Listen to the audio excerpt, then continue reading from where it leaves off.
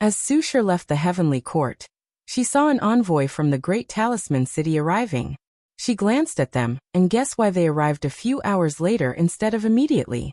She no longer paid attention to them, and with a step, she returned to the academy's domains. She sensed countless eyes watching her from the shadows. Sushar sensed something and headed to a meeting full of people waiting. Headmaster saluted everyone by standing up. Sushar nodded before taking her position in the main seat. How did it go? Asked someone. Fine. I got what I wanted, she replied calmly, making everyone sigh in relief. A few people were previously unhappy with the fact she chose to prove the Tao in another world. After all, this meant they would not receive the luck and destiny for cultivating the ninth emperor. However, after seeing the monstrous battle between Wang Wei and Di Tian, after learning of the current political landscape of the world with the appearance of the heavenly court, they were more than excited to have an eternal emperor shielding them. So, they guessed the headmaster wanted a way to revive Lin Fan, making people excited for myriad reasons. Firstly, they feared Lin Fan would become a flaw in the current headmaster's Tao heart. Their worries were not without basis, as Sushar's Tao heart was not perfect because of Lin Fan. Luckily, his death was currently an obsession, and did not affect her process of proving the Tao. Secondly, Lin Fan is a very talented individual. The Academy hopes to one day cultivate him into a heavenly emperor. Did you ask him about? It's not the right time, said Sushar. We have to wait a while before bringing it up. That's fine. Let's discuss how to deal with the conferred god list. Any ideas? Asked Sushar. Can we see the list? Sushar sent them information about what happened in the court, but many people wanted more information. So, she waved her hand to make copies of the list, ensuring everyone had one. As such, every teacher of the academy, from the highest insurgent to the weakest void-shattering realm, began discussing how to proceed with the list. The god of space is the position with the highest value, commented one of the teachers. Battles occur every day, so Heavenly Tao has to constantly use World Source to heal the space. Could we permanently reinforce the space? With this method, even quasi-emperors could not break the space while battling? This was a good question, but no one had an answer. The position of God seemed to be just an energy source, so do they have the power to modify the rules to a certain extent? Everyone looked at Sushar for answers, making her pause for a moment. Yes, she replied after realizing the power of the gods like her directly canonized by the heavenly emperor. However, the space god position has some rules or restrictions. Oh, can you elaborate? You can strengthen the space, but you have to ensure that void-shattering realm and heaven-tier artifacts can still teleport. So no restrictions on other teleportation methods, but only during battle? That would be difficult and require some understanding of space law. Everyone pondered for a moment before realizing it should not be a problem for their headmaster to do such a thing. The real question is whether it's worth strengthening the space or continue using the current system? What do you mean? With the heavenly court present, wouldn't the battle reach the lowest level in history? Yes, with the court above their head, most cultivators will restrain themselves. As time passes, the situation will aggravate as the heavenly emperors become more and more powerful. In the early stages, low-level battles will indeed drastically decrease. However, immortal tier battles will become more common in the next few thousand years, added Sushar. That's probably why we are given so little time to choose the positions to ensure the battle is condensed into a short period, commented former headmaster Song. In that case, let's label the space god position as currently most valuable, but not the one with the most potential. This position should go to the earth god position. The territory of the southern continent is vast, so a large quantity of world source is needed for operation. The earth god position will also interact with the metal god position when dealing with the ore veins underneath the earth. And the fire god position will be in charge of things like volcanoes. Finally, earth chi is probably the most abundant energy out of the 5 elements. The water god position should be the most valuable for the sea area. But for us, not so much. We can divide the water god position into god of rain, god of river, god of lake, and even god of cloud. The fire god position is very valuable in the southern continent. We could use it to ensure more spiritual flames appeared in the south. Yes, these professions will love us. Better yet, we can use it as a promise to reduce their animosity toward us controlling the south. The people nodded in satisfaction with how flexible this system was. Suddenly, someone raised another issue. How to deal with the problem of weakened strength. The God position requires an individual to take on heavenly Daos job. As such, part of their strength will always be reserved for their God position. In other words, all the gods in the list will always be in a weakened state as part of the strength serves the working operation of the world. I think you should take a look at Snavel. During a conflict, such a reservation could be dangerous. Could we remove our position while engaging in battle? Asked one teacher. No, that's not allowed, replied Sushur, making everyone frown. Could this be the Heavenly Emperor's plot to weaken everybody? You're thinking too much, replied Sushur. The solution to this problem is simple: use an artifact that can temporarily replace you when needed. Indeed, that was a good solution. They could just create a god artifact to store their strength and take over the burden for them when needed. I reckon if the Heavenly Emperor wishes, people with god positions could use the court's luck to boost their strength. That's true. Since these fortune dynasties can do it, the court should also have this ability. The question is whether he will? Well, wait for the future to know. I found a very important position, said Taoist ever-changing. Which one? God of fertility, he replied. Mortals take about 90% of the world's population, so the world source needed to ensure the new life is brought into the world is astronomical. I think we have been looking at this thing from the wrong perspective, suddenly added another teacher. What do you mean? I think we should also focus on God's positions that affect mortals. Everyone took a moment to process these words and realize this person was correct. So they discussed positions that have an effect on mortals, and how to either distribute them or create special positions. God of harvest would be popular with them. We could also have a god of season. The weather has great effects on mortals. The discussion continued until someone changed the subject. Something has been bothering me, asked former headmaster Song, making everybody focus on him. The Heavenly Emperor should also be sharing Heavenly Daos burden. So which positions is he taking? That was an excellent question.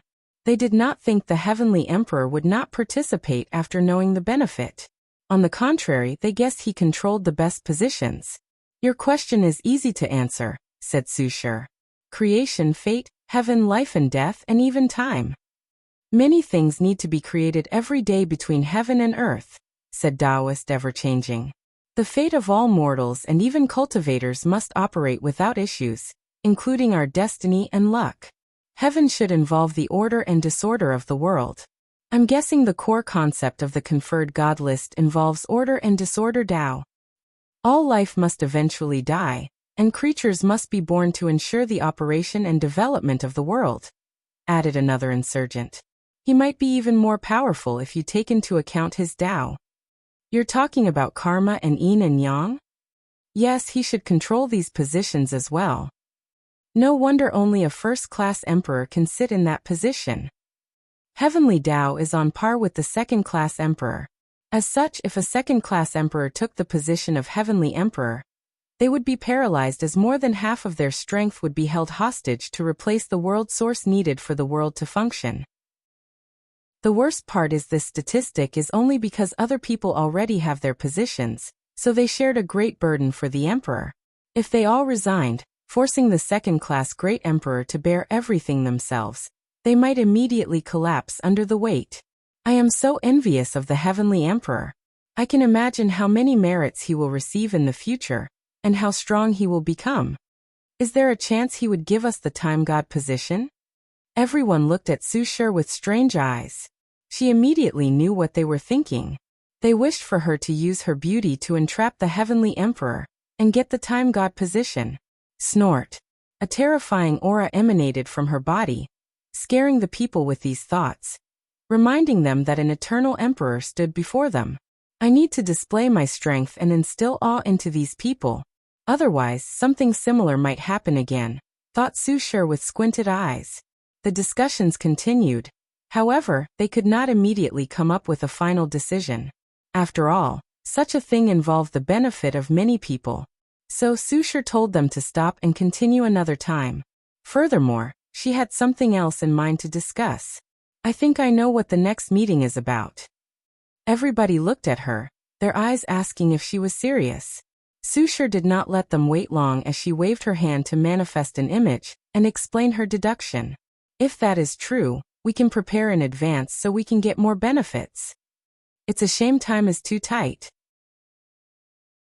Susher walked out of the meeting room, teleporting to her cultivation room. She took out the imprint, looking at it in a daze. She has been thinking about this moment for a very long time, but when faced with the outcome, she hesitated. Have I changed? Has power got to my mind, turning me into someone else? Or is there another reason for my confusion? She did some retrospective on herself, concluding she was running away from her problem. The relationship dynamic with her husband will have to fundamentally change after reviving him. However, he might not be able to accept such a fact. So what will happen then? There will probably be many contradictions. If not resolved properly, they might go their separate ways. She exhaled deeply, reining in her mind. Let's first learn the existence reconstruction.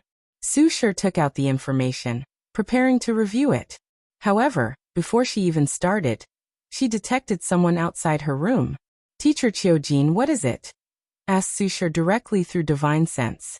I'm sorry to bother you, headmaster, said Qiujin, bowing deeply. I was just wondering about my student. Susher frowned as, in an instant, she realized many things. A few people in the academy were worried because she did not mention much about Lin Fan. So they sent his former teacher and Dao protector to ask. As to why they are in such a hurry, she also figured it out. Firstly, it's because she is still only half an emperor of the academy. More importantly, the academy wants to train him to be the second heavenly emperor. With his son as the first heavenly emperor, under the training of such a monster, how dare they think Lin Fan can prove Dao in the second generation?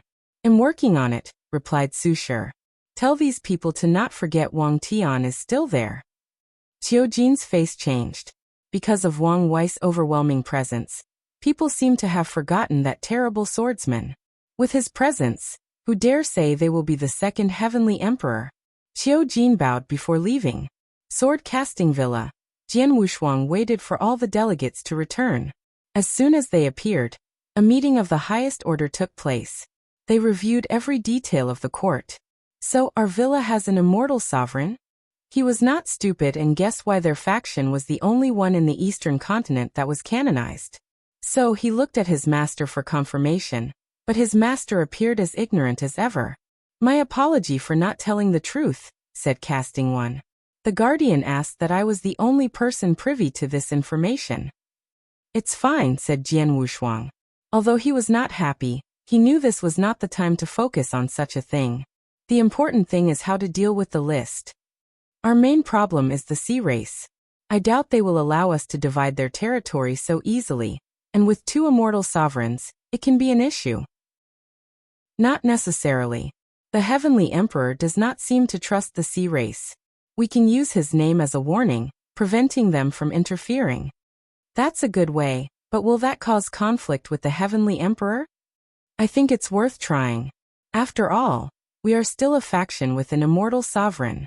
The worst-case scenario is we apologize and pay for our actions. Should we ask the guardian for his input? Maybe, after all, such a major decision should not be taken lightly. Jian Wushuang immediately frowned after hearing this conversation. However, he did not say anything, but the emotions in his eyes were vivid. Suddenly, a powerful will descended on the room. Do not forget who is the master of the villa, said an old voice. Sect master, please come see me after this meeting. The will disappeared, leaving everybody in shock. Meanwhile, Jian Wushuang had glowing eyes. Sect master, what do you think of this plan? There is no problem, nodded Jian Wuxiang. But we can take steps to prevent contradicting the court. Oh, do you have any suggestions? We can team up with the Yin Moon Palace and the Five-Element Balance Palace to pressure the ancient clan to give us more positions in the east. This method might work. But it's obvious the Heavenly Emperor wants to use us as his sword against the ancient clan. Is that all right? The way I see it, we have three choices, replied Jian Wushuang. We can be the enemy of the sea race with 2 immortal sovereigns, the enemy of the ancient clan with 1 6-star premarch, or the enemy of the heavenly emperor, so which one to choose? He calmly looked at everyone whose eyes kept twitching. Well, the ancient clan is an excellent choice. I concur, fellow Taoist. Although these people were not present for the meeting, they experienced the horror of the heavenly emperor through the spells of their representative. Wise choice, concurred Jian Wushuang. The meeting continued for hours before Jian Wushuang left to see the guardians. He soon found himself in a room divided into 2. I think you should take a look at Snovel. The side he stood on was brightly lit, while the other side was in endless darkness that even he could not see through. Sect Master. I have seen the guardian, bowed Jian Wushuang. My seal is not completely lifted, so I cannot meet you yet. Guardian, do you know when you will be completely free? I should know the exact date after the second court meeting. Jian Wushuang immediately sensed that things were not simple based on that answer. I don't have much time, so let's get to business, said the old voice. I have made a deduction and learned there might be a chance for you to prove the Tao in this generation. So be prepared. Jian Wushuang's eyes almost popped from his head. With his state of mind, he could not control his emotions, embarrassing himself before the noblest individual in the villa. Lord Guardian, are you serious? Why would I lie about such a thing? Replied the voice. So you must be prepared. Reach the peak of your potential and wait for this opportunity. I will, replied Jian Wushuang. Western Continent, Devil Cultivator meeting. Damn that heavenly emperor and all his bullshit. Why is he targeting us? There is no point in cussing. We need a plan. Otherwise, we might not survive this generation. How is our previous plan going? Asked the Mo clan patriarch. In such a short time, how could we cultivate an immortal sovereign? Said a woman with a creepy voice. The world was sealed, so we did not even have much time to contact other world communities. The issue is whether such a plan is still feasible. Can we leave this world without the heavenly emperor knowing? After knowing what we are trying to do, would that accelerate our destruction? So what should we do? I say we will continue the plan. I disagree.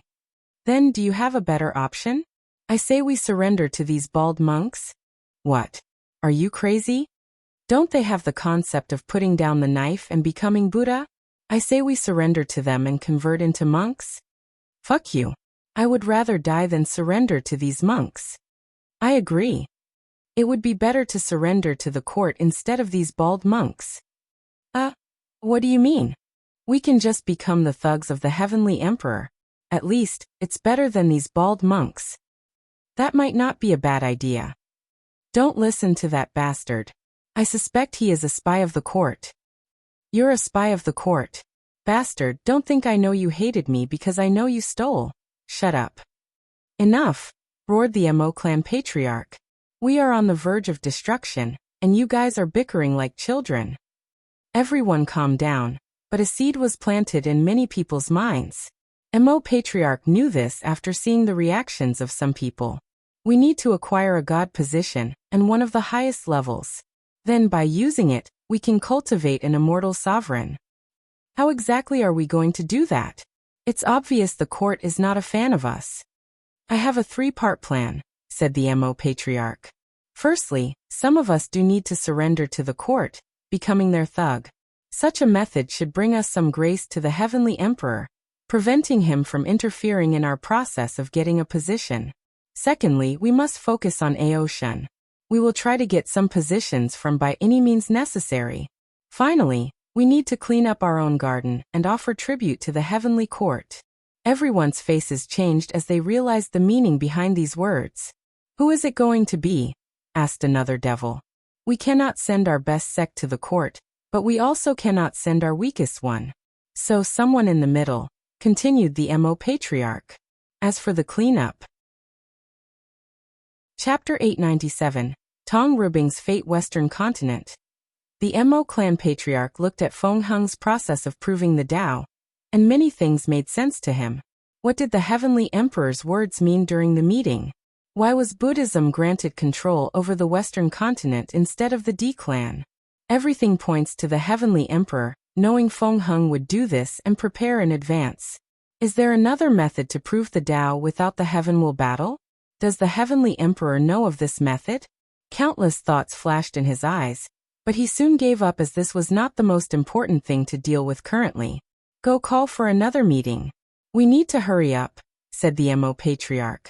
Previously, these devil cultivators did not care about Buddhism's control over their continent. According to them, they would have long teamed up to destroy these bald monks, if not for the Heavenly Emperor's protection. But now, Feng Heng has turned into an eternal emperor. If they do not react in time, their faction will suffer. Damn it! What's going with this era? Cussed the Mo Patriarch. Eternal emperors are supposed to be rare entities, but in a short 100 years since the Heavenly Emperor era started, there are already more than 2 of them. The worst thing is his intuition told him this was just the beginning. Mo Patriarch exhaled deeply to calm down. He summoned a few people from his clan. Go contact the D clan to see if they can ally with us to weaken the power of Buddhism. He ordered the first group. He chose someone 17:58 from their clan who is wise, calm, and perfect for this kind of diplomatic mission. As for you guys, use more resources to find Mo Xingyun. Patriarch, why are you suddenly interested in the young lady? Since she did not return, I doubt we will ever find her again. No matter what, you must find her, replied the Mo Patriarch. The heaven chosen of this generation seem to have all a unique destiny. I don't know if it's from heaven and earth or the influence of the Heavenly Emperor, but all of their destiny has changed. So no matter what, she must return to the clan. If you find her, tell her we are prepared to give absolute power to her, and we're even willing to swear the highest oath. Patriarch, Mo Patriarch raised his hand. Time is changing, so we need to adapt to survive the upcoming ideal. Mo Patriarch sighed, feeling helpless as things kept going wrong for their family. Their clan is technically an eternal clan. However, that selfish bastard, the Heaven Devour Emperor never left anything for the clan after proving the Tao, except for his bloodline. As a member of their clan, the luck of cultivating such an emperor automatically went to them, but they did not have an artifact or array to go with it. So, after they detected his body possession, their first reaction was to kill Mo Xingyun or seal him. However, the Heaven Devour Emperor convinced them by giving them his emperor scripture. He made an oath after reviving he would create a genuine foundation for the Mo clan, convincing the Patriarch and many ancestors. But now it seemed they made another poor decision. Hurry up, we don't have much time left. The 2 groups bowed before disappearing. Heavenly Court. Wang Wei stood in a beautiful garden, surrounded by many spiritual herbs. However, he was not yet satisfied with the garden since its number of immortal and emperor tier resources was pale compared to even the weakest emperor lineage. However, he knew the Heavenly Court had just begun and needed time to gather a deeper foundation.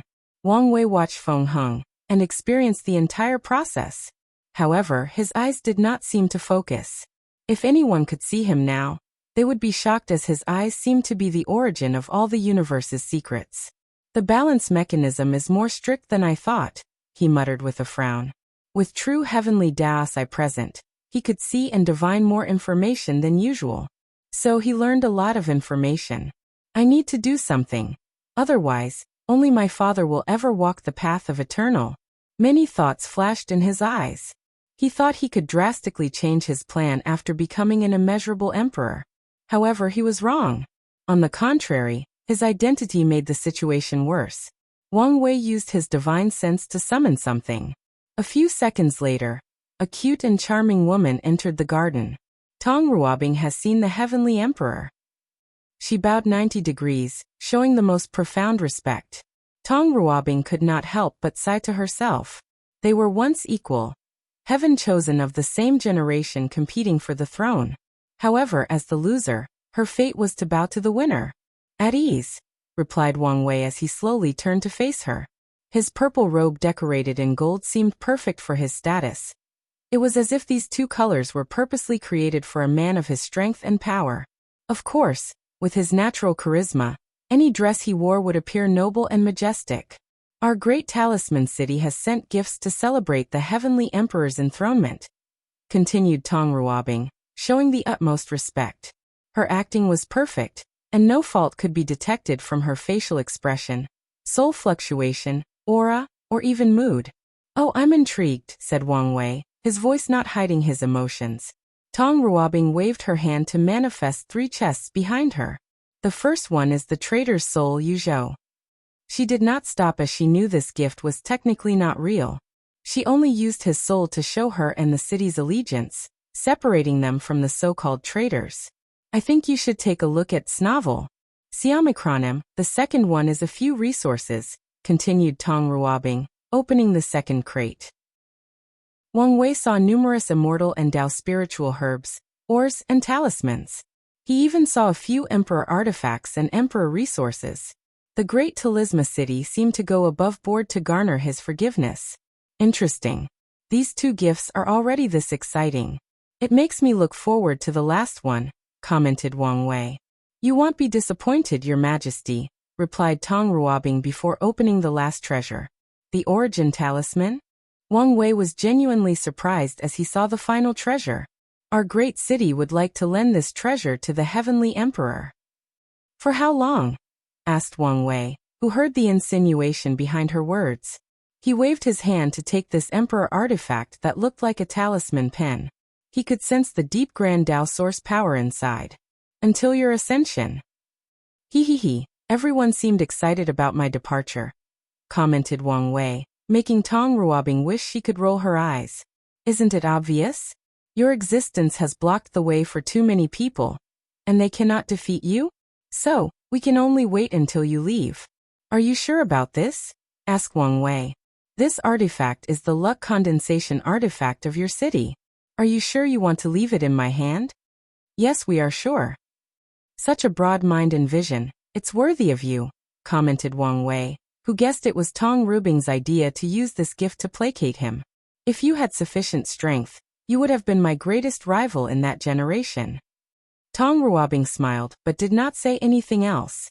These words were meaningless now that everything had concluded. "I like your gift very much," uttered Wang Wei.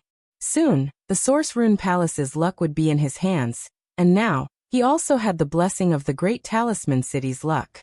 If things go smoothly, he might be able to control the Origin Pill sect's luck, leaving only Origin Weapon Mountain and the Body Dao Cave. With the luck of the Dao Opening sect and this faction's luck, he might be able to condense something similar to a cultivation civilization luck, boosting his cultivation speed to a scary level. After thinking about this, Wang Wei was in a genuinely good mood. "All right, our misunderstanding has been resolved," said Wang Wei with a genuine smile. "Thank you, Your Majesty," bowed Tong Ruobing, feeling relief. "Let me ask you," continued Wang Wei, pausing momentarily and making Tong Ruobing's heart skip a beat. "Anything I can do for you?" she asked, her voice less relaxed. "Do you want to become emperor?" Tong Ruobing's mind went blank for a moment, as she did not expect the conversation to turn to this. She reacted quickly as many thoughts flashed in her mind. "Are you talking about Feng Hing's method?" "Exactly." Her breath became rapid before she used all her strength to calm down. "What does Your Majesty want?" "I know you," said Wang Wei, his eyes more profound than ever. "With your cleverness, you are probably already thinking of asking Mulei to establish a heavenly court in his world. But do you think you can use my ideas without any consequences?" Wang Wei released no aura, but Tong Ruobing felt a terrifying dread swallowing her mind. "Your Majesty, you have wronged me," said Tong Ruobing as she immediately kneeled on the ground, her face deeply embedded on the floor. "Have I?" said Wang Wei as he removed his gaze from her, making Tong Ruobing feel both relief and shame. However, she knew when to bend, stretch, and when to break rather than surrender. "It's not impossible to use my idea," uttered Wang Wei nonchalantly, making Tong Ruobing's mind go into overdrive. "I'm sure to convince my husband to pay to use your idea," she immediately said. "It's always a pleasure to deal with smart individuals," said Wang Wei with a smile. "Get up." A power enveloped Tong Ruobing, lifting her from the ground. "Since it's my idea, you need to pay to use it. So as long as Mulei is willing to pay me the required merit and luck, I will have no problem." Tong Ruobing frowned. She thought Wang Wei would ask for things like immortal tier resources, but did not expect he wanted a piece of the pie. She thought for a moment before saying, I don't think it's a problem to pay the merit and luck, but it's impossible to give you God positions. That's fine by me, replied Wang Wei, who knew most worlds would not accept foreigners ruling over their own. Furthermore, we have more room to cooperate. If you find any errors, broken links, non-standard content, etc., please let us know. Report chapter, so we can fix it as soon as possible. Tip: you can use left, right, A and D keyboard keys to browse between chapters. Chapter 898. Existence Manipulation. Tong Ruobing looked puzzled. She could not think how they could continue cooperating, so Wang Wei explained. Do you think it will be easy for Mu Lei to establish a heavenly court? Said Wang Wei. According to my analysis of him, he should have changed his path after the deception trial, walking the path of body refining and chi refining. However, with the talent displayed, even with some fortunate encounter, he would barely become an eternal supreme. Tong Ruobing was quiet as the latter was correct. Based on their conversation, she knew Mu Lei's power could barely reach 25% Grand Dao Source after awakening, using his Dao will, soul, body, and even secret technique. I know he has potential, especially in the body refining path, and his strength would have been higher had he walked the true power Dao realm. However, I guess he was worried about the issue of lifespan, continued Wang Wei, and yet again he was correct. Mu Lei did not want to take the chance he could eventually open the gate of power, so he did not walk the pure body refining path. Your Majesty, what are you getting at? Asked Tong Ruobing directly. The Star Beast world is different from the Myriad Emperor world, explained Wang Wei. It is not a world in decline. On the contrary, because of their unique cultivation system, their world has connections and relationships to hundreds of other heavenward worlds and communities. Can you imagine how many immortal tier powerhouse such a world has? How many immortal sovereigns are secretly hiding? Tong Ruobing's face became solemn. Even if heavenly Dao schemes against these sovereigns to prevent them from remaining in the lower dimension, I guarantee they will have more than the 3 we have. So, do you think Mu Lei can easily dominate heaven and earth in such a powerful world? Continued Wang Wei with a sneer. Using your cunningness to help him, you can use diplomatic means to form many allies in this court using God positions as bargaining chips. However, some people will only use force, so how will he deal with them? So you're offering your help? Asked Tong Ruobing. Yes. If he pays me the merit and luck necessary, I will help him deal with his enemy. I can even hide my identity to prevent any complications. No cultivators wished for other worlds to intervene in their internal affairs, so Wang Wei did not mind hiding his identity to prevent complications for Mu Lei. I should probably hide my identity too in the early stages, thought Tong Ruobing. So, what do you say? Asked Wang Wei. I don't have a problem with this deal. However, I'll have to discuss everything with him before we make any final decisions. That's fine, nodded Wang Wei. I can send you there. Do you want my help or do you want to go by yourself? Don't worry, this is a free service. Tong Ruobing's first instinct was to reject such an offer. Her sect has artifacts that can travel in the endless void. However, she suddenly thought it was an excellent opportunity to test the power of the Heavenly Emperor. Thank you, Your Majesty. However, I still need a few minutes to prepare before my departure. That's fine. After you finish, you only need to utter my name, and I will send you to your destination. She opened her mouth to thank him before saying something else entirely. Which name? Anyone is fine, replied Wang Wei as he waved his hand, teleporting her back to her city. What a clever little imp, he muttered. The heavenly court and the position of heavenly emperor have many layers of meaning for their existence, one of which is Wang Wei's attempt to cheat the system. Of course, according to him, it's just an application of existence. He knew the importance of names and titles. So, after creating the court, he will ensure all documents and word of mouth contain his 2 names. Fate-dominating emperor and heavenly emperor. His attempt involves the paradox that he is the heavenly emperor, but at the same time, he is not. If one day, someone could erase him from existence, meaning the word fate-dominating emperor was no longer in the annals of history, people would only know there was a first heavenly emperor, but could not remember who he was and what he accomplished. They might not even know he created the court. That's when Wang Wei's scheme comes into play. Even if he is erased from history, could he revive himself using the name Heavenly Emperor? In other words, he is trying to incorporate the name Heavenly Emperor into his existence. If someone wants to kill him in the future, they would have to erase an entire era of history because he will always exist as long as the name or title of Heavenly Emperor exists. Wang Wei's plan has not succeeded yet, but he will try his best. However, some clever people like Tong Ruobing already began to suspect something. It's to be expected since Wang Wei's actions are suspicious. Most eternal emperors would ensure their names resonate between heaven and earth. After all, the more impact they have in the world, the more their names are remembered, the harder they are to kill. However, after proving the Tao, people kept referring to Wang Wei as the Heavenly Emperor instead of the fate-dominating emperor. Such an act is suspicious. I think you should take a look at Snavel. It doesn't matter if you guys suspect anything, thought Wang Wei. I control the fate of this world. So, I only need to nudge things a little, and your perception of the truth will be twisted. After a while, none of you will ever have this idea again. Better yet, you won't ever think this was my plan.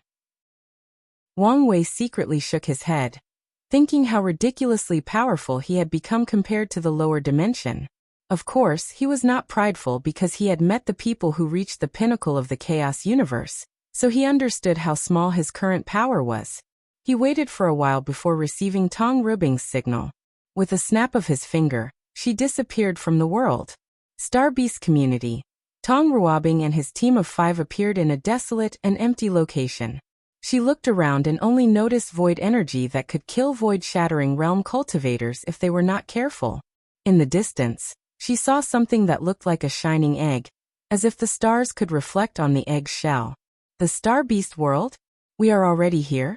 Supreme true monarchs and quasi-emperors can freely travel in the endless void, not to mention the great emperor. However, even an eternal emperor with space Grand Tao Source can teleport them so far away and so effortlessly.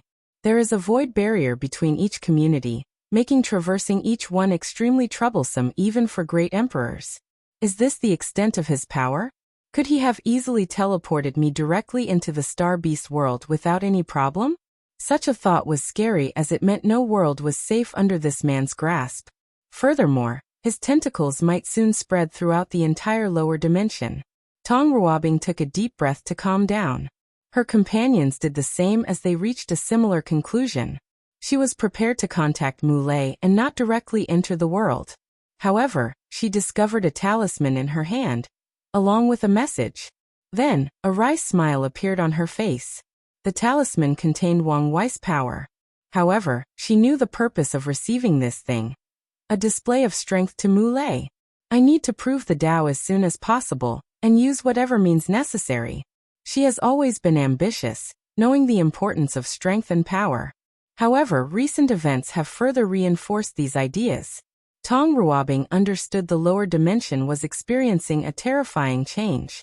Without power, she will only become a passerby or, even worse, die in irrelevance. However, she refused to accept such a fate. As such, she will do whatever is necessary to rise to the top, participate in this new era, and leave her own legend. She took a deep breath before sending a message to Mulei. Myriad Emperor World Heavenly Court. Wang Wei's eyes looked in the distance.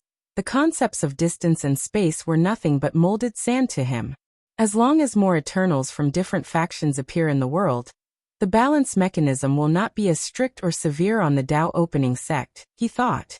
He had to prepare for the future. Otherwise, his sect might suffer under the constant schemes of Heavenly Tao. Even if the sect completely controls Heavenly Tao, they cannot escape the situation. On the contrary, it will become worse as true Heavenly Tao might be forced to intervene. Furthermore, I will need many generals and lieutenants to get rid of the 8 parasites as quickly as possible. This generation's geniuses are people of unparalleled talent, luck, and Tao heart. It would be a waste not to utilize them. His eyes seemed to scan the entire world. It's a shame for Mo Xingyun. She was on the list to be trafficked. Wang Wei already knew the devilish girl entered samsara, trying to cultivate the 9 Extremity Foundation. Alright, I will help you hide your karma. If you succeed, don't forget you owe me a great karmic debt. He waved his hand to send a seal to Emozingian's soul in reincarnation. The devil girl tried to hide her negative karma to ensure her reincarnation had no issue. However, Wang Wei could tell her methods were shoddy and would soon be discovered. He removed his eyes from reincarnation, focusing on the world. All the pawns and chess players have been set, so he only needs to wait for the results. Then he will start the next game. There should be a short period of chaos, but that's to be expected, thought Wang Wei. Alright, let's wait for our guest. He slowly walked to the reception room and brewed tea. As expected, a guest arrived at the court a few hours later. If you find any errors, broken links, non-standard content, etc., please let us know. Report chapter, so we can fix it as soon as possible. Tip: you can use left, right, A and D keyboard keys to browse between chapters. Chapter 899. New Buddha. Wang Wei indicated with his hand for Feng Heng to sit down. The tea was already brewed, so he directly served it. You should be busy, so why are you here to see me? I've come for myriad reasons, the first of which is to offer my sincere thanks to the benefactor, replied Feng Heng, his voice containing his deepest sincerity. I'm only repaying my karma. Now I don't owe anything to Buddhism. Feng Heng nodded as he knew Wang Wei's relationship with their religion was complicated.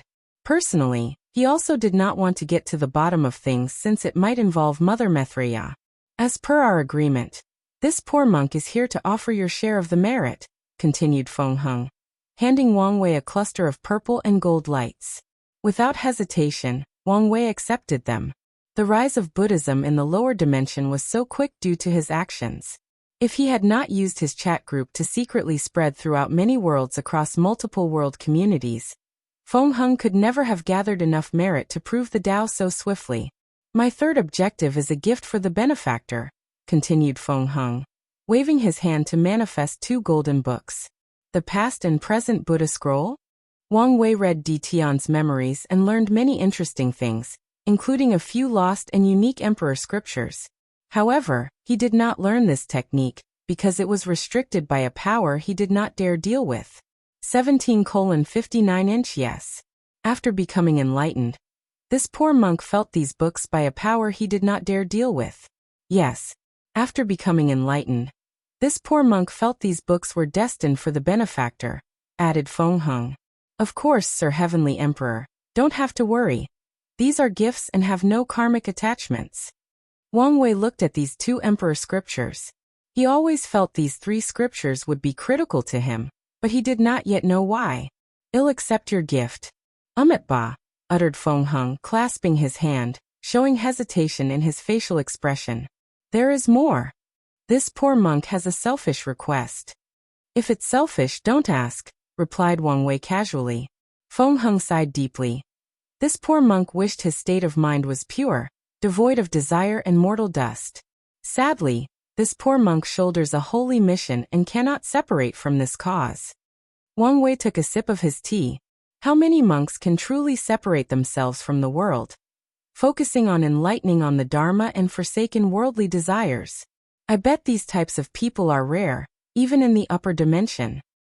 Feng Heng sighed in agreement. What's your request? This poor monk wishes for the benefactor to become the honorary Buddha of Buddhism. Little monk, do you want to tie me to your ship? This is the poor monk's intention, replied Feng Heng as he shook his head. I don't know much about the upper dimension as the benefactor. However, I can tell the benefactor is already involved in the dispute, and a side has been chosen for you. Wang Wei did not say anything and continued sipping his tea. This poor monk is not trying to blackmail the benefactor or anything of the sort. My only desire is to ensure Buddhism's prosperity. Wang Wei still did not answer, so Feng Heng continued. The benefactor does not need to reveal to the world that he's Buddhism's honorary Buddha. More importantly, the benefactor can access some of Buddhism's luck with this position. Wang Wei pondered deeply about Feng Heng's offer. Ever since the revival of Buddhism, he's been thinking about the significance of such an event to someone of Maitreya's level. Currently, he has a few theories. The first one is that Buddhism's luck is vital to her. This idea is far-fetched as Wang Wei believed the luck of the lower dimension was not that valuable. However, there is the possibility that the luck of Buddhism will not be completed until the lower dimensions branch is revived. The second theory is that she wanted merit, and with the current political balance of the upper dimension, it's not easy to acquire. Merit is the most magical thing in the universe, almost omnipotent in its utility. However, the same argument as the first theory. Such a small quantity of luck should not be worth it for someone of her caliber, unless something else is involved. Maybe merit is more valuable to half-step transcendence even in small quantities. Wang Wei has little to no knowledge about such a level, so he cannot know for sure, leaving his theories with too many variables, loopholes and incongruities. I think you should take a look at this novel. The third theory involved her Tao heart. He knew from Wu Hong the leading cause of Buddhism's downfall was Maitreya. Something went wrong with her during her battle with Taoists, affecting all the Buddhist monks in the eternal ascension world. She affected their mind, making them easily turn extreme. Then, faith became the catalyst for Buddhism's destruction in the lower dimension. Meanwhile, the branch in the upper dimension survived because of their close proximity to her and the resources available to them. Wang Wei believes that Maitreya's Tao heart might be completed after the revival of Buddhism. The last theory involved the battle between these two sons. Maitreya's tentacles can now reach the lower dimension, allowing her to better influence the eternal ascension world and weaken Supreme Unity's power. All these thoughts flashed in Wang Wei's mind. I don't know for sure whether Maitreya can be trusted, but I know for sure Supreme Unity cannot tolerate my existence. The revival of the Myriad Emperor world will also cause a flourishing period to the entire lower dimension, which in turn will strengthen true heavenly Tao's ability to combat Supreme Unity. Furthermore, he must eliminate these parasites after ascending, and allow the upper dimension to return to its peak. So no matter what, Supreme Unity will not allow him to live. I need protection because even if I can become a paragon as quickly as possible, it will be useless against someone in the half-step transcendence. So my only choice of survival is to garner her protection. Wang Wei frowned. No, I have a third option. I can introduce Hongjun, another supposed half-step transcendent, into the game, making more variables. Wang Wei's mind became clear as he knew how to proceed after ascending. His main objective is to do whatever is necessary to buy him enough time to reach the same cultivation realm as these primary chess players. I accept your offer, said Wang Wei, finally focusing on the monk after a few minutes of pondering. I'm sure your wish is for Buddhism to become the national religion of the court. However, that cannot be done now. Roelfen Dialfes nu Omicron v Epsilon L Omicron M. After making a decision, Wang Wei decided to invest more in Buddhism, even completely turning his back on Taoism. He chose to be no longer as indecisive as before. Some things require calculated risks. As such, he should not let his fear and insecurities prevent him from acting when necessary. However, he would not destroy Taoism in the lower dimension, at least, not now. He did not want to force Supreme Unity to do something drastic and forcefully attack him while in the lower dimension. Feng Heng's eyes lit up after hearing these words. He previously had a small hope for his plan to succeed. But now, he saw an opportunity and only needed to wait for the correct time. Thank you, benefactor. You won't regret your decision. I hope so. Feng Heng swiftly handed him a token to indicate his status. This poor monk hopes the benefactor can attain the Western Bliss sect's opening ceremony. I will be there, nodded Wang Wei. The two chatted briefly before choosing a day to discuss the Tao. Finally, Feng Heng left. Wang Wei looked at the token in his hand. His status as an honorary Buddha has many downsides but also many upsides. My identity cannot be public for now. However, I can use it to get more benefits. His eyes squinted as a cunning and ruthless light flashed. Although Taoism is my enemy, I can still use them as pawns before I discard them. Furthermore, there is still a chance to turn them away from Supreme Unity. Wang Wei understood that his enemy is Supreme Unity, but does not necessarily need to be Taoism. If he plays his cards correctly, they can even be turned into allies. There is no need to rush. I can take my time and place more pressure on them. For now, it's still not enough. He dropped his blood on the token and instantly refined it. Immediately, he felt a connection to Buddhism's luck. Although it was young and was recently condensed, Wang Wei could feel its potential. I should probably have warned Feng Heng to be wary of these traitors targeting Buddhism in the otherworld communities, thought Wang Wei. However, it may not be bad if he suffers a few losses and has to rely more on me. He grinned before suddenly raising his head and looked in the distance. So soon, he muttered. If you find any errors, broken links, non-standard content, etc., please let us know. Report chapter so we can fix it as soon as possible. Tip: you can use left, right, A and D keyboard keys to browse between chapters. Chapter 900. Swift Decision. Star Beast World. Starlord Mountain. As currently the most influential sect of this world, cultivating their 8th Great Emperor and 2nd Eternal Emperor, Primal Star Planet was magnificent. The sheer size of the planet could compare to countless domains in the myriad Emperor world. If any scientists from Earth could see this planet, they would curse heaven because of how ridiculous it is for a planet to be bigger than a galaxy. However, such a thing is more than common in this strange world. Emperor lineages will all create artificial planets as the local for their factions. As such, there are many unnatural locals in this world. No, even the naturally created planets and stars are ridiculously large. Deep inside the Star-Lord Mountain, in a secret room.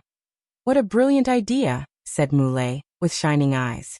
However, he quickly controlled his emotions, thinking rationally. What do you think? Is it possible? Asked Tong Ruobing. Muley did not answer immediately, thinking deeply about the feasibility of this idea. Let me see the talisman. He took it from her hand, taking this opportunity to caress her jade-like hands, making Tong Ruobing glared at him. Without any shame, he closed his eyes and focused. A few seconds later, Muley's face paled before opening his eyes with a look of horror. What a monster, he commented. Is he that powerful? Yes, at least 30% Grand Dao source. At least? Can't you be sure? Muley shrugged his shoulders. All I know is I didn't survive a single attack, and he did not use much of his strength. Tong Ruobing sighed. So you agree? Roalfin dialfes nu omicron v epsilon L omicronim. Why not? With so much benefit, there is no reason to disagree. Muley's eyes shone with ambition. A few people were unhappy with his choice of not walking the pure body refining path. However, he did not regret his decision. During the deception trial, he learned of the political situation of the upper dimension. He knew his life would not be peaceful after ascending unless he wanted to bow his head and become someone else's dog. Unfortunately, the pure body refining path only has strength before opening the gate of power, meaning they are easily killed. So he chose this path to ensure he had a higher chance of surviving after ascending. Furthermore, his choice did not ruin his potential, only delay it. His talent and foundation as a body refiner did not go away. So, as long as he has enough resources, he can quickly temper his body to a level comparable to if he had chosen the pure path. Now with the heavenly court, he saw his opportunity. His strength will drastically increase if he succeeds, even becoming a potent eternal supreme. Do you want to discuss with the elders before deciding? No need. Some of them might get greedy and do something foolish. Let's come up with an agreement with Wang Wei first before discussing it with them. Tong Ruobing nodded. I will accompany you home to discuss with him. This might not be a good idea. Tong Ruobing shook her head. The situation of the myriad emperor world was special, and the appearance of a foreign eternal emperor might instantly complicate things. I'm not reassured for you to return home alone. Tong Ruobing pondered briefly before coming up with a solution. Can we go somewhere more private? Muley was puzzled by such a weird request, but did not ask more questions. He tore apart the space and teleported her to his favorite planet. Once he almost died from a competitor's sneak attack, and had to recuperate on that desolate planet. Then, from that moment on, it became a place he went to when he wanted to be alone with his thoughts. They soon reached a small mansion, and Tong Ruobing acted. Heavenly Emperor, please show your presence. The room's atmosphere immediately changed, becoming more mysterious, majestic, and noble. Then out of nowhere, Wang Wei appeared in the room. Muley's eyes dilated. A projection? From so far away and with just a name? As an eternal emperor, his name has power, so he could sense it if someone called him countless world communities away. However, the feeling will be very vague, and he has to take time to search for the source. However, Wang Wei's ability was instant and without any restrictions. A little trick, said Wang Wei, who seemed to have guessed his thoughts.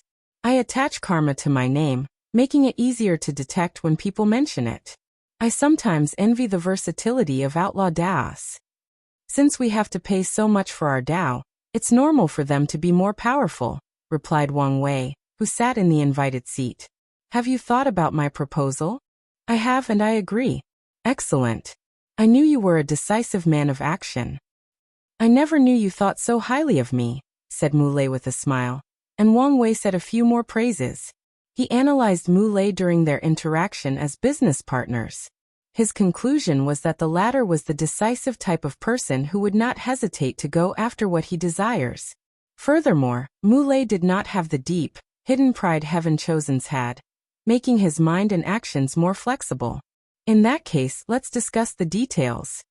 The two started negotiating the terms of this deal. Before coming here, Wang Wei thought Tong Ruobing would be his greatest obstacle to acquiring as much benefit as possible. However, he was soon proven wrong. Mulei knew no shame when arguing, trying to squeeze as many benefits as possible. Their previous dealings were small and not as valuable, so Mulei was a gentleman throughout the process. I think you should take a look at Snavel. But now, the man did not show the pride of an eternal emperor. Wang Wei felt he was discussing with a cunning street merchant instead of a dignified eternal being who has transcended the shackles of time and death. After a few hours, they reached an agreement and signed a contract. Wang Wei gave Mulei all the information about the court, including how refined the palace was and the god-conferring list. Subsequently, he handed Tong Ruobing the merit-proving method, with the stipulation only she could use it, and was forbidden to pass it on to a second person. Finally, Wang Wei's projection disappeared. What do you think? Even scarier in person, replied Mulei. Anything else? Asked Tong Ruobing. The lower dimension will become turbulent. We need to prepare for the upcoming storm. He could see or detect many hidden things between heaven and earth with his current strength. Let's go. We have plenty of work to do. Myriad Emperor World, Heavenly Court. Wang Wei looked at the contract in his hand, smiling brightly. He put them away, stood up, and stretched his body. I haven't slept for a long time, so let's take a nap. He walked to his room to sleep. The next day he woke up because he had another visitor. The person who walked into the throne room was a woman with dark yet sexy makeup. She had a long saber hanging on her side. Despite her beauty, her body had a blood stench embedded deeply into her bones and soul. She immediately knelt on the ground to kowtow.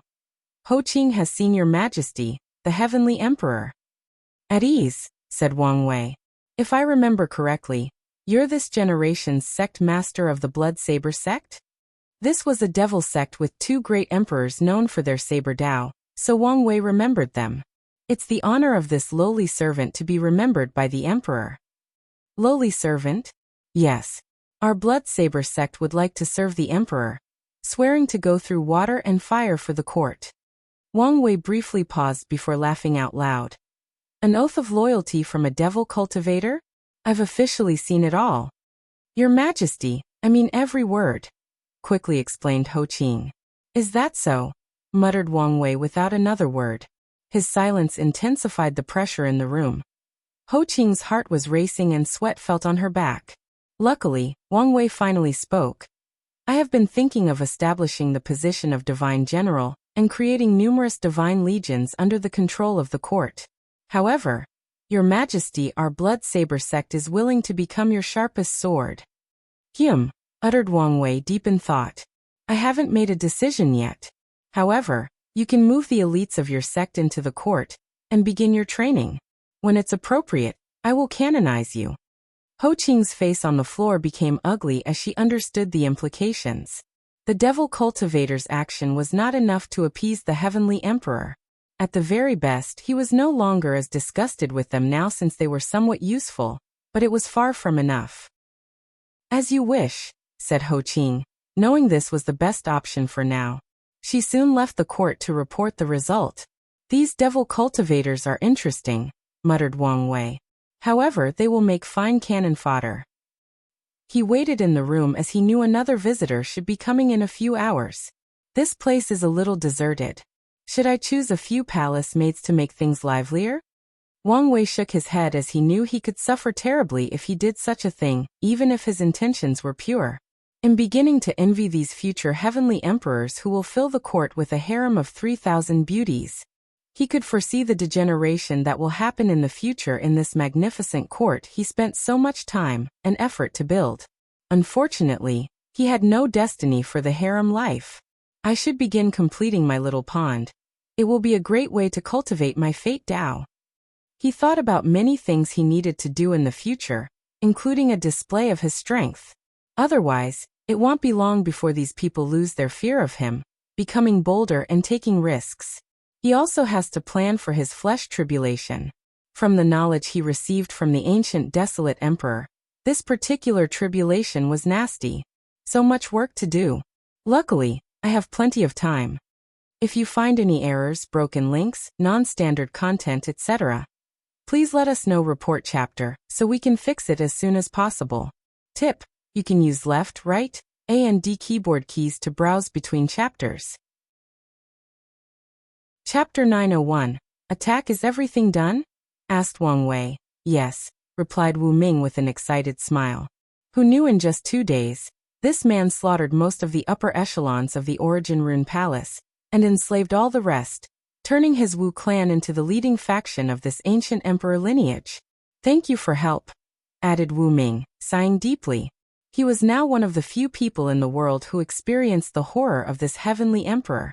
With one talisman, he could borrow Wang Wei's power, and Wu Ming had never been so intoxicated. He could slaughter immortals like they were ants. Anyone who stood in his way would be slaughtered or suppressed. During the entire process, one thought kept popping into Wu Ming's mind. Run away to keep this power. The temptation of this idea was beyond what people could understand. The experience was worse than during the primordial spirit realm when he had to experience the heart devil. Only 2 things prevented Wu Ming from doing something stupid. He knew this strength did not belong to him and would disappear soon. Secondly, he had a mission to revive the Wu clan. His ancestors should have been the Array ancestors, but the founder of the Origin Rune Palace stole their Wu clan's destiny. So, in his generation, he would take it back no matter the means. Without wasting time, Wu Ming handed Wang Wei a token that resembled a small mountain with runes engraved on them.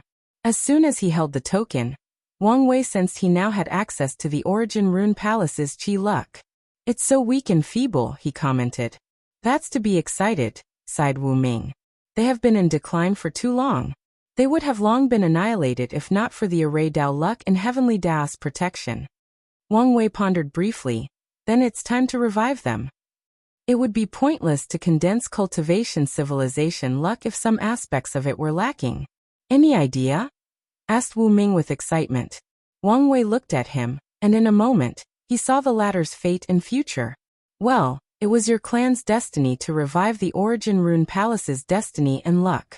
However, the process will take too long, so let's change things. How to begin? First, move some of your members into the court.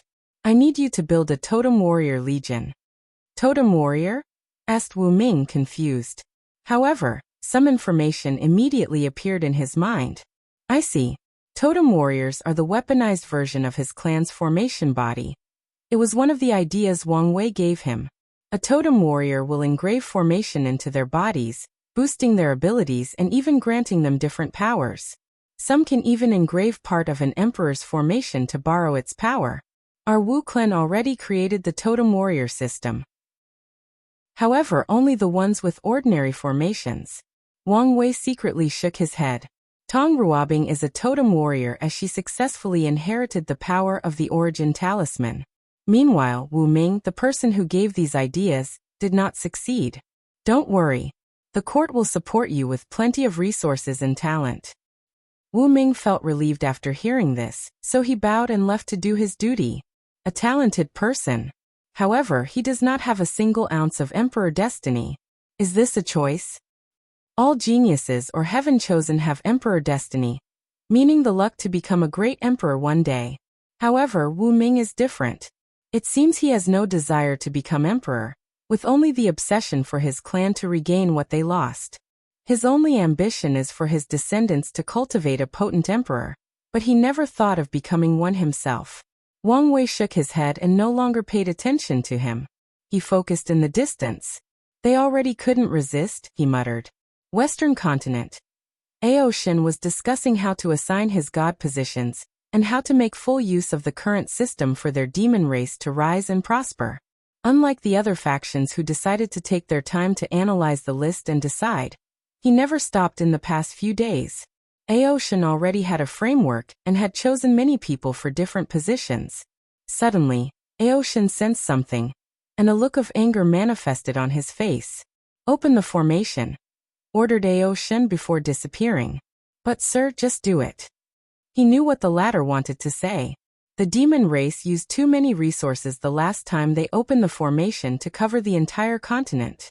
Although they have been recuperating since their alliance with the Dao opening sect, they still needed plenty of time to be considered prosperous. Now they would lose even more if they had to do it a second time, delaying the growth of their race. "I think you should take a look at Snavel." Kmalas, regardless of how the spoken person or anyone else felt, they followed their leader's instructions and opened the formation. Meanwhile, Ao Shen stood above the clouds, looking in one direction. "You disgusting maggots really thought I was a soft persimmon?" asked Ao Shen, releasing a tangible killing intent. "Unfortunately, of all the conferred gods, you're the weakest," said a gentle voice. Soon, a young and handsome man appeared in the sky. He had long black hair, a red robe, and a very captivating evil smile. Besides his smile, nothing about it made him look like a devil cultivator. However, that's only to the normal eyes. Ao Shen can see the negative karma from this man, and even knows the main source. This person cultivates an evil technique that steals women's primordial yin to nourish himself. Tell all the other ants to show up. Their hiding method is child play to my eyes. "Your Excellency, there is no need for this," said the evil young man. "We can negotiate and prevent any need for violence." Ao Shen glanced at him. "The devil cultivator wants to step on me so the world and the heavenly emperor can take them seriously. But I also want to step on you to warn the world, to display the strength of the demon race. So there is no need for negotiation or conversation. I will slaughter all of you as a show of might." Boom. Ao Shen released a terrifying aura, immediately suppressing the young man. Dragons were one of the most powerful and noble creatures between heaven and earth. As such, their aura could suppress creatures of a lower bloodline than them, and even influence weaker creatures with no bloodline. "Do it," said the evil young man. And 10 people appeared to surround Ao Shen in groups of 2, with one in front and one behind. A vision of some sort appeared on the first row of people. Ao Shen looked at the person before him. A world of flame appeared above the person's head. A world of water appeared from the person on his west side, followed by a world of earth, wood and metal. The second row individuals mobilized their power as a noble and immortal-like aura emanated from them. Unfortunately, the evil aura hidden deep in these people ruined their immortal ambience. These immortal venerables mobilized their immortal chi to create 5 arrays, each with one of the 5 elements. The arrays then resonate with the internal worlds of these Dao ancestors, forming a unique technique and formation. The evil young man had already disappeared from Ao Shen's sight, but he controlled this operation in the shadows. According to records, 6-star Primarchs do have the strength to fight and even defeat eternal emperors. However, they have a weakness: they cannot regenerate or heal as easily as eternal emperors. A cunning light flashed in the evil young man's eyes. "I only need to take advantage of this weakness. I don't need to defeat Ao Shen. I only need to use this Yin 5-element array to block him, slowly injuring him until he compromises with us." The evil young man quickly ordered his people to attack. As such, a green flame dragon manifested in the sky before rushing toward Ao Shen. The proud dragon calmly watched the attack reach him, not hiding the contempt in his eyes. Then, a swallowing power emanated from his body, and the green flame dragon disappeared, shocking most of the people secretly watching this battle. "Don't you know there are differences between Primarchs, just like there are differences between eternal emperors?" asked Ao Shen with a sneer. He was one of the highest tiers of heaven chosen in his generation, So how could he become any regular pre-march? Aoshin made a claw motion with his hand, frowny-faced dragon claw. Boom. The Tao ancestor with the fire internal world spewed a large mouthful of blood, looking at the dragon with incredible eyes. Tao ancestors know their weakness is their internal world. Without it, they cannot borrow the power of the grand Tao source. As such, they usually have myriad ways to hide and protect their internal world. However, Aoshin directly ignored these measures and destroyed his internal world with one blow. Although he did not die after its destruction, he instantly lost more than 80% of his strength. As such, the man immediately thought of running away. He felt pain, thinking about how much time and effort he would have to take to rebuild his internal world again.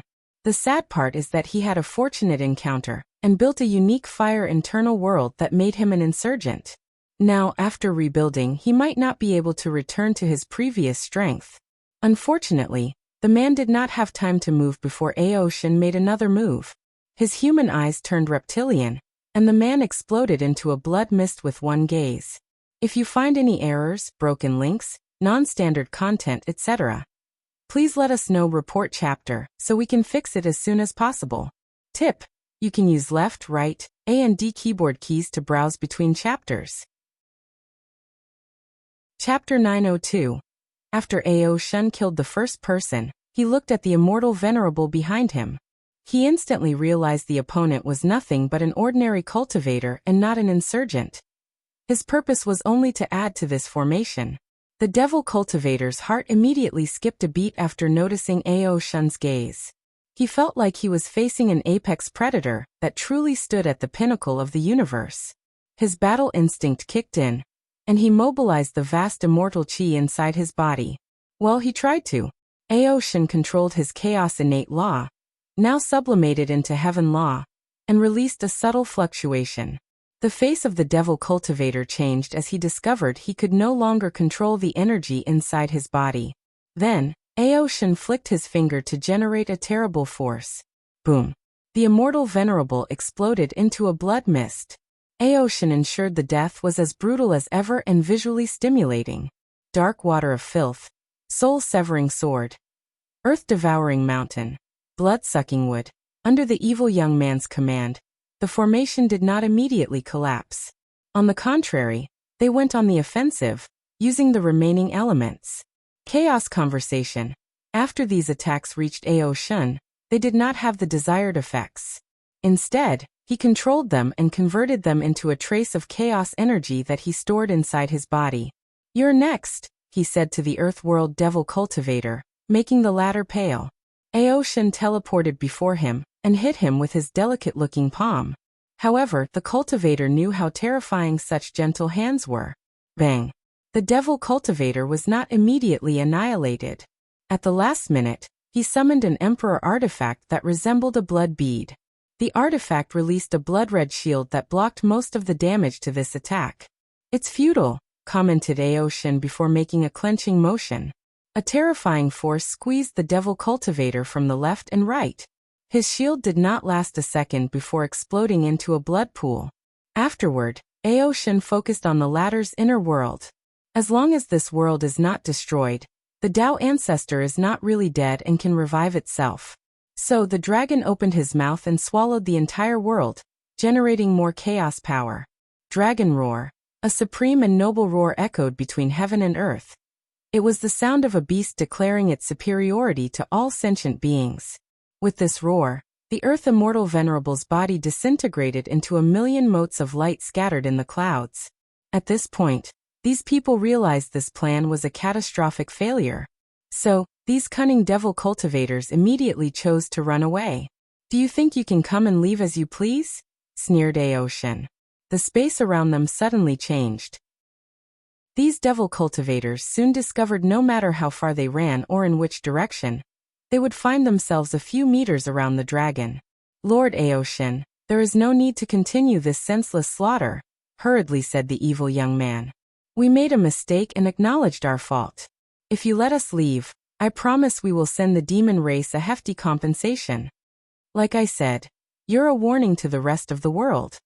Lord Aoshin, don't push things too far.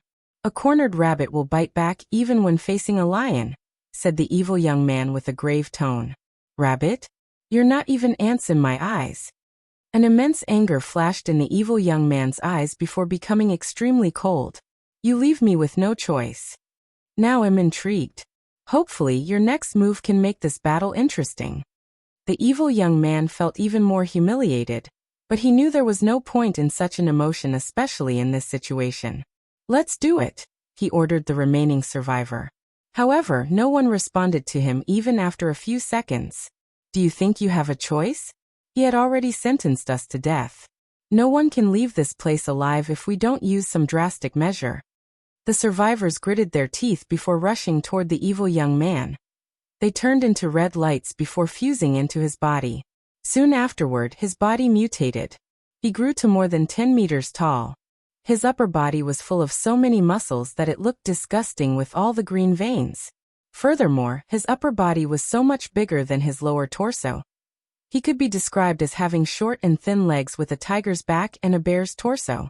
Lastly, the evil young man's eyes were utterly dark, releasing a menacing aura. His intelligence seemed to be fleeting for a moment before regaining consciousness. Blasphemous transformation? I thought his technique was lost during the Devil era. I think you should take a look at Snovel. The evil young man did not answer. This technique was not lost, but the Devil cultivators hid to prevent other factions from using it as an excuse to eradicate them. After all, although this technique can boost strength, most people will lose their minds after using it, turning into mindless killing machines. During the Devil era, countless Devil cultivators used this forbidden technique when fighting the Devil race. One of the most common tactics was to drop a mindless, transformed individual into the camp of the Devil race and let them slaughter until they were put down. However, if you think this is enough to stop me, you're gravely mistaken. This is just the beginning, said the evil young man in an eerie voice that was composed of many individuals. A dark red sword appeared in his hand, releasing a strange fluctuation. Dao artifact? How is that possible? Muttered Aoshin, genuinely surprised. Dao artifacts are something only pseudo and true eternal emperors can leave for their faction. These artifacts are often used to permanently kill great emperors. However, under the balance mechanism of heavenly Dao, the power in these artifacts will slowly dissipate with time. With the foundation of the Devil cultivators, they should not have such a thing. Even if they did, the artifact should have long become useless. I see, said Aoshin. You guys found a Dao artifact and used countless human sacrifices to keep the power from dissipating. You hide very well, but this will not change anything. That remains to be seen. The evil young man slashed his sword, creating a black slash, boosting his strength to the limit of possibility with the Dao artifact. However, Aoshin calmly raised his palm and blocked the attack. This attack barely reached the threshold of an eternal attack. Moreover, it's an energy-based attack. Aoshin only took a moment to analyze the situation. After this weird mutation or fusion, his opponent's inner world should have strengthened or sublimated. However, his mind was constantly on the verge of collapsing, making it impossible to control his grand Dao source. So he converted his inner world into an energy-producing base, using more of an immortal venerable way of battling. Aoshin frowned as he saw a white mark on his palm. Primarch truly cannot compare to an emperor, he thought. No matter the class, emperors have an extremely high immunity toward energy/chi-based attacks. Furthermore, they can adapt. For example, if an insurgent chi could do damage to an emperor before, they could take some time to absorb that special chi and become immune to it. Unfortunately, Primarchs did not have such an ability. Luckily, my law is chaos. I can integrate everything for my use. Aoshin focused on his opponent. A strange fluctuation emanated from his body, and he flicked his finger frowny face great cutting technique, swish. Before the evil young man could react, the right part of his body separated from the rest. Dao will, how is that possible? Muttered the Devil cultivator. However, Aoshin only responded with a sneer. He was a unique Primarch in some ways. Innate demon gods have a powerful body to rely on after becoming Primarchs. However, the same cannot be said for humans. Even with powerful bloodlines, Humans are still inferior to innate demon gods in this aspect, not counting body refiners. So, how to make up for this weakness? The answer is Tao Will, also called Law Will. Humans who previously acquired the Duyi realm can acquire their Tao Will after becoming 6-star Primarchs. Meanwhile, innate demon gods do not have cultivation systems and rely entirely on their bloodline and comprehension of their innate laws. As such, they cannot enter the Duyi realm. Adding the fact that 99% of them were too proud to cultivate any human cultivation system, Ao Shun's case is indeed rare since he's one of the few innate demons with a Tao Will. Okay, I have proven my point. You can die now. No, roared the evil young man as he mobilized his Tao Will artifact, even summoning his inner world to surround and protect him. Unfortunately, Ao Shun's attack bypassed his defensive measures and instantly annihilated his body and soul. Finally, the dragon swallowed the remaining mutated inner world.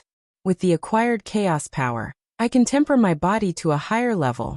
Greed flashed in Ao Shun's eyes as he wished he could hunt countless immortal tier devil cultivators. The technique he created to convert everything into chaos power is very precious, and he wished he could use it without restraint. Luckily, he could control himself. If you find any errors, broken links, non-standard content, etc., please let us know. Report chapter so we can fix it as soon as possible. Tip: you can use left, right, A and D keyboard keys to browse between chapters. Chapter 903. The world was in shock after watching this battle. The cultivators and factions of this world had a subtle arrogance that most did not detect. The source was what happened to the heaven-devouring emperor. In their mind, since they could deal with this eternal emperor, the others should not be a problem.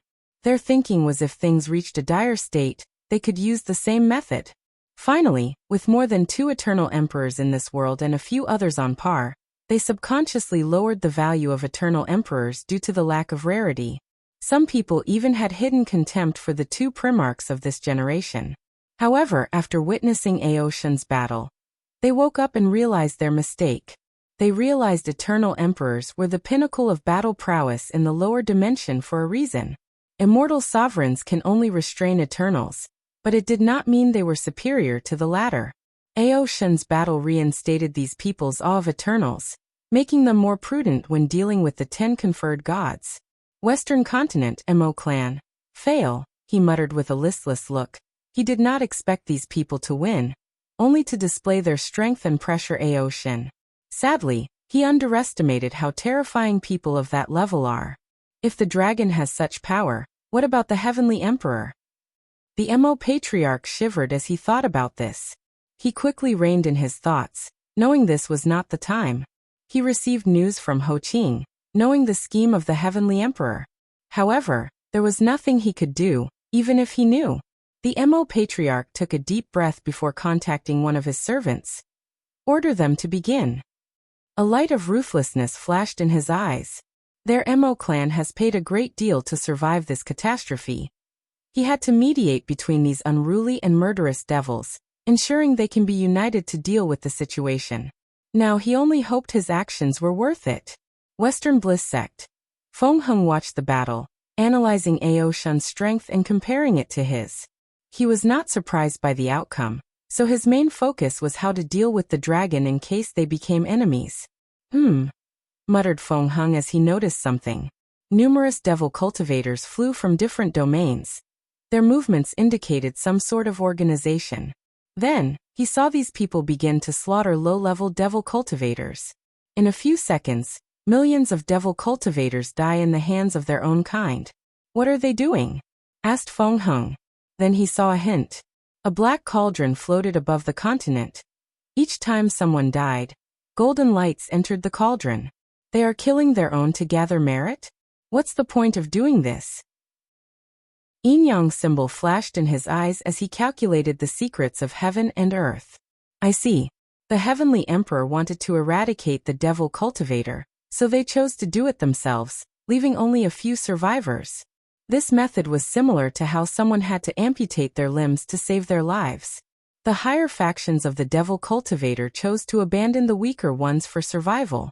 The merit should be an offering to the heavenly emperor, showing their submission and dedication. After discovering the truth, Feng Heng's first instinct was to stop everything.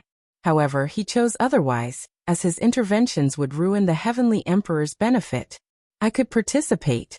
Although the Western Bliss sect does not have as many members, we can still overwhelm these people as long as I personally take action. Feng Heng frowned. If I choose this path, I would have to hand over the merit assembled to the Heavenly Emperor. He knew better than to dip his finger into someone else's food. Simultaneously, he did not want to participate in vain without benefit. Feng Heng struggled to make a decision. After a few minutes, he sighed. This poor monk's destiny is to revive Buddhism and cleanse the Western continent. Now that someone is helping in the process, preventing me from killing too much, I should be glad. So there is no need to be weighted by losses and gains. Feng Heng's aura became more peaceful, so he closed his eyes and meditated while chanting sutras. D-Clan. Patriarch, what should we do? Nothing. But our D-Clan needs to remain as low-key as possible during this generation. The room quieted down, and Ditsong saw the desolate look on these people's faces. He sighed out loud. I think you should take a look at Snavel. Siamacronem. Our main objective is to find the reincarnation of the young patriarch, and see if he wishes to return to the clan. The clan members' eyes lit up. As long as they find Dtion, their clan can cultivate a heavenly emperor on par with that monster. Ditsong secretly nodded in satisfaction after seeing their reaction. Heavenly Court. Wang Wei watched the battle with great focus. His eyes could see many things others could not. Heavenly Tao is not the one boosting Ao Shun's innate law, so it should be under the division of true Heavenly Tao. But if he was a 4-star or lower, would that be Heavenly Tao's job? The world's secrets flashed in his eyes as he peered through fate itself. The answer was yes, Heavenly Tao is responsible for boosting 4-star primarchs or lower. Meanwhile, 5-star and above, corresponding to first class and above, was under true Heavenly Tao's jurisdiction. Can I interrupt that boost in any shape or form? With the boost, primarchs are no way near the level of Great Emperor's Grand Tao Source. Negative, replied Wang Wei. The Heaven Path is another balance mechanism of the world targeting the Emperor Path. So, unless I'm on par with true Heavenly Tao, I am powerless. Wang Wei calmly watched the battle end and Ao Shun's departure. Is he close to manifesting his willpower? Well, it makes sense. Ao Shun had to fight multiple imprints in his bloodline, trying to take over his body during his Heaven Path tribulation. In the process, he must have tempered his willpower to a high enough level. Wang Wei's gaze switched to the Western continent, and he immediately deduced the Devil Cultivator's plan.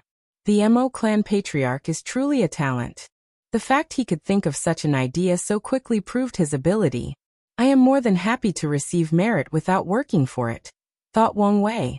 And your plan is excellent, but you forgot something: the future.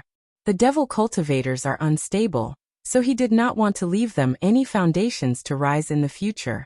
Wang Wei knew it was impossible to eradicate them completely unless he used extreme means like the absolute beginning Emperor's magic. However, he understood the world needed balance, yin and yang. So complete eradication of the devil race will destroy that balance. He could foresee that if he took these measures, it wouldn't be long before a Devil Cultivator version of Feng Heng appeared, tasked with the destiny to revive the Devil Cultivators. So his goal is to clean them up, forcing their faction to start over. He hoped after a couple of generations, when the Devil Cultivators had trained a few emperors and showed signs of reviving, his successor could wipe them again, forcing them to restart over. From now on, it will be the precedent to clean these guys up after they revive. Wang Wei observed the chaos in the Western continent with no desire or intent to stop it. He focused on Buddhism's response. No action, he muttered. It seems he's truly an enlightened monk. So far, Feng Heng has displayed that his mission toward Buddhism is why he could not achieve true enlightenment, allowing his state of mind to reach a higher level. There will be many temptations, thought Wang Wei.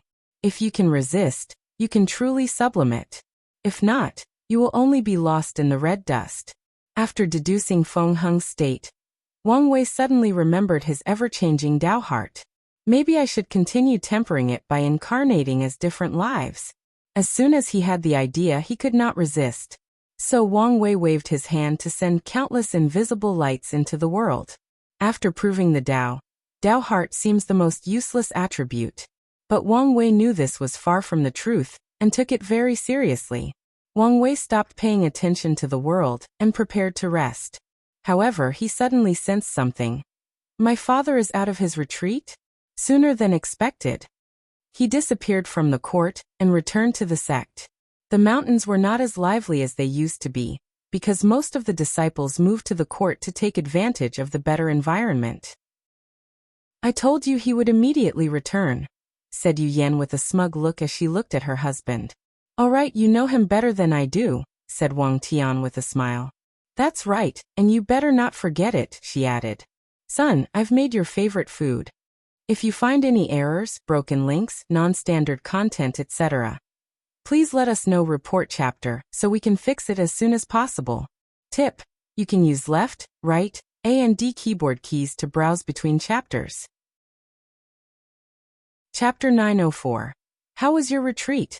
Asked Wang Wei as he took a bite of his red braised pork belly. It was a success, replied Wang Tian with a smile. I already created 3 incarnations. Are you going to let each cultivate the cutting aspect of Sword Dao? I previously thought of this. However, I changed my mind. Wang Tian shook his head. I want each of them to focus on one aspect of basic swordsmanship, elevating it to the highest level before the final fusion. Basic swordsmanship involves cutting, stabbing, parrying, and many more. After his battle with Ji Lanfang, Wang Tian felt he could improve in other areas, using their essence to make up for his sword-cutting Dao. That's good. However, you seem worried about something? Asked Wang Wei. If it's the issue of resources, you don't have to worry. No, that's not it, replied Wang Tian. I'm worried they won't experience much tempering by staying by my side. I thought of sending them to other worlds, but I always feel there is a better way. Better? In what way? Asked Yu Yan. How do I explain this? I want my incarnations to be challenged, to meet swordsmen on my level to temper their sword Dao, explained Wang Tian. Is there a world where sword Dao is supreme? Let me check. The river of fate materialized in Wang Wei's eyes as he saw countless secrets of the lower dimension. There is a sword overlord world where sword cultivators are the mainstream. Unfortunately, they have been in decline in the past few generations. Decline? Well, it seems the other weapon Daos were unhappy about becoming irrelevant, and basically staged a coup. Unfortunately, the final winner of this generation is not a sword emperor. The world's name might even be changed soon, explained Wang Wei. Let me check the lower realm. He paused for a second. Even the lower realm of that community is facing the same issue. I smell a conspiracy. Wang Wei did not think it was a coincidence that Sword Dao faced such a backlash across the entire world community. You could send a few incarnations in these worlds to revive Sword Dao. Indeed, that's a good idea. But that's not exactly what I want, replied Wang Tian. Do you want your incarnation to face countless opponents like yourself and Ji Lanfang? Asked Yu Yan. Basically. Then, have Wire create a world full of swordsman geniuses for you. Send all the incarnations without any memories and have them battle it out like the heaven will. Wang Tian's eyes lit up before looking at his son. Can you do it? Creating a world is simple. However, if you want countless sword geniuses, gathering and condensing the Sword Dao destiny for that world will take some time. It will take longer if you want the world to have a long history and well-developed sword techniques and arts. Lastly, such a world will not have high-level resources for your incarnations. Time is not an issue. Wang Tian was not in a hurry, and was willing to wait as long as necessary. Regarding the resources, I only care whether the incarnations will temper their Dao heart and Sword Dao. Once they finish, we can provide the resources needed to reach a complete 9 extremity. That's fine, nodded Wang Wei. One last thing. Is there a chance for me to achieve 10 supremacy? Wang Wei sighed. I've done the calculations. As soon as you enter my unique world, you will die. Wang Wei never dared say the word science and technology openly. Regardless, he was telling the truth. According to his divination and the future he saw, Hongjun's protection only extended to him and not his family. Tion's limit breaker is very rare, so even if we rely on luck, our chances of finding one in the lower dimension are almost zero. However, there is still one last method, but I don't know if it will work. Wang Wei remembered the method to condense his perfect foundation. According to Wu Hong's predictions, he will receive all the materials after entering the dark truth, so there is a chance he could get a limit breaker there. Is it dangerous? Asked Yu Yan. Probably. In that case, no need to take the risk, said Wang Tian firmly. The last thing he wanted was to place his son in danger because of his ambitions. Even if not for you, I need to go to that place. Is it truly necessary? Asked his mother. Yes, replied Wang Wei. If these methods don't work, we can try some alternative methods. I think you should take a look at Snavel. Wang Wei did not have much hope for his father. The 10 Supremacy Foundation requires talent, luck, and destiny. However, based on what he observed, his father simply did not have the luck and destiny for such an achievement. He and Tion have taken the destiny or luck of 10 Supremacy in the Myriad Emperor world for the next few eras, not generations eras. Well, there is no need to be too focused on this. If it does not work out, then it doesn't. Wang Tian understood some things are destined for only a few individuals. For example, he would never have acquired the Eternal Emperor destiny if not for his son. Wang Wei secretly sighed. He made numerous calculations and divinations, and saw myriad futures. He tried to forcefully alter his father's father into someone destined to achieve 10 supremacy in each of them. However, the result was true heavenly Tao warning and blocking his actions. In one of the simulations, the latter directly annihilated him because he went too far. As such, Wang Wei concluded he had the power to do these things. However, according to the game analogy he used, his level of authority is not enough to touch these domains. Mom, how about you? How was your retreat? I did gain something. However, it's not enough to create an incarnation, replied Yu Yan with some sadness. She has long known her talent was nothing compared to her husband, but she refused to admit she was not as good as that idiot. Don't beat yourself, reassured Wang Wei. That small comprehension should drastically increase your chance of becoming an eternal. She smiled and nodded. Oh, before I forget, can you do a Grand Dao Source baptism for the Yu clan? Wang Wei suddenly paused his chopstick. What's wrong? You should have some time now. Wang Wei sighed out loud. I'm sorry, but I can't. What do you mean? You better explain yourself, said Wang Tian with raised voice. His eyes indicated he was prepared to give his son the first ass-whooping in his life. As for his status, he did not care. No matter how strong and noble his son was, he still came out of him, so he could still correct him. Calm down, exclaimed Wang Wei. I'm not saying this because of how I feel about grandfather. Then, what reason would you have not to help your mother's clan? Balance mechanism, replied Wang Wei. What do you mean? Are you saying because of how strong the sect is, Heavenly Tao will intervene when I prove the Tao, preventing me from becoming an eternal? Asked Yu Yan, who quickly put many things together. Wang Wei secretly gave her a thumbs up. Although they have been worried about the balance mechanism for a long time, the focus has always been on Li Jun and Yan Liling. Exactly. But what does this have to do with you not helping the clan? I need to do some trickery to ensure nothing happens to you, explained Wang Wei. The first step of my plan is to release news that you had a fallout with the upper echelons of the sect. You will have to leave and return to the Yu clan.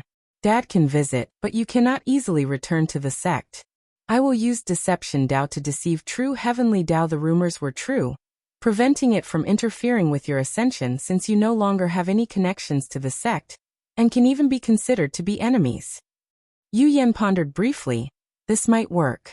However, will there be negative repercussions after I prove the Tao? There will, answered Wang Wei. As such, you need to remain extremely low-key during this generation, not intervening in the slightest. You and father can do whatever you please in the next generation, but not now. Why can she act in the next generation? By that time, I would have strengthened other factions and the world to the point that Heavenly Tao should reduce the restrictions on us, replied Wang Wei. I see. However, for this plan to work, Yenner cannot tell the upper echelons of the Yu clan. As such, they should not see you in a positive light. I can bear this little infamy, shrugged Wang Wei. He did not care about such an insignificant thing. There should be no issue in telling them some things after I prove the Tao, added Yu Yen, who could not bear the thought of her clan members hating her son. Do as you please. But make sure they keep their mouths shut and not ruin everything, replied Wang Wei. He did not want anything to ruin his well-crafted plan. Yu Yen nodded. When do I need to leave? There is no rush. We still have plenty of time before we start gathering merit for you. If you find any errors, broken links, non-standard content, etc., please let us know. Report chapter, so we can fix it as soon as possible. Tip: you can use left, right, A and D keyboard keys to browse between chapters. Chapter 905. After the dinner, Wang Wei checked on the rest of his family. His grandfather was in retreat, studying his fate-transcending sutra and learning from it. According to him, he wanted to do whatever was necessary to prepare for his battle against Emperor Nine Sons. Li Jun and Yan Liling were in a similar state, in retreat to prepare for their moment. Wang Ju was in the process of becoming a Dao ancestor. The Lord's Shadow technique allowed Wang Wei to condense a unique Dao seed for her. Furthermore, Wang Wei gave her a few branches from the world tree to stabilize her inner world. Tai Gang was relaxing, waiting for his time to become Dao ancestor and serve Wang Wei one last time. Then, it's time for him to reincarnate. After checking on everyone, he returned to the court to also cultivate. He ignored the chaos in the Western continent. Furthermore, this was technically his first retreat since proving the Tao. Wang Wei clenched his hand inside the room, feeling the power in his vain frowny face. 31 Infant Fiend God Force. He only needed 9 more to reach the level where he could fight a third-class emperor with his physical prowess alone. I've experienced 2 Grand Dao Source baptism, and the increase is still so small, complained Wang Wei. During the final battle, he only had 21 Infant Fiend God Force, so an increase of 10. Of course, Wang Wei knew the reason for such a small increase was due to the fact he was in the Infant Fiend God realm, and not the Primordial Dragon realm. Wang Wei shook his head, redirecting his focus elsewhere. He reinforced the array in the cultivation room. I have a rough idea of how strong I am, but now let's get the exact date. The room suddenly changed as 10 palaces of majestic and noble aura manifested. Anyone who laid eyes on them would be drawn, thinking the answers to all life secrets, to their fate, were somewhere in these palaces. Interesting. My awakening is the form of my fate palaces, thought Wang Wei before checking his current strength. 35% Grand Dao Source, an increase of 10%. An Emperor's Dao body is a manifestation of his foundation before proving the Dao. The awakening is a display of that foundation for battle. So since Wang Wei achieved 10 Supremacy Foundation, he received a 10% Grand Dao boost. Next, let's try adding the soul. A terrifying soul power originated from his sea consciousness manifested, adding to his already immense strength. After the soul power appeared, Wang Wei's strength oddly did not increase, remaining the same at 35%. However, he was not surprised. Cultivating and battling in the Emperor realm is odd. Although percentage is used to determine power and realm, the strength increase of 1% is exponential. As such, there is a vast difference in strength between 4 and 5% Grand Dao Source, and the same for 69 and 70%. The higher the percentage, the larger the difference. Because of the vast difference, boosts for emperors logically do not make sense. For example, Wang Wei's current strength of 35%, because of the vast difference between 35 and 36%. Even if his soul gave a 10% boost in stats, it should not increase his battle prowess. The answers to these questions are one of the mechanisms for the emperor tiers. Some techniques can only boost emperors' basic stats, allowing them to battle opponents of the same strength or percentage. However, another technique called the Source Technique grants Grand Dao boosts, allowing them to fight above their percentage. One example of a Source technique is Wang Wei's Force Control skill. The battle mechanism for emperors still has many logical flaws. The Grand Dao boosts should not stack.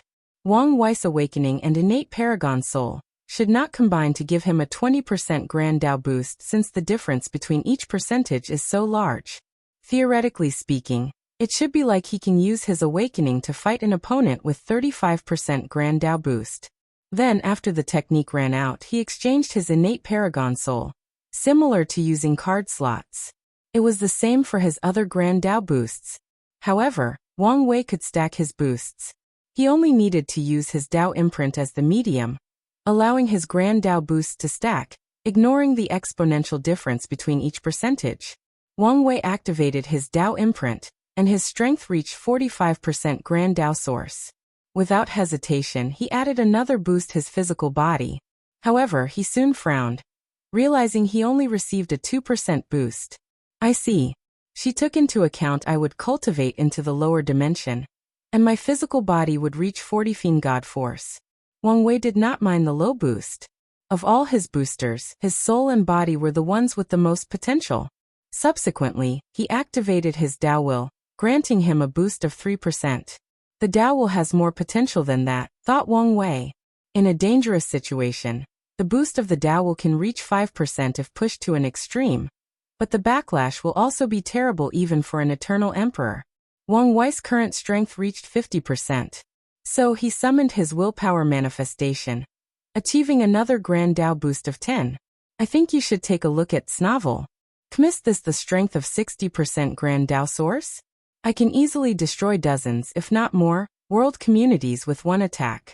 This thought was scary. Each world community contained millions of worlds. Yet he could destroy all life and matter in these places with a wave of his hand. But it's not over, said Wang Wei as he summoned his Proving Dao artifact, his power reaching 65%.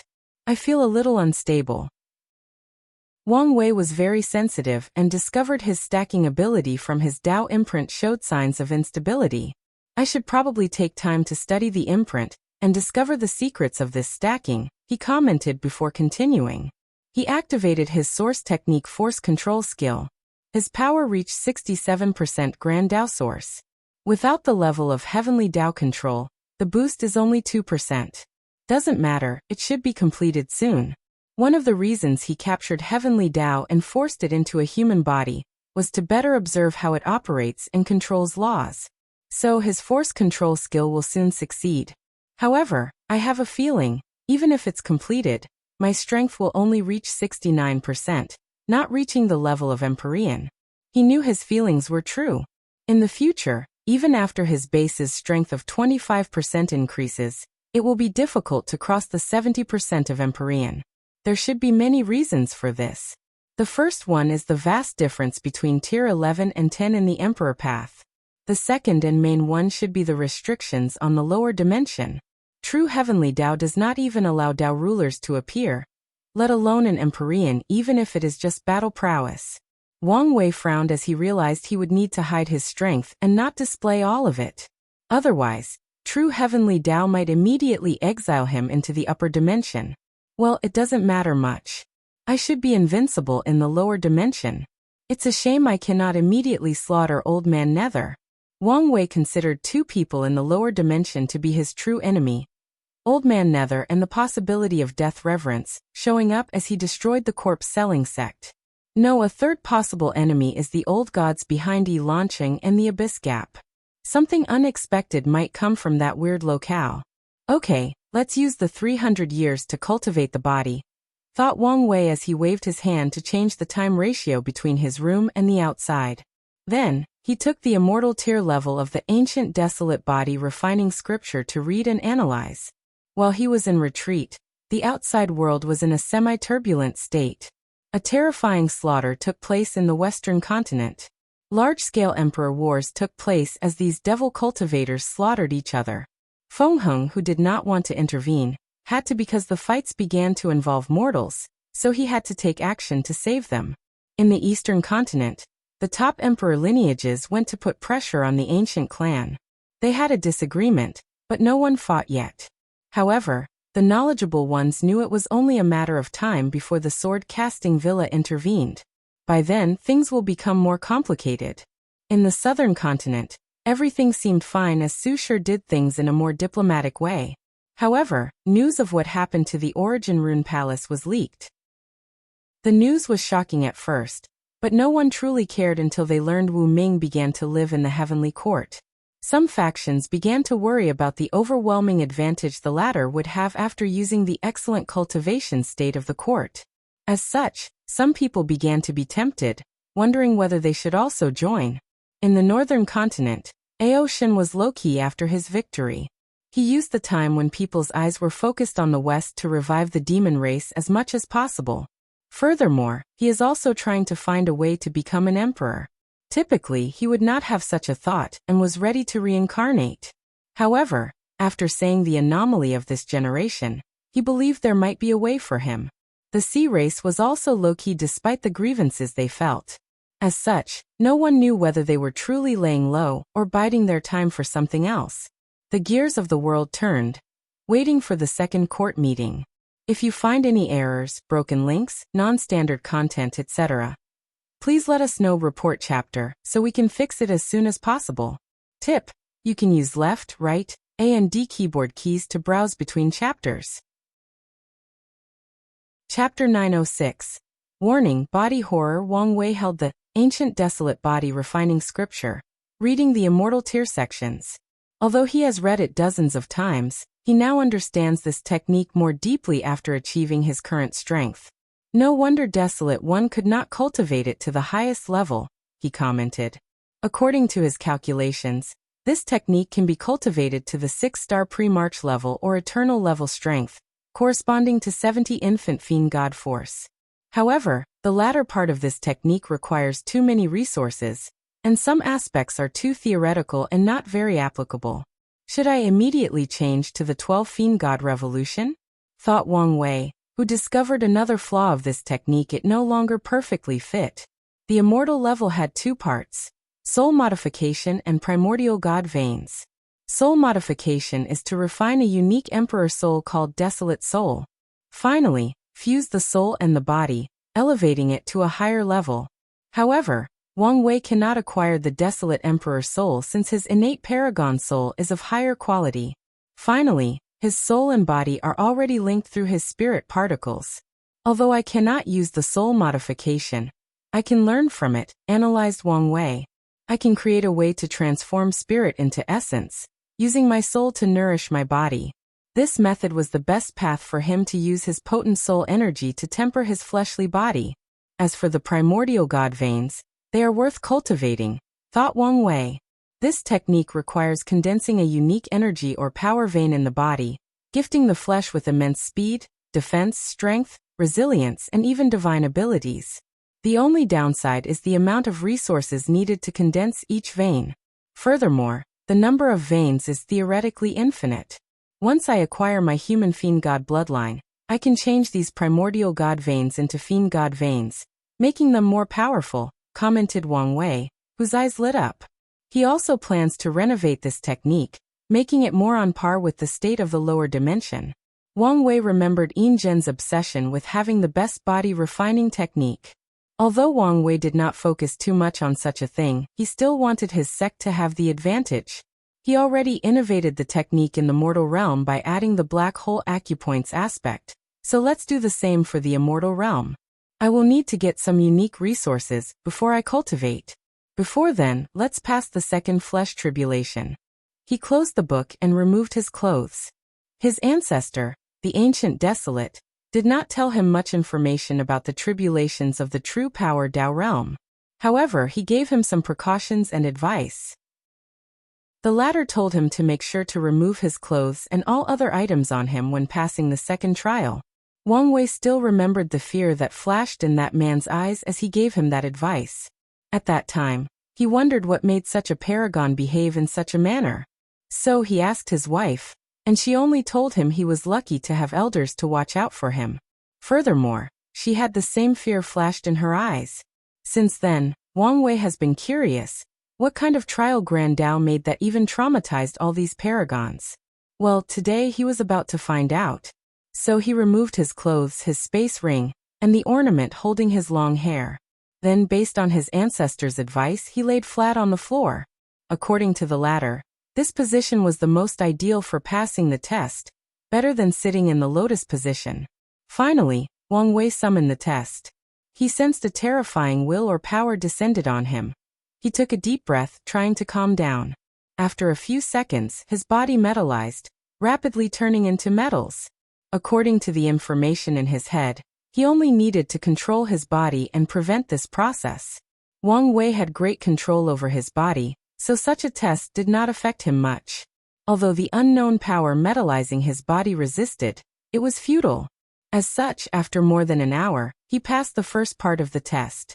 Then he received a confirmation on whether to continue or postpone the second part. Ancient Desolate told him there were no rewards for passing the tests together. However, he told him the hardest part was the third part, but the scariest part was the second one. He told Wang Wei he could take some time to prepare for the second test. Wang Wei did not hesitate to continue. Immediately, something terrible happened, something horrifying. A large tongue of more than 40 centimeters grew out of his forehead. However, this was just the beginning. All his luscious silver-gray hair turned into more than 100 tongues. An immense fear overwhelmed Wang Wei's mind as he noticed the anomaly of his body. He knew these changes were not an illusion but his body mutating. He would turn into an abominable monster if he did not do something. Wang Wei tried not to panic, but the fear in his mind seemed to have been boosted by an unknown power. I think you should take a look at Snovel. As such, with each passing second, the fear of becoming an unrecognizable and uncontrollable monster overwhelmed his spirit. So he had to mobilize his willpower to overcome the fear. Then he concentrated. This test is basically about control and overcoming fear. I need absolute control over my body to prevent my cells from mutating and splitting faster than cancerous cells. Control was his expertise. As such, after overcoming the fear, Wang Wei controlled his body, changing the tongues in his body back to their former parts. Afterward, he focused on the second mutation already appearing in his body eyes. He had thousands of eyes scattered all over his upper and lower torso, some of which manifested in places they had absolutely no business in being there. He used subtle manipulation of his body to close these eyes. However, as soon as he turned a part of his body back to normal, another part had one or a pair of eyes. Without hesitation, he accelerated his speed and controlled his entire body. Wang Wei used all spirit particles connected to multiple cells in his body to ensure no mutation occurred. Alas, his method proved futile. The higher power controlling this test told him it was not over. A strange and vile liquid began to squirt from his ears, followed by his nose. Was it bile, vomit, blood, an unknown fluid of the body, or a combination of everything? He did not have an answer because the stench of that liquid exponentially increased the fear in his mind. Luckily, he reacted swiftly and controlled his mouth. Otherwise, this test would have surely scared him to death. Wang Wei focused as he knew something internally must have been disrupted for his body to have such a mutation. So he swiftly found it and fixed the issue. Alas, the horror was not finished. The mutation suddenly accelerated as if someone had given it steroids. In less than a second, he turned into a flesh monster. His body grew to more than 5 meters tall. He was so fat that he probably weighed more than 5,000 kilograms. His internal organs were not where they were supposed to be. Some of his bone overgrew, breaking his skin. His eyes seemed to be at the bottom of his body instead of the top, and his muscles turned into fat or some substance of the same ability, and his blood vessels were on the outside, turning his body red. The previous suave and handsome heavenly emperor was gone, replaced by a horrifying flesh creature. Wang Wei's eyes flashed with great fear somewhere south of his body. He wanted to bite his tongue and use pain to confront the fear. However, ironically, he did not even know whether he had teeth or a tongue. Wang Wei's focus reached the pinnacle as he pushed his force control skill to the limit. He slowly and methodically changed his body into the previous self. Immediately afterward, he condensed a mirror as he caressed his handsome face. Wang Wei never considered himself narcissistic, despite his heavenly handsome face. However, the horror of his previous body was simply too much. Do I want to continue? For the first time he hesitated. Since when have I ever been fearful? He sneered before continuing. The next stage of the test was easier for him. His body turned into a dragon, and he had to return to his human form. Wang Wei understood if the previous test only reached the limit of controlling cells, this one was a control of genes or bloodline. As such, after transforming into a dragon, He ignored the intense voice in his head that told him he was a dragon and should remain as such, controlling his body to return to his former self. So this is also a test of the self, commented Wang Wei. If he had lost himself and believed he was a dragon, he would have failed the test and died. After his successful transformation, the third part of the test was not finished. Wang Wei's body rapidly disintegrated into trillions upon trillions of atoms or particles. As he watched his body disperse, the fear of death overwhelmed him. Wang Wei knew he would truly die if he failed the test, and even his control over his existence could not help him. So he hurriedly controlled these atoms that make up his body and reassembled them one by one, particle by particle. This part of the test was easier for him because of the force control skill, so he only needed to focus on passing the spiritual aspect, which was not easy. Each test is designed based on an individual's level of willpower, so Wang Wei's tests could be called nightmare-level difficult for anyone else. This tribulation aims to push every body refiner beyond their limits, tempering their flesh, will, control, and spirit. Only after meeting these requirements could they become entities on par with paragons, who controlled the Grand Tao Source. Phew, this nightmare was over, muttered Wang Wei, who finally understood why he was told to remove his clothes and jewelry. If these things remained, they could have fused with his flesh and become part of the mutation. No wonder these two felt so much fear. This tribulation was truly traumatizing. If you find any errors, broken links, non-standard content, etc., please let us know. Report chapter, so we can fix it as soon as possible. Tip: you can use left, right, A and D keyboard keys to browse between chapters. Wang Wei closed his eyes, adjusting his state. He overviewed all his knowledge about essence, spirit, and qi, and combined them with the immortal part of the ancient desolate body refining scripture. In a short period, he created a method of transforming spirit into essence. He even went further and created a method of transforming qi into essence. Unfortunately, his current body requires an extremely high level of qi or energy to have the slightest effect. Regardless, Wang Wei already planned a trip to the source qi space, so maybe he could find something useful to him. After succeeding, he gathered a large amount of his soul energy and transformed it into a power that tempered his body. In the process, Wang Wei furthered the connection between his soul and body. Previously, he only had 269 trillion spirit particles, but his body contained more cells than that. Now he ensured all his cells had a trace of his soul energy. Time passed, and Wang Wei continued his cultivation. Crack. Roalphen dialfes nu omicron viepsilinel omicron m. At one point, the sound of bones cracking and his muscles snapping like a whip echoed in the room. Finally reached 40 infant fiend god force, commented Wang Wei. The amount of energy this took does not seem to be worth it. Wang Wei knew how valuable soul energy was. One of the many barriers preventing people from becoming paragons is their souls cannot reach the quality and quantity required. However, he did not have this problem.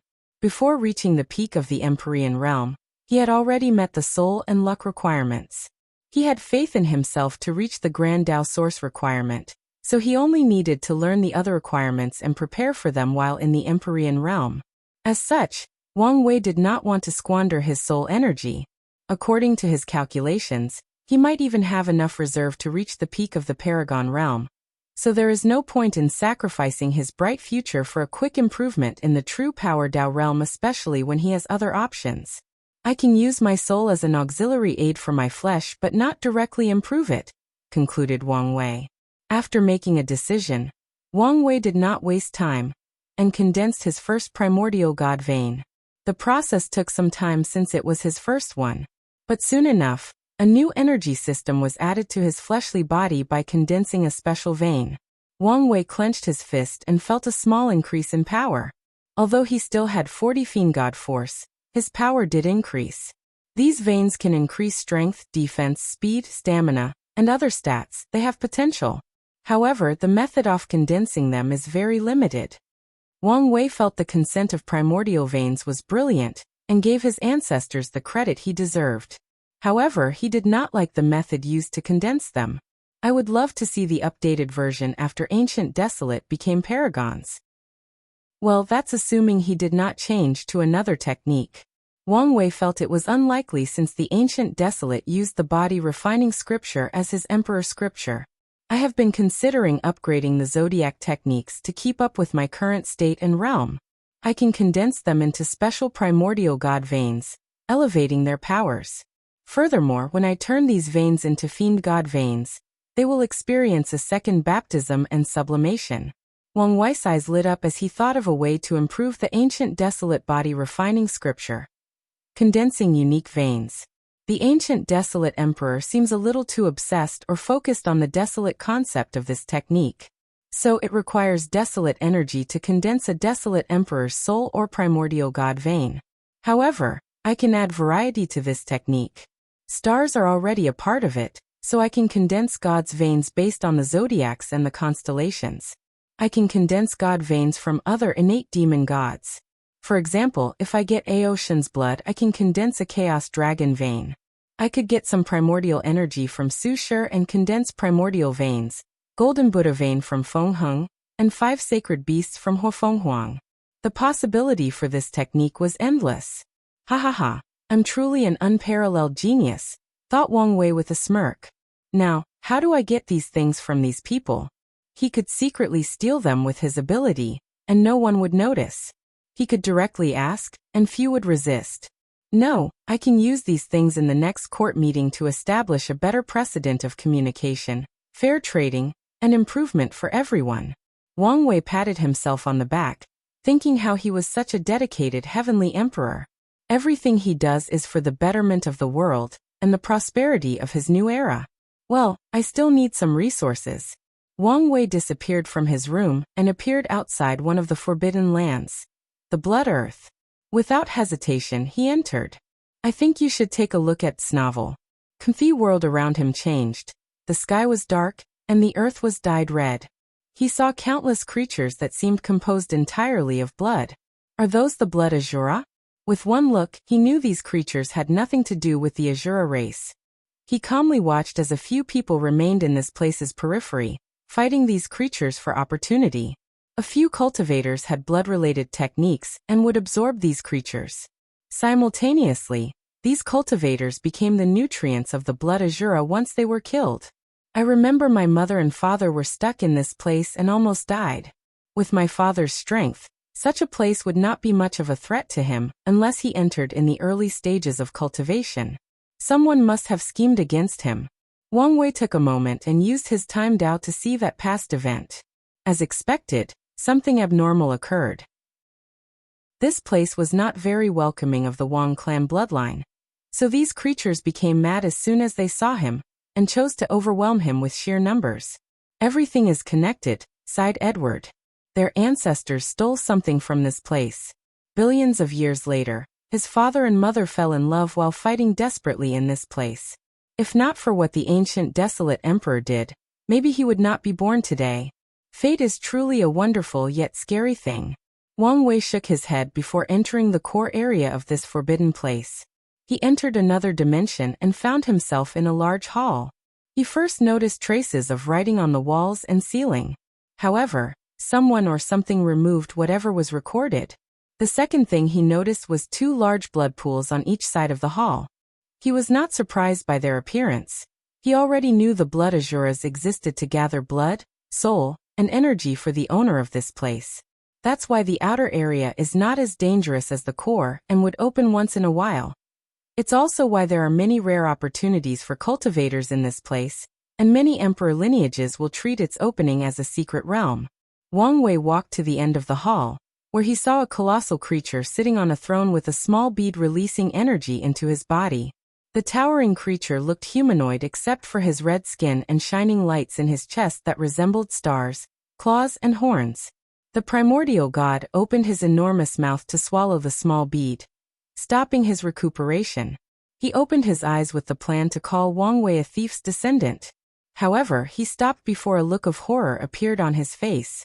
You've actually achieved the legendary tenfold battle realm? Tenfold battle realm? The primordial god had a look of contempt on his face. His expression basically told Wang Wei he was an ignorant boy. However, the latter did not care. The moment the latter said the word, tenfold battle realm, he could have deduced the secret. Better yet, he could use his time Dao to see the infinite possibility of the future and know how this conversation is going to go. Or he could use his fate Dao to know exactly what the latter would say. With his strength and mastery of fate Dao, his conversations could be like this since probably few people in the lower dimension could block his powers. However, Wang Wei knew how such a thing could change or twist his mindset. Conversation even with his friends and family would become pointless since he already knew the final outcome. After living like this for a long time, his mindset would be twisted as he became colder and more indifferent. He would start to believe all sentient beings are poor creatures imprisoned by the shackles of fate. And as one of the few exceptions, he should not associate with these people. As such, he never used his ability in this manner unless necessary. The primordial god soon realized who he was speaking to, so he changed his attitude and answered politely. There is a 50% difference between eternal emperors and empyreans. Every 5% is one-fold, explained the primordial god. So it's a way to determine an emperor's ability to fight above his grade? Correct, nodded the giant creature. In this era, a one-fold battle realm is considered an eternal supreme. Was it different in your era? Asked Wang Wei, sensing the sneer and mockery from this creature. Yes. In my time, it requires threefold to bear that tile. Threefold equates to 35% Grand Dao source. The requirement is indeed higher than the current 25%. What was the highest record of your time? Sixfold, replied the primordial god, lost in his memories. No one believed a higher level could be achieved. Even the percent who achieved such a result had extenuating circumstances. I see, nodded Wang Wei. Your era was truly glorious despite being drought with war and conflict. However, it will still pale in comparison to mine. The primordial god did not comment on this statement. All he cared about was how to deal with the current situation. His previous plans were useless before a tenfold battle realm. His mission was on the verge of succeeding, so he did not want to die yet. Chapter 9:10. Wang Just fate primordial desolate sighed, resigning to his fate. Then, without hesitation, he plunged his left hand into his chest and dug it out. He left a few blood essence in the heart before handing it over. His aura drastically diminished, and his red face appeared somewhere purple. The shining stars in his chest diminished, as if they had lost their luster. Wang Wei held the heart in his hand, feeling the immense energy inside. Then he felt bored. The Forbidden Lands were once feared, and renowned places used as cautionary tales even for great emperors. When he started his cultivation journey, one of his main ambitions and goals was to deal with them. However, after basically bullying Primordial Desolate, he felt things were lackluster. This primordial god's power should be between 40 to 45% Grand Dao source, so he should have made a great challenge. Unfortunately, he could destroy the latter with one finger. There is no point in feeling this way. I have today's success not because of a certain innate talent, but due to years of hard work, dedication, planning, and a little bit of luck. Wang Wei no longer focused on such a thought. He placed the heart away before focusing on Primordial Desolate. He wondered what position to grant him in the council. His first thought was to make him a divine general. However, he gave up that idea since the latter had no troops under his banner. Furthermore, it was not wise to immediately force the revived innate demon gods to work for the court. He will give them some time to adapt and learn of the situation. Then he will try to incorporate them into the court system. Anyways, I can still use Primordial Desolate as a thug, thought Wang Wei. In that case, I could try granting him one of the artificial god positions. Wang Wei has been contemplating the creation of artificial god positions inspired by Western mythology from Earth, like the god of blacksmith. The blacksmithing concept does not involve heavenly Tao, so no world source is involved. Blacksmithing falls in the category of the god of earth and the god of metal, revolving around the metal or ores used for the process. Finally, the god of flame is also involved. However, Wang Wei wanted to try something new by creating the blacksmith god position. His idea is that this god would use its power to reduce the resources required to train a blacksmith. Whether it's mortal blacksmithing or cultivator's artifact refining, countless resources are used to train a qualified weapon maker. If the blacksmith god could bless these people's refining process and reduce the resources needed, then Heavenly Tao could save more world source reserves. Additionally, the luck of this era can increase with the development of civilization. A position like blacksmith god can allow mortal metallurgy and technology to develop, thus increasing the prosperity and destiny of the entire myriad emperor world. If this plan works, I can create highly sought-after positions like the god of alchemy, array, talisman, and weapon refiner. The training of any of these professions requires an exuberant number of resources. However, with these divine positions, Wang Wei will walk the path of resource preservation and management. Although the world will not lack resources after he reverts the environment to innate, it's still a worthwhile effort to prevent wastage and better management. Since the plan is ready, let's try it out. The conferred god list appeared in his hand, and he used his power to modify this unique artifact. From now on, you will be the god of blacksmith, declared Wang Wei. However, Primordial Desolate was confused as he did not understand this weird position. He had heard of the court and the god positions. Although he was not clear on the details since he was not part of the meeting, he was still knowledgeable about the subject. However, he was genuinely confused about this odd position. Alas, Wang Wei did not explain to him, but waved his hand to teleport his primordial god to a place in the court where he could rapidly recuperate. He ensured to give him one of the best spots so he could heal faster. Such high-level and rare resources must be treated with care. Subsequently, he focused on the Blood Earth, thinking about how to deal with it. This place would make a great trial for the sect, he thought.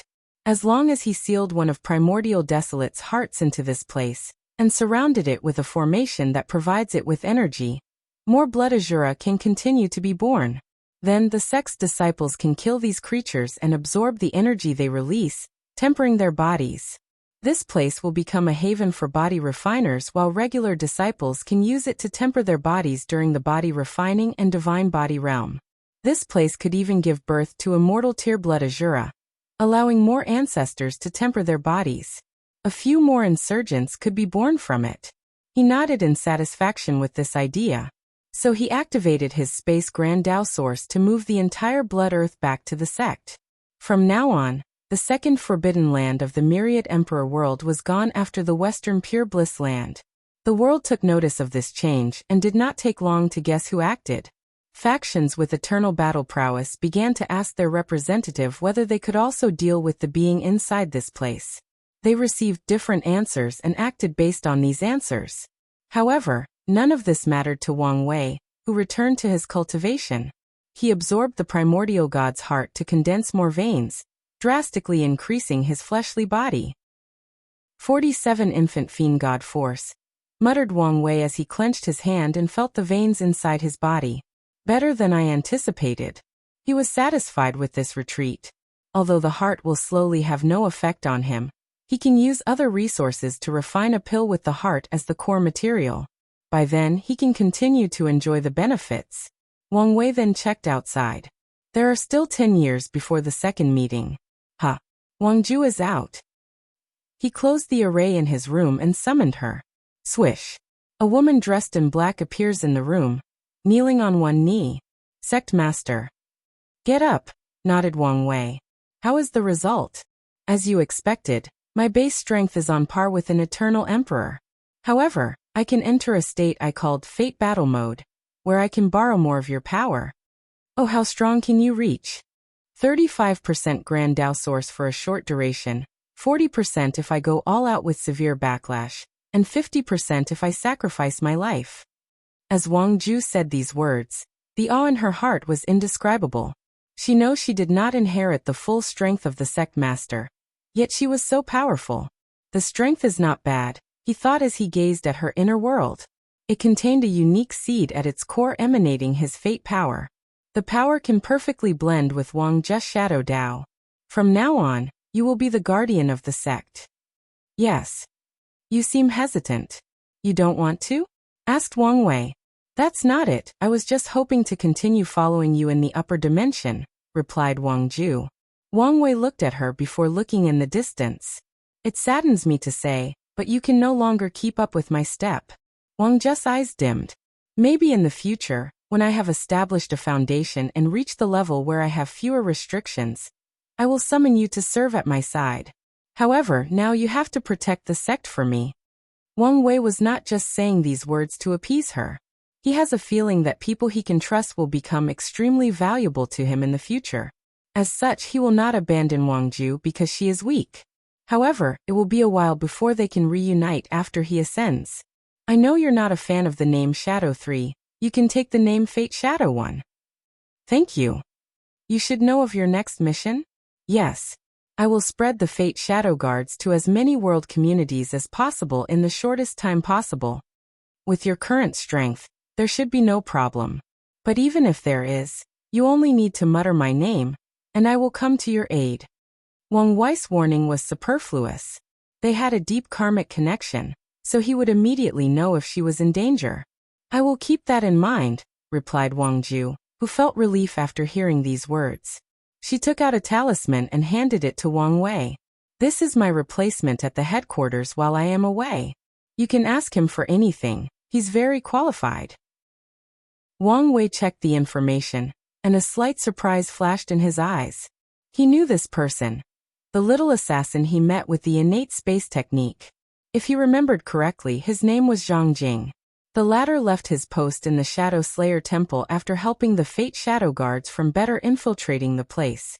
Then he entered the headquarters and rapidly climbed the ladder until Wang Ju recognized his talent and ability. "It's a shame," thought Wang Wei. He felt it would have been better if the little assassin had a protagonist template or destiny and his sister was an unparalleled genius. "Well, I trust in your judgment. If you find any errors, ads pop up, ads redirect, broken links, non-standard content, etc., please let us know. Report chapter, so we can fix it as soon as possible. Tip: you can use left, right, A and D keyboard keys to browse between chapters." Chapter 9:11. Wang Wei watched Wang Ju leaving and walked out of the cultivation room. He stretched his body while sniffing the clean air full of innate qi. "I need to visit the source qi space," muttered Wang Wei before checking the world. The chaos everywhere had ended, and everyone was preparing for the second court meeting. He focused his eyes on the Western continent. Currently, the weakest emperor lineage in the West had at least 3 great emperors, and they were the faction with 3 outstanding emperors. All the others were destroyed in the cleanup, reducing the population of devil cultivators in the West by more than 80%. The survivors suffered a tremendous blow in the process of destroying so many factions. As Wang Wei watched the war, many thoughts flashed in his mind, mainly about the balance mechanism of the world. The myriad emperor world has a history that spawns countless Yuan epochs. Yet the Tao opening sect was the first sect to cultivate 10 great emperors in that long period. A cultivation generation is between 3 to 5 million years. If an emperor spends much time in the lower dimension, the generation will not last longer than 10 million years. With such a long time span, the number of emperors cultivated since the beginning emperor era is astonishing. Removing anything that happened before the Null era, it seems statistically impossible that the top emperor lineages have such a small number of great emperors, especially since they controlled most of the world's resources and the best cultivation technique. So, how do we explain this anomaly? Is it because of the 9 emperor curse? It does play a part. Before the Tao opening sect, other factions cultivated 9 emperors: Chaos Ruler Sect, Amitba Temple, the Jin clan, and a few others. These factions were wiped out by the cruelty of time, and because of the balance mechanism. However, the 9 emperor curse is not enough to explain this phenomenon. The truth of the matter is Heavenly Tao will distribute most of the luck and destiny of a generation to the countless supreme, holy, and law lands. In most generations, the emperor will be someone similar to Emperor 9 sons of Wang Chang's generation. The result of this action is there are many scattered emperor lineages with 1 or 2 great emperors. Sadly, the fate of these factions is terrible. The upper echelon factions like the Tao Opening Sect, the Emperor Enlightening Academy, the Tai Profound Gate, and all the others will secretly destroy these weak factions to steal their luck, resources, and foundation. Their actions are a way to preserve their faction's superiority, while also fighting against the balance mechanism. Wang Wei exhaled as he felt his understanding of heaven and earth deepened.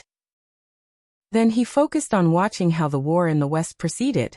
These weak emperor lineages were ruthless and did not want to behave like pigs waiting to be slaughtered. They formed an alliance, resisting their destruction at all costs.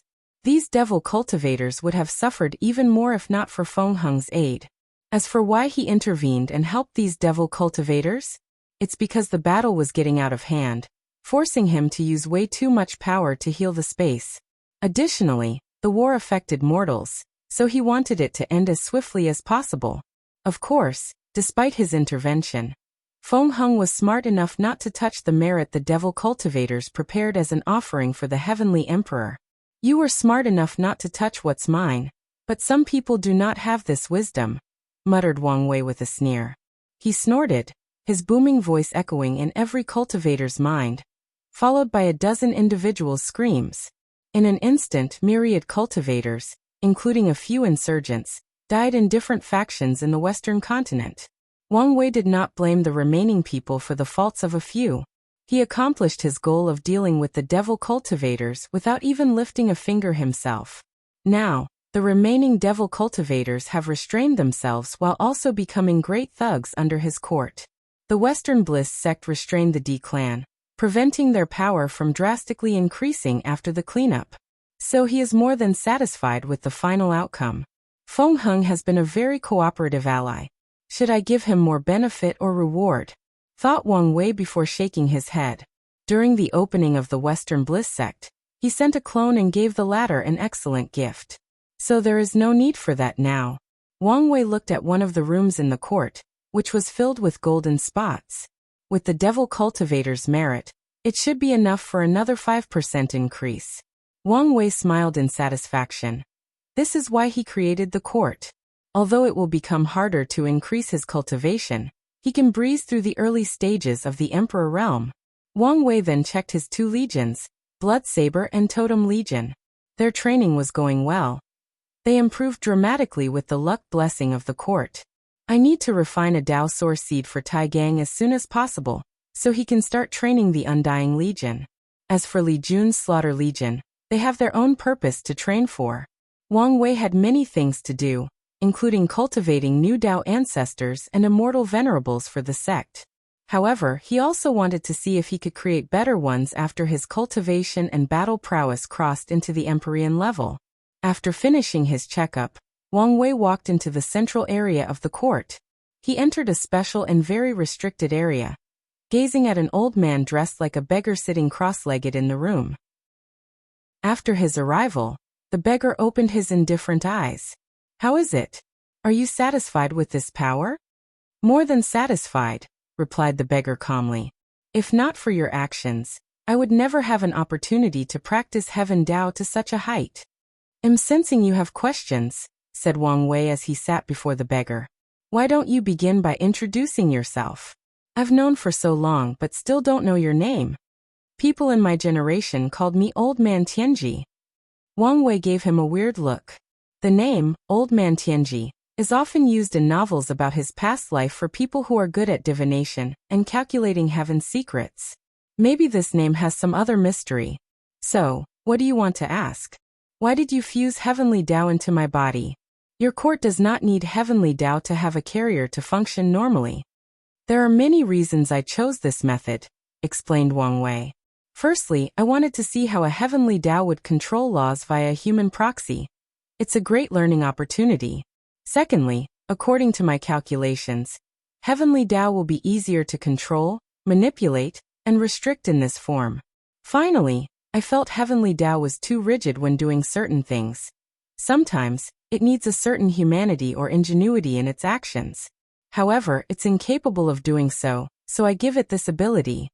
His hope was for Heavenly Dao to have a small balance of humanity and ingenuity, while keeping its core essence as a program. In other words, a true artificial intelligence. Are you afraid it will acquire sentience? Asked Old Man Tianji. I don't, replied Wang Wei. And you know why? Just like the absolute beginning magic, the Sword Empress left a powerful sword power in the lower dimension that especially targeted Heavenly Daos, preventing them from gaining sentience. The name of her scripture is Heaven Slashing Sutra, and she fulfilled its title. I know you're strong, But I still wish to warn you, said Old Man Tianji, his facial expression as blank as a white piece of paper. The Heavenly Emperor karmic position is one of the highest secrets of heaven and earth. Your actions of blatantly stealing it and revealing it might have consequences. Wang Wei knew what he meant. The Heavenly Emperor karmic position existed as a last resort mechanism. Once a world faces true catastrophe, Heavenly Tao will manifest the position as a last attempt to protect the world. The three karmic positions existed for a specific situation. The Heavenly Emperor will appear when the laws of heaven and earth are affected. If they are incomplete, destroyed, or infected, then it's the job of the Emperor to return things to the way they were. The human Emperor will appear when the protagonists of heaven and earth, whatever the race or civilization, are threatened and on the verge of extinction. Finally, the Earth Emperor will show up when samsara is affected, and the yin-yang balance of the world is tilted to the yin side. There might indeed be some consequences, but not as severe as you said. Wang Wei discussed with Heavenly Tao before taking the position. However, his revealing the information to Mu Lei is indeed considered a crime. Furthermore, more people will know about this secret once he starts to expand to other world communities. However, he renovated the Heaven Emperor position and made it better.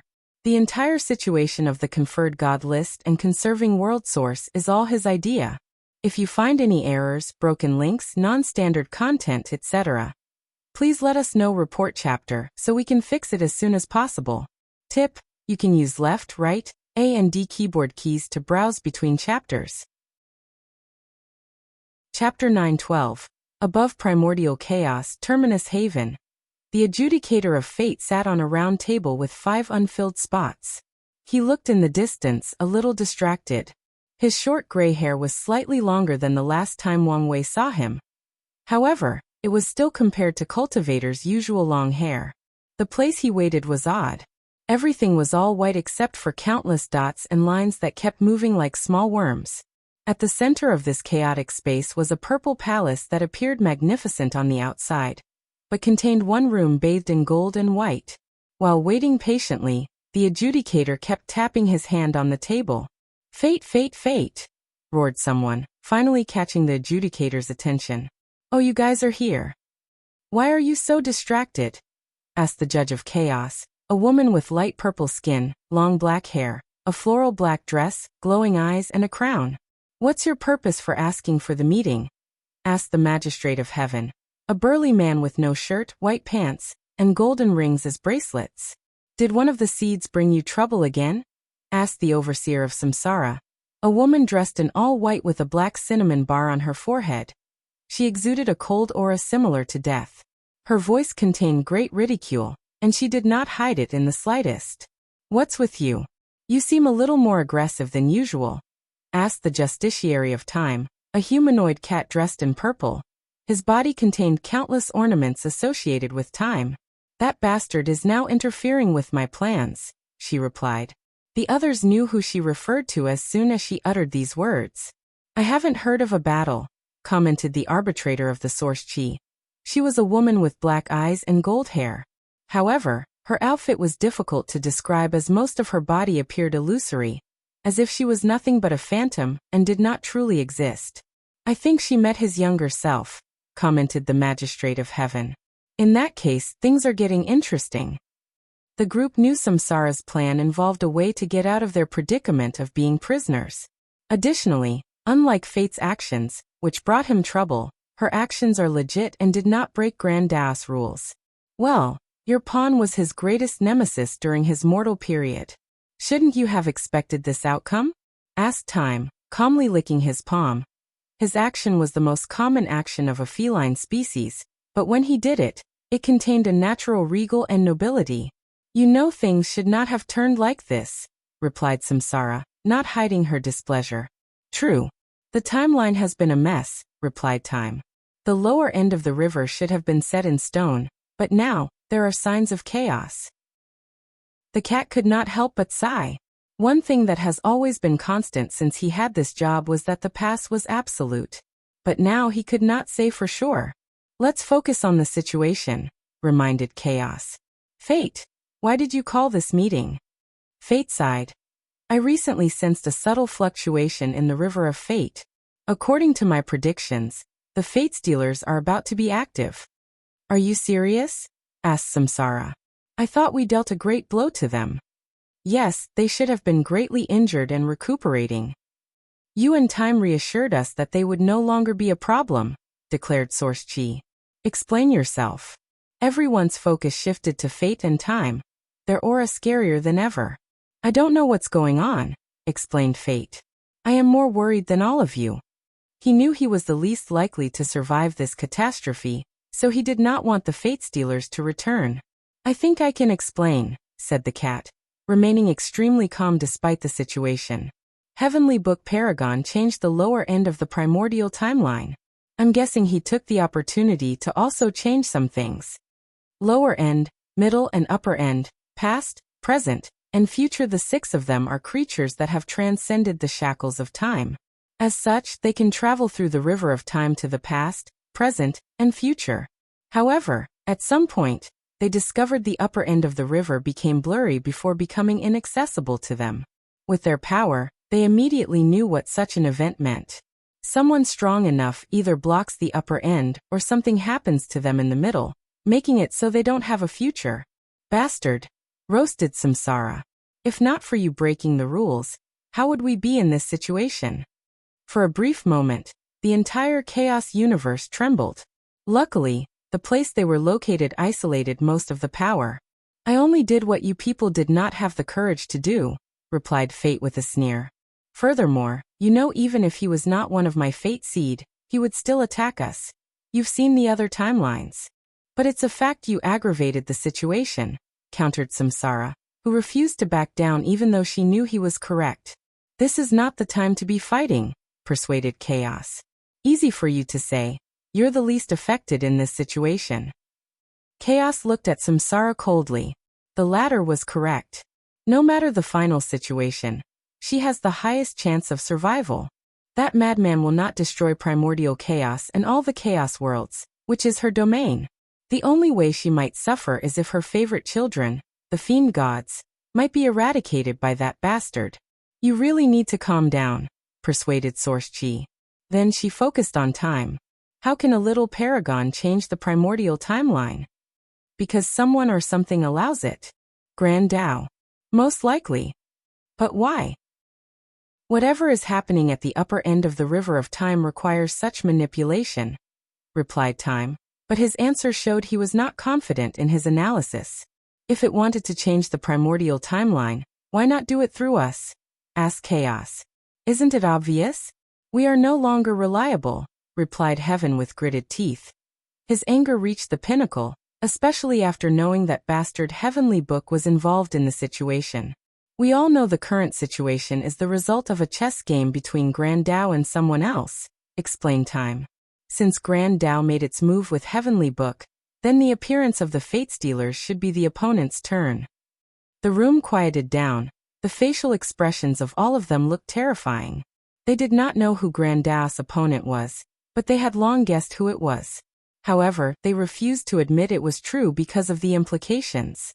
That bastard is in the same realm as us. How could he be fighting Grand Tao? Said Fate with a desolate voice. He knows he was the only one who has no chance of surviving if that bastard is the one fighting against Grand Tao. So he did not want to admit Time's analysis. There is no need to panic, said Heaven. We know the future is ever-changing. As long as we do what we are supposed to, we still have hope of changing it. Heaven is correct, nodded Time. Our main goal should be to find one of the time nexuses, kill his young self and eliminate him for good. That's easier said than done, said Samsara. He's very good at hiding his time nexuses. The last time we tried that, he ambushed us and almost killed Fate and Source Chi. She sneered. We don't even know why he has time nexuses. Without such vital information, we are already at a disadvantage. Beings on their level have transcended time and space, so it should not matter whether their past selves are killed. It's irrelevant to them and has no effect unless very specific means are used by people of the same level or higher. However, that bastard seemed to have such a major flaw that he could easily be killed even by a mortal at specific times in his life. Moreover, These time nexuses will appear once before disappearing forever. According to their calculations, there will soon be a time when the time nexuses will disappear forever. As such, each time they missed one, their chances of eliminating him drastically decreased. Does that matter? Asked Heaven. In a direct confrontation, we are not their opponent. So we can only rely on this method. Everyone groaned after hearing this. The scariest part about that bastard was not his overwhelming strength or his scary intelligence, but his powerful allies that he cultivated. They might be able to deal with him if he were alone, but he has so many thieves in his camp that it's sickening. You guys still haven't talked about how to deal with the Fate Stealers? What else can we do? Let's hunt them down, said Heaven. It's not like they had any other choice. Luckily, Grand Dao will not place any restrictions on them when dealing with that bastard. Do you think we should solicit Heavenly Book's help? After all, it seems he's in our camp now, suggested Chaos. Absolutely not, replied Heaven immediately. He's nowhere near qualified. Whatever, replied Chaos while the others shrugged. They could see Heaven felt deeply against this plan, so it was not worth alienating him for a mere paragon, even one with unmatched potential. If you find any errors, broken links, non-standard content, etc., please let us know. Report chapter, so we can fix it as soon as possible. Tip: you can use left, right, A and D keyboard keys to browse between chapters. Chapter 913, Primordial Chaos, Red Mist Forbidden Land. Heavenly Book opened his eyes. Why do I feel I miss a great opportunity because of some bad karma? He knew his intuition did not warn him for no reason, so he immediately tried to find the secrets behind his feelings. However, no matter what method he tried, it proved to be futile. Nothing? So, it involves someone on my level that is very good at hiding their tracks. Or it's related to someone above my realm. No matter which is the truth, there was nothing he could do. After all, his hint was too broad, meaning there were too many possibilities as to why he had this kind of intuition. If it's related to someone in my realm, I can deduce the reason to a few dozen individuals with whom I have bad karma. If it's someone of a higher grade, then there are only a handful. The real question is, what kind of opportunity did I miss? Heavenly Book shook his head and focused on his book. He discovered more information. Tenfold Battle Realm? Well, given his possible achievements, I should not expect any less, commented Heavenly Book. However, his attitude was still nonchalant, and that's because his achievements are even greater than this. He not only achieved the tenfold battle realm, but went beyond it. His battle prowess created a new class never seen before, the taboo battle realm. So he did not care about Wang Wei's achievement, as he was still not a match for him. Furthermore, it's yet known whether he can keep such battle prowess in the Empyrean and Paragon realm. Heavenly Book flipped the pages of the book, reading and analyzing every detail with great concentration. Finally, a frown manifested on his face. Why do I feel this son of Grand Dao is a waste compared to this Wang Wei? No matter what he thinks about it, these people's destinies are intertwined, so their achievements should be similar or relative. However, it appeared not to be the case. Maybe the Grand Dao son is a late bloomer, muttered Heavenly Book. So far, he only has some scattered information on these two up to the Great Emperor realm. So there is a chance for them to improve and become stronger. No matter the situation, with a title as the son of Grand Dao, he should be extraordinary. So let's not pass quick judgment.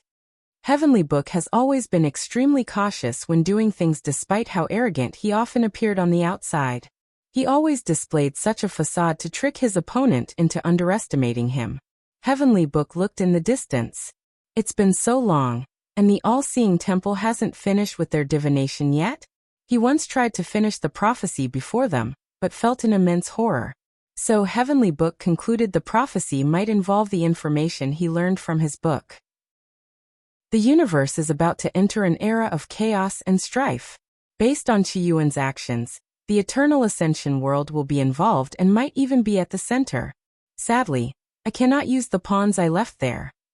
The situation in the Eternal Ascension world made him feel aggrieved. He spent so much time and effort creating a few pawns worldwide. Yet after Mithraea and Supreme Unity appeared, his pawns became their pawns. Heavenly Book sighed, knowing he could not help it. Unless he finds a way to hide and survive against half-step transcendence, the situation will not change. Heavenly Book closed his eyes, prepared to continue waiting. He has clones in different chaos worlds doing certain tasks. He only needs to be patient. However, not even 10 seconds after closing his eyes, he opened them again. A talisman appeared before him, and he activated it. Death Reverence has appeared? Although the news only said signs of his appearance, this news still shocked him. There are a few paragons that Heavenly Book cannot see through and their secrets, and Death Reverence is at the top of the list. Why is he showing up now? No, the current situation is the perfect time for him to appear. Without hesitation, Heavenly Book created another clone, and sent it to the sighting site of Death Reverence. A lack of information equals unwanted variables, so he wanted to know the whereabouts of Death Reverence. Eternal Ascension World, Origin Seal Continent. What exactly did this kid do?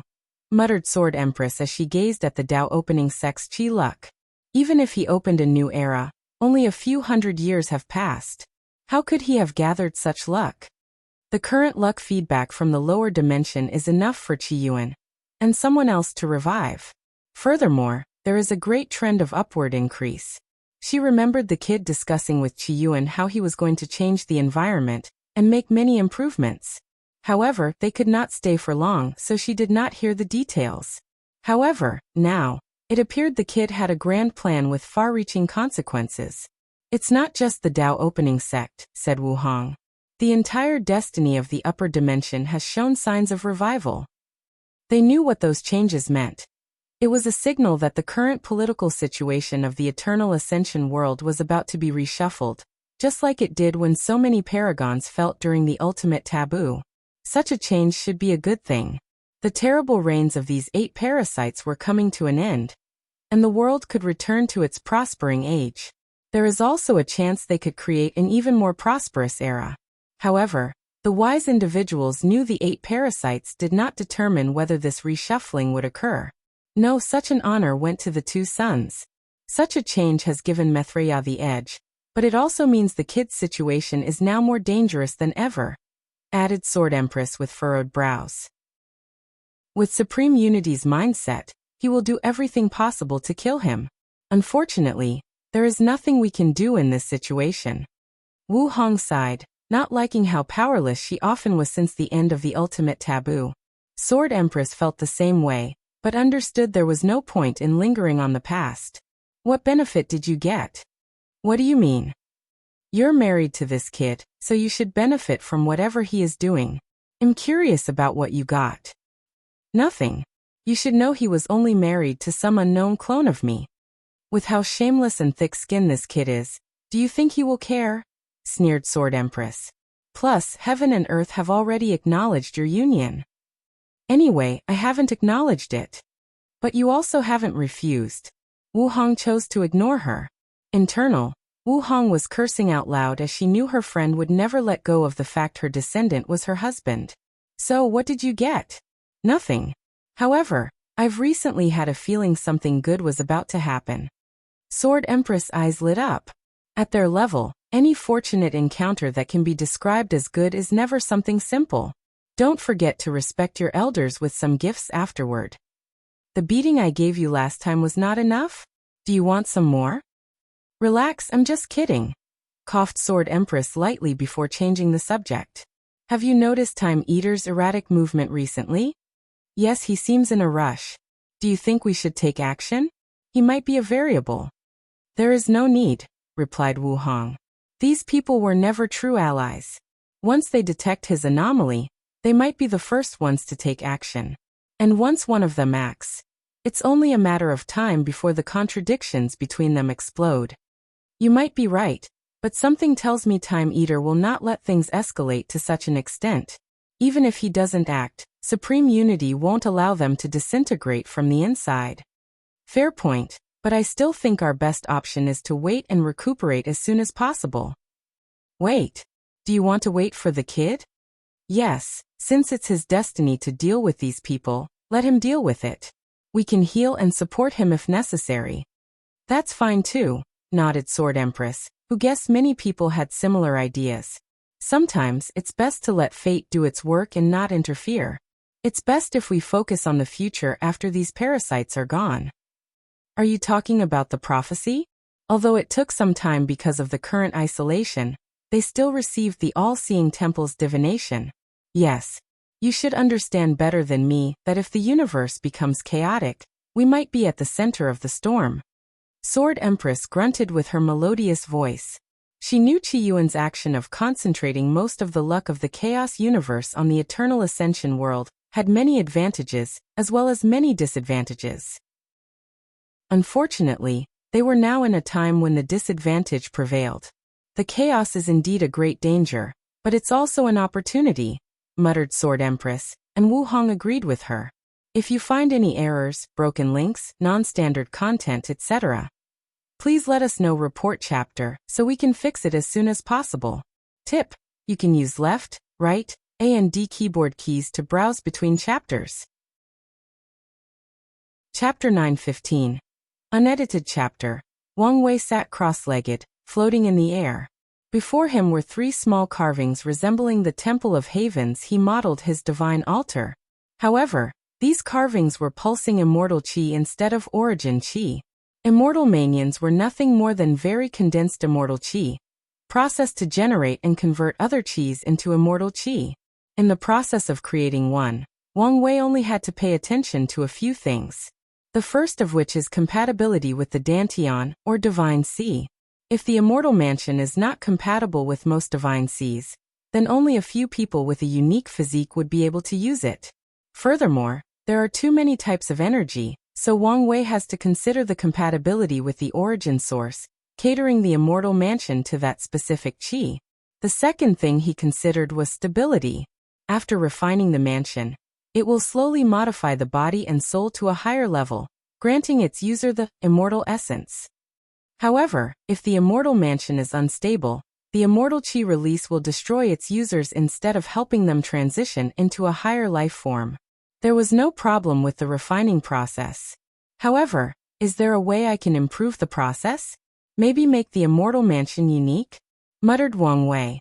The idea of a unique immortal mansion is not unique, because that's where most insurgent techniques for immortal venerables originated from. Instead of thinking of ways to make the immortal mansion stronger, why not go in the direction of making cultivation faster, decreasing the time the sect needs to create a Tier 11 immortal sovereigns, pondered Wang Wei while reviewing the information he knew about Tier 11. The core of Tier 11 is life. Empyreans have the power of creation, and can create worlds and life. The inner world of Tao Ruler evolved to also create living creatures. However, these creatures require stringent requirements to leave the inner world and survive in the eternal ascension world. Finally, immortal sovereigns would absorb souls into their immortal mansions. The reason for this transformation is due to the difficulty of cultivating. The lives created by Empyreans and Tao rulers are to speed up their understanding of the grand Tao source. They can link their souls to their creations, boosting their comprehension. Meanwhile, the souls of immortal sovereigns are to aid them in refining and processing more immortal qi. The totem warrior could be a solution, thought Wang Wei. If they could link their immortal mansion to a specifically designed emperor formation that helped them refine and process immortal qi, the time needed to become sovereigns would drastically decrease. Wang Wei's eyes lit up after thinking how powerful the Tao opening sect would become after he left them such a formation or method. However, his excitement soon faded as he thought of the balance mechanism. If the sect truly had the method of cultivating so many immortal sovereigns, the mechanism would truly not tolerate their existence. According to Wang Wei's speculation, the sect will become so powerful and influential in the next 3 generations that they could easily take over the entire myriad emperor world while fighting every faction at once. As such, he had already prepared drastic measures to prevent the balance mechanism from scheming against them. For example, the Tao opening sect will not participate in the Heaven Will battle in every generation. Instead, the sect will retain a low-key attitude, even entering a semi-sealing state. After his father's generation and the 11th emperor, they will only participate in the battle every few generations when they have a talented enough heaven chosen. As for Li Jun and Yan Liling, their situation is special, so they will not count for the sect's great emperor positions for a very long time. As such, they might be the 15th and 16th emperors or maybe lower. Wang Wei did not know for sure, but he knew Kai Song would be counted as emperors before them. Why is my job so hard? Wang Wei began to resent true heavenly Tao. If he lived in a regular chaos world where the power ceiling was the paragon realm, his sect would not have to worry about balance with the strength of their ancestors.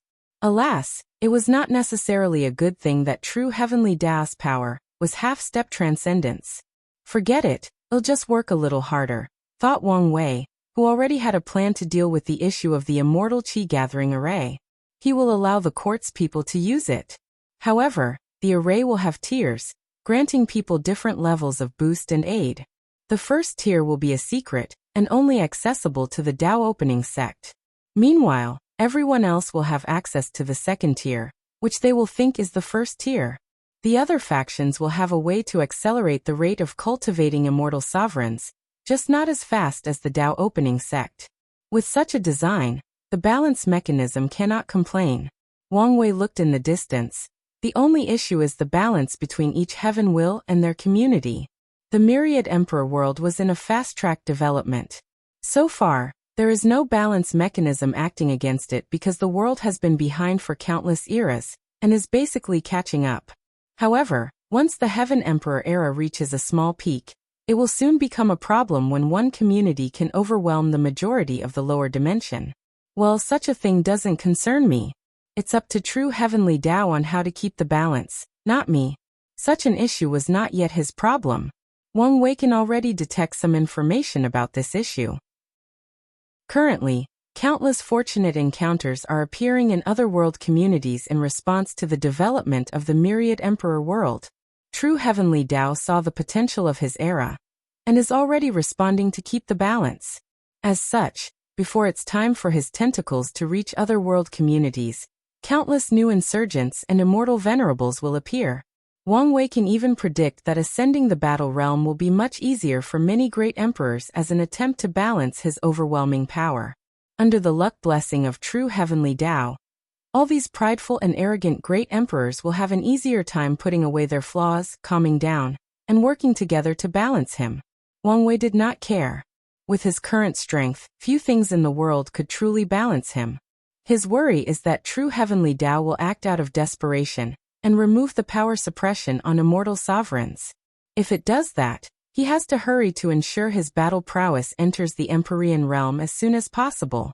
Wang Wei exhaled. There is no need to worry. I've prepared to the best of my ability. He sent his people into the world community to establish a footstep before arriving. However, his motive is to also allow them to take their share of the luck and destiny true heavenly Tao will sprinkle to balance him. Furthermore, their job is to ruin any possible alliance and connections that might threaten his rise. Finally, he has his eyes set on the Spirit Genesis sect's method of using paradox to hide from true heavenly Tao. If he can get his hands on that method, the Tao opening sect will have an additional security measure against the balance mechanism. Wang Wei disappeared and returned to the sect. Without wasting time, he summoned Origin 1 and Miscellaneous 1. Was the list finished? List? Asked Origin 1, who soon understood what he meant. Did you create a Tao source seed? No, Immortal Mansion and 3 of them. Okay, let me call them. Origin 1 went for himself, calling 3 elders from the sect, all from Wang Chang's generations. Soon, Wang Wei saw 2 people before him, 2 men and 1 woman. Besides the woman, who barely looked middle-aged, everyone else looked like they were 1 foot in the grave. Wang Wei nodded to them, and they immediately saluted, but he did not let them kneel. The fact these people were on top of the list showed their merit to the sect was unmatched by 3 generations. They deserve his respect for their contributions. It's a shame they did not meet the requirements to become Tao ancestors. Wang Wei granted them each an immortal mansion and watched them refine it. He wanted to ensure he did not miss anything, or whether there were places he could improve. The process was smooth and efficient. After the immortal mansion entered their divine sea, these people's law altar in the sea of consciousness returned to the divine sea. The immortal mansion swallowed the law altar before the first ray of immortal chi appeared. Then, 9 brightly shining leaves appeared in one spot of the mansion before more qi was produced. After a certain threshold, the immortal qi traveled throughout their bodies, remodeling them into an immortal body. The woman turned into a young girl in her 30s, one of the men turned middle-aged, and only the last one kept his appearance. Their bodies shone with bright, immortal-like lights. Their temperament and aura changed, becoming more ethereal and noble. However, the process was not over. After casting the immortal body, the immortal qi rushed into their sea of consciousness to transform their souls, turning them immortal soul. The process took more than 6 hours, but Wang Wei was not impatient, observing and recording every aspect. He learned many things. For example, the law cultivated can determine what leaf an immortal venerable can reach. For example, Heaven Chosen, who have cultivated their law to a profound level, is guaranteed to reach 9 leaf after the immortal mansion absorbs their law altar. The strength of the fleshly body determines how much immortal qi a person acquires during the transition. Since the quantity of immortal qi determines an immortal venerable's cultivation level, body cultivators will have a higher cultivation level after becoming immortal venerables. Finally, he knew immortal qi was not so effective in tempering the flesh, so he gave up his idea of using it for himself.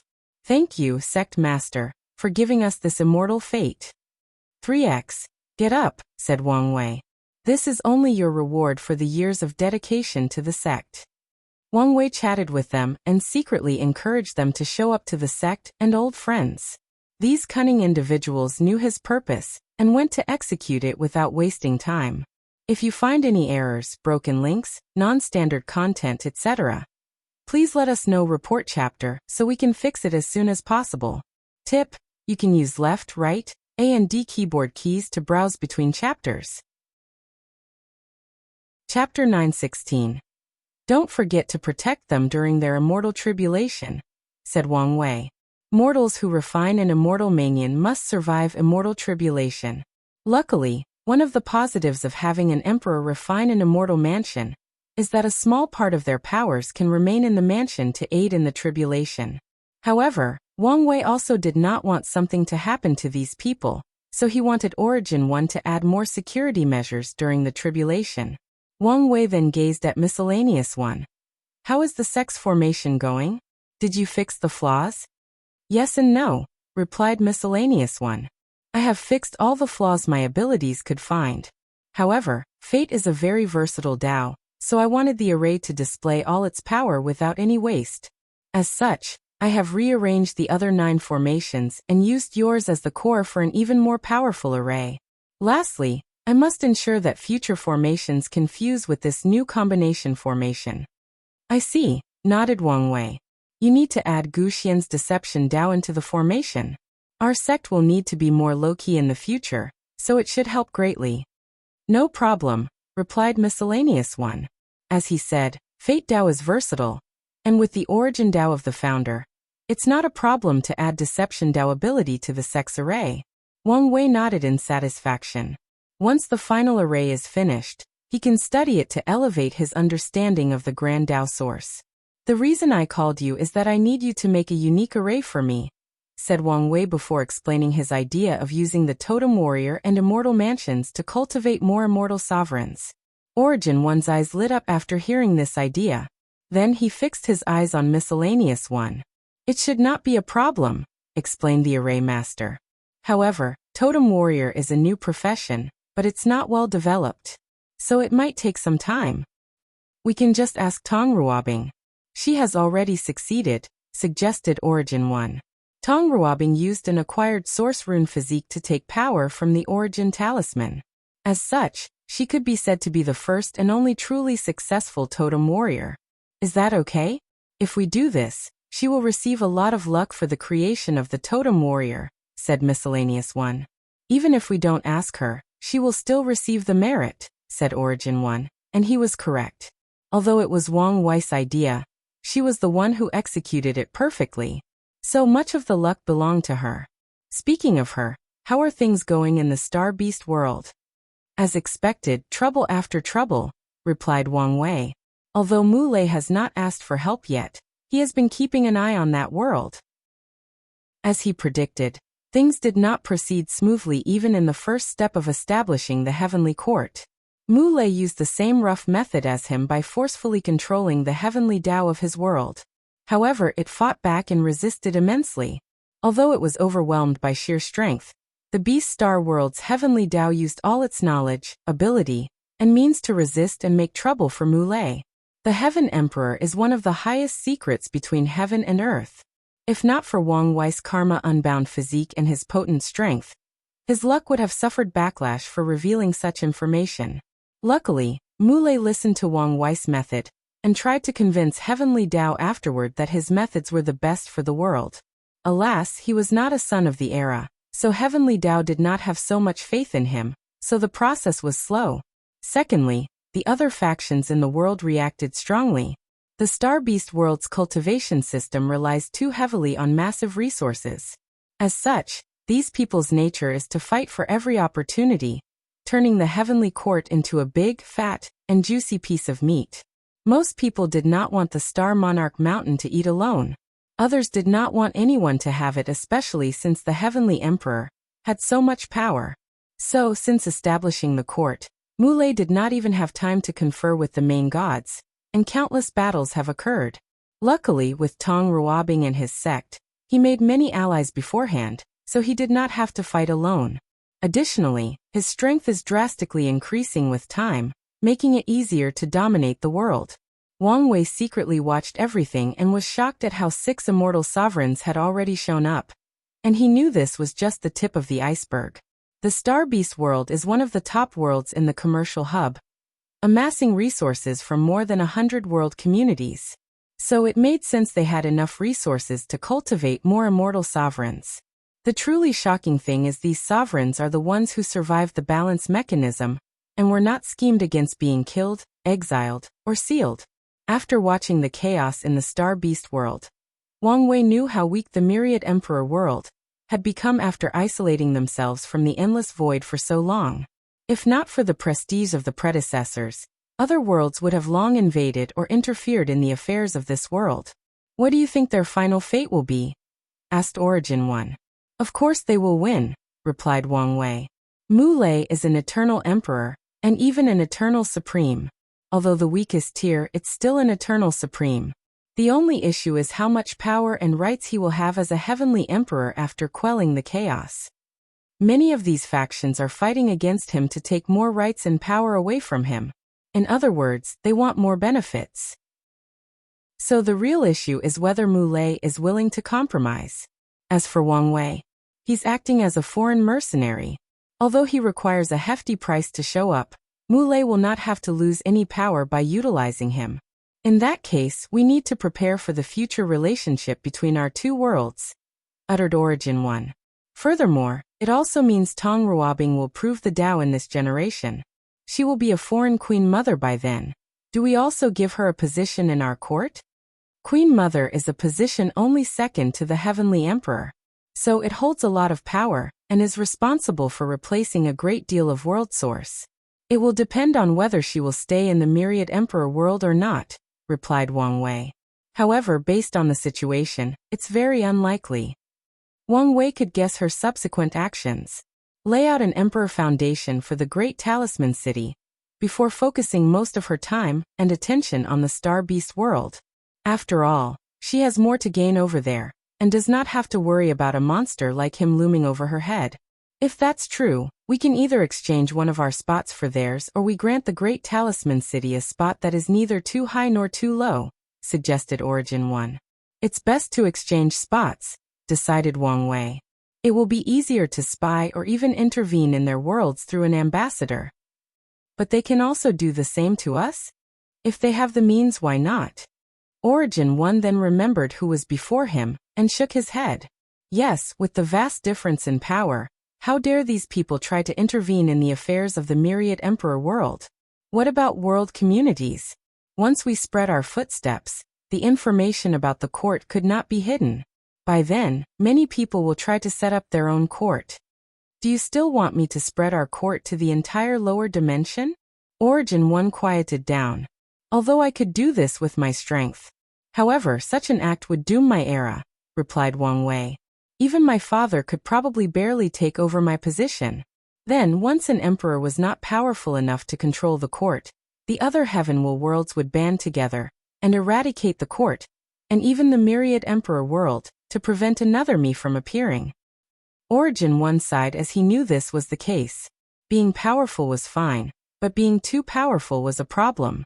Strength is needed to control a certain level of luck or destiny. Unfortunately, besides Wang Wei, no one has the strength to control the destiny of a heavenly court that controls the entire lower dimension. If he did something like this, the luck and karma backlash after he ascends is enough to wipe out the entire world. It just pains me that so many people will copy the court without any price. If things were so simple, I would be more than happy, said Wang Wei, shaking his head. If things proceeded as such, he could blackmail all these people for using his idea. Furthermore, the lower dimension would enter a heavenly emperor era across all world communities.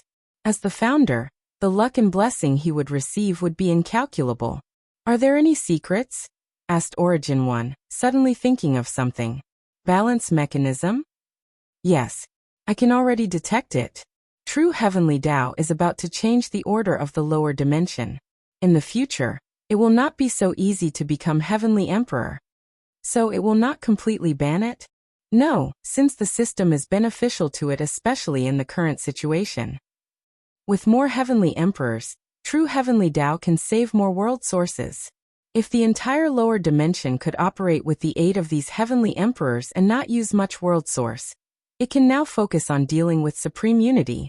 However, it also knew the power of the heavenly court is easy to cause chaos and destruction in the lower dimension, so there will probably be limitations similar to how Wang Wei planned to prevent his successor from messing up his creation. Then what should we do? We only need to continue doing our own thing. Become a model of how the heavenly court system should be. Then, true heavenly Tao can use our model as the standard, and we can receive the credit we deserve. That's a good way. Furthermore, the destiny of being the first and only perfect heavenly court is enough for the Tao opening sect to prosper for a long time. But also the same for the myriad emperor world. That's exactly what Wang Wei was thinking. It's also one of the reasons he was not worried about revealing the truth about the heavenly emperor position. In his plan, he must gather the luck of the entire lower dimension, even if he is not the ultimate heavenly emperor. Otherwise, it will be impossible for him to become an everlasting empyrean and open the gate of power. If you find any errors, broken links, non-standard content, etc., please let us know. Report chapter, so we can fix it as soon as possible. Tip: you can use left, right, A and D keyboard keys to browse between chapters. Chapter 917. Second Court Meeting. The 300-year deadline approached, and every faction was ready for the second meeting. The anticipation was so great that most people did not care that the Blood Earth, one of the 6 forbidden lands, disappeared after a visit from the Heavenly Emperor. Anyway, the Western Pure Bliss land was dealt with by Feng Heng, so people began to believe only a few forbidden lands would survive this era. With the second meeting approaching, people waited with bated breath. They hoped and feared this meeting would be as world-changing as the first one. In the past 300 years, they have experienced the benefit of the Heavenly Court's rule. They wish the Heavenly Emperor would bring them even more benefit. Of course, some worry about drastically improving the Tao opening sect's military and political power. Sadly, such a thing was inevitable and could not be changed. The day of the meeting. Everyone stood in the throne room, calmly waiting. Everyone arrived earlier and slowly waited without any signs of impatience. Then, at the allocated time, Wang Wei slowly walked into the room and sat in the chair. The officials have seen Your Majesty the Heavenly Emperor. The voices of thousands of people echoed in the room. Many people did a 90-degree bow, while those with sufficient strength only saluted with a slight bow. At ease, said Wang Wei with a chuckle. He did not take the fact these people referred to themselves as his official to heart. So far, only Wu Ming and a few devil cultivators have habited the court. Although many were tempted, they seemed to come up with an agreement to continue and wait. However, Wang Wei did not care since time was to his advantage.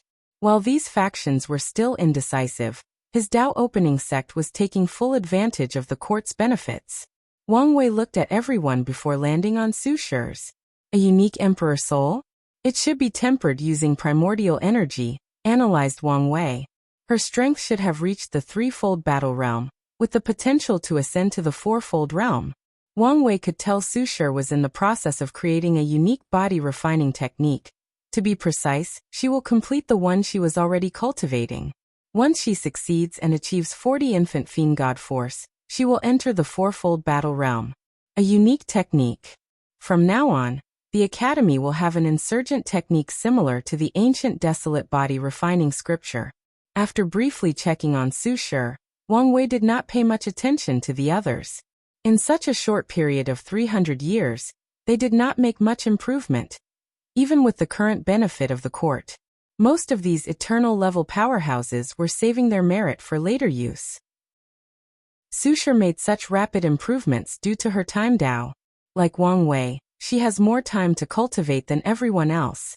As much as I would love to chat and form a bond between emperor and officials, unfortunately, only a few of you are pleasing to look at. So let's be direct. Do you have anything to notify me? No one cared about the emperor's rude words. They had already done a character analysis on him and knew he was the type of person who could use societal rules and etiquette to his advantage, or directly disregard them. Furthermore, they also knew the reason for his words. As expected, Patriarch Mo walked to the front. The people in the West have been enlightened by the emperor's words and decided to correct our ways, said Patriarch Mo while bowing. To repay the emperor's kindness, we have brought an offering. Although the emperor can break the proper etiquette and rules, he could not. Otherwise, these other factions will use such an act against him and the devil cultivators. With a wave of his hand, a large black cauldron shone with golden lights in the middle of the room. Myriad eyes full of greed were directed at it, but no one dared act. Wang Wei raised his hand, and the cauldron rushed to his hand, shrinking to palm size before arriving. He checked the merit inside and nodded in satisfaction. I have to say, Mo Patriarch, you are quite the capable official, commented Wang Wei, not hiding his appreciation for the latter. In such a short time, the man devised a way to save the devil race from extermination. Furthermore, he used the most ruthless and efficient method possible. Thank you, Your Majesty, for the compliment. I'm glad I did not have to annihilate you and the devil cultivators. If your plan of betraying the world and introducing a foreign emperor to deal with me were put in motion, I would have massacred every last one of you. Patriarch Mo's body trembled as he felt a terrifying gaze weighing on him. Luckily, he never moved from his bowing position. Otherwise, he could not fathom the fear of directly facing those eyes. How did he know our plan? Did someone betray us? No, with someone of his strength and Tao, it should be easy to divine the truth. Your Majesty, my actions back then were nothing but a moment of poor judgment. I promise it will never happen again. Patriarch Mo knew it was pointless to deny what he did, and would bring him even more danger. Is that so? Uttered Wang Wei softly. However, I will feel more secure if I ensure such a thing won't happen again. A river made of chains manifested behind him as Wang Wei mobilized his grand Tao source. Then he said out loud for everyone to hear. Order. From now on, the tribulations of all devil cultivators will be 10 to 100 times harder than normal, judged based on their karmic sins. Disorder. Those who survive can wash away part of their karmic sins. When Wang Wei finished his words, a scroll appeared before him before scattering between heaven and earth. The world trembled slightly, but only a few people detected this physical change. However, every cultivator of quasi-emperor or above detected this new change. However, only immortals and some quasi-emperors proficient in divination or calculation knew what had occurred. Patriarch Mo's face became ugly as he received a transmission from the insurgent that accompanied him. He knew the Myriad Emperor world's fundamental rules were forcibly changed, making it 100 times harder for devil cultivators, or people with great karmic sins, to cultivate. From the supernatural realm, cultivators must survive heavenly tribulations. But now 99% of devil cultivators cannot enter the supernatural realm. Patriarch Mo could see the future of the devil cultivators. The already weakened surviving factions will have to abandon most of their emperor scriptures that require blood, flesh, soul, or negative emotions to cultivate. Cultivating disciples or elders will require more resources like emperor artifacts to protect them from heavenly tribulations. The rise of their future heaven-chosens will be 100 times harder. At least he left us some hope, thought Patriarch Emo with a pain in his heart. Washing away karmic sins was extremely difficult, usually only possible through things like merit. Now, as long as they survived heavenly tribulations, they can wash away some of their sins. Thank you, Your Majesty, for your mercy, said Patriarch Emo. Everyone looked at this once ambitious man and secretly sighed. Today's representatives knew it would be virtually impossible for the devil race to thrive or prosper in this world. Their fate is sealed unless they can give birth to an unparalleled genius that could forcefully overcome the current low luck or destiny of the devil cultivators. Many people secretly sighed in awe at the power of the heavenly emperor. You're dismissed, said Wang Wei, making Patriarch Emo secretly sighed in relief. He took a few steps back to return to the representative's side. Wang Wei finally focused on the representatives. The main topic of this meeting is the improvement of mortals' lives, declared Wang Wei before waving his hand to manifest a list. Everyone focused on the list, not missing a single point. 1. Dao Opening Sect, 10 trillion merit points. 2. Great Jin Dynasty, 856,000 merit points. 3. Heavenly Tree Village, 567,987 merit points. 4. Emperor Enlightening Academy, 507,876 merit points. 5. D-Clan for 89,008 merit points. 6. Western Bliss Sect for 34,675 merit points. 7. 5 Elements Balance Palace, 345,876 merit points. 8. Tai Profound Gate, 320,565 merit points. 9. Eternal Dream Sect, 318,678 merit points. 10. Great Talisman City, 285,897 merit points. The list was longer than these 10 factions. However, the discrepancy between the top 10 was very noticeable. Furthermore, the difference between the first and second place made many people frown, wondering if the Heavenly Emperor was playing favorites again. I know what you're thinking, but I guarantee there is no fraud in this list, added Wang Wei. As I said, the main topic of discussion is the livelihood of mortals. Now, I will show you the lives of the mortals in our territory, so you will understand the list. He waved his hand to show them how the mortals in their sex domains live. He showed them how they had developed a civilization unique to themselves. Chapter 918, Mortal Civilization, Unedited Chapter. Cultivators' view of mortals has always been consistent. They are weak, making them uncomfortable to be around. After all, if they do not perfectly control their strength, even a slight release of aura could massacre millions of mortals. They considered mortals dirty. With their evolved senses, it's easier to see all the impurities in a mortal's body or any bacteria in their bodies. They can see all the pores or smell any odor emanating from them.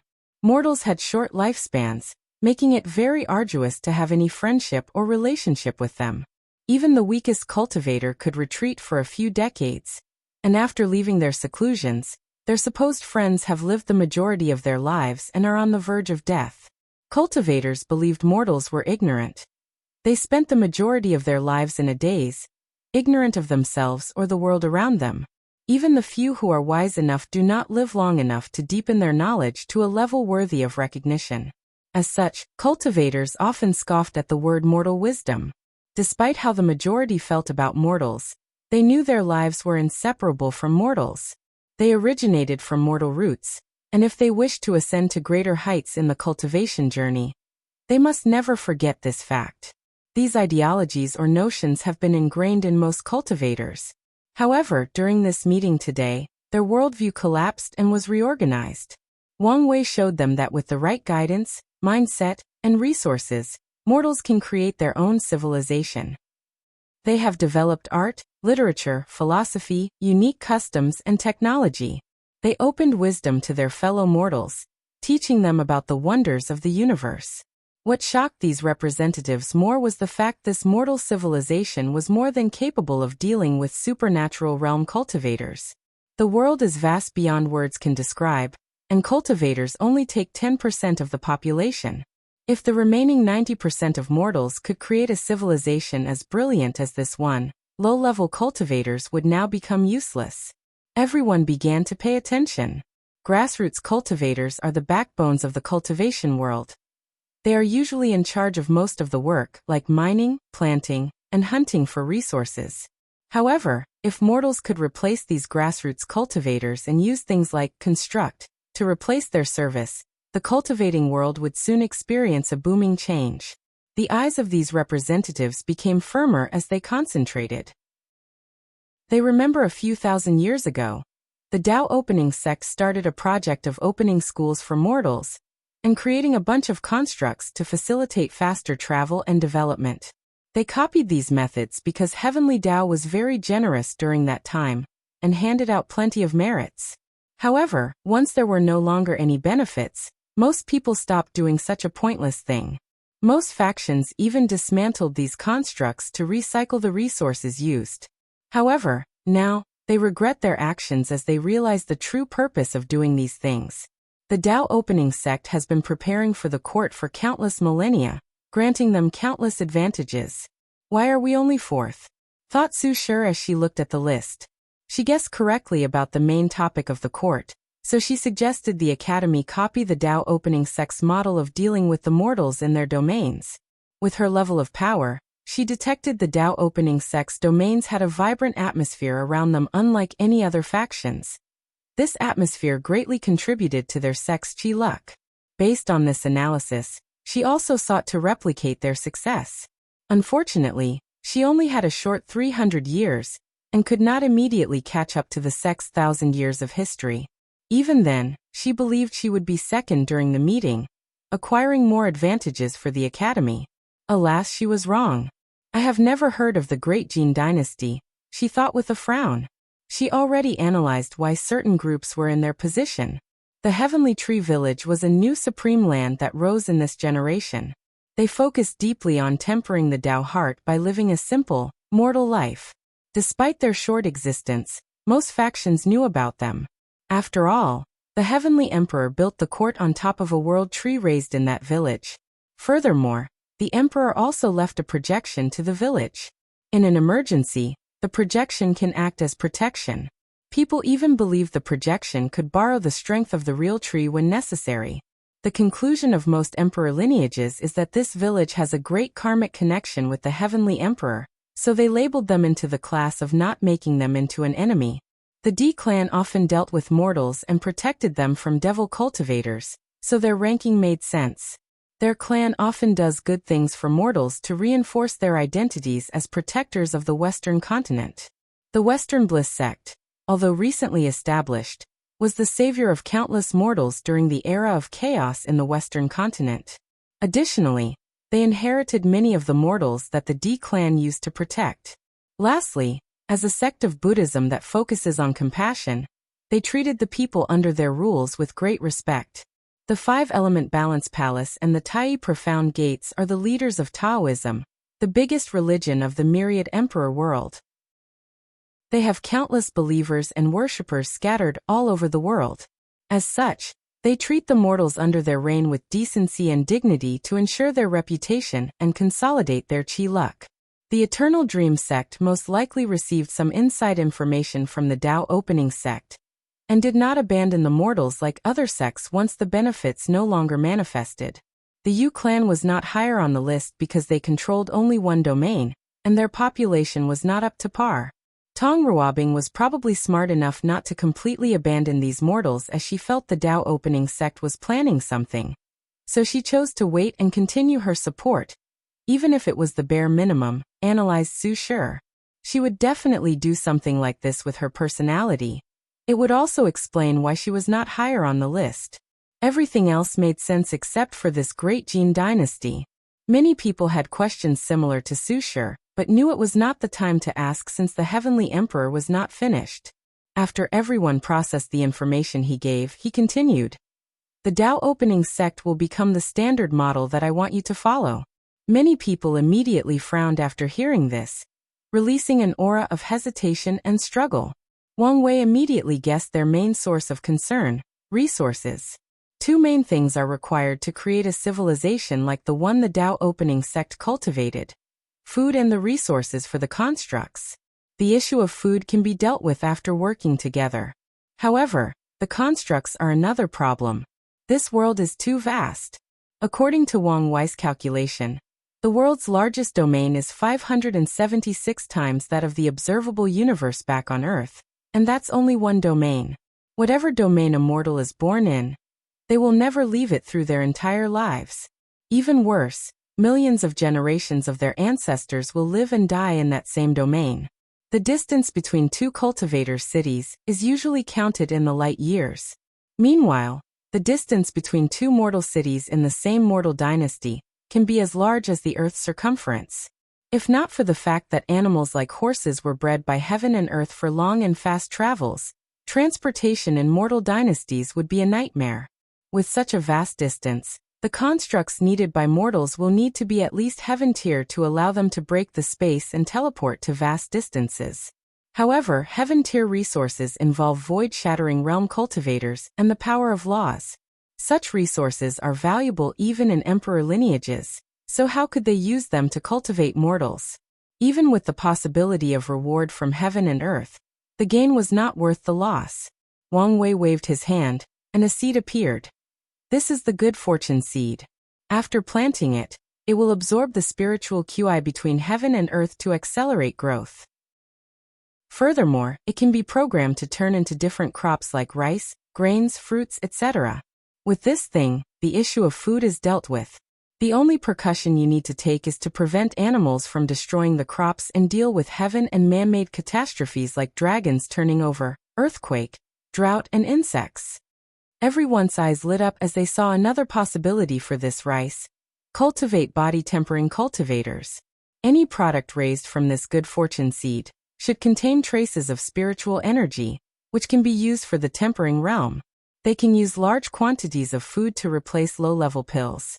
Lastly, if they could retain some power of good fortune from the seed, it is the perfect energy or power to cast the foundation for their heaven chosen. Wang Wei knew what they were thinking but did not care, so he continued. As for the issue of transportation, I also have a solution. He waved his hand to show them a special dimension. This is a subspace created by the Tao opening sect, only accessible to mortals for their transportation. Our mortals have control of this subspace, allowing them to travel long distances without using any heaven tier resources.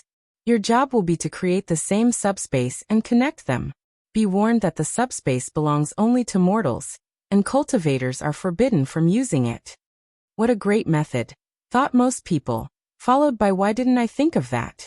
One last thing, continued Wang Wei pointing at the list in the middle of the room. This list was not created arbitrarily by me to decide the number of merits. People's eyes squinted as they realized the implications behind these words. Heavenly Tao is in charge of the list and decides the number of merit points allocated. It's based on plenty of criteria, with the main focus on mortals' livelihood. In other words, the more developed and fulfilling the lives of the mortals in your domains are, the more merit points you will receive. No one said a word as they guessed they were more. As for what those merits are for, said Wang Wei with a smile, of course it is a form of currency for exchange. He waved his hand to show another list. People's breathing became elevated as the first thing on the list was Grand Tao Source Seed, followed by Immortal Mansion. Now that Heavenly Tao has plenty of world source, it needs a new way to develop the world, hence this list. As you can see, with enough merit points, you can directly exchange Tao Source Seeds and Immortal Mansions from Heavenly Tao, cultivating more immortals for your factions.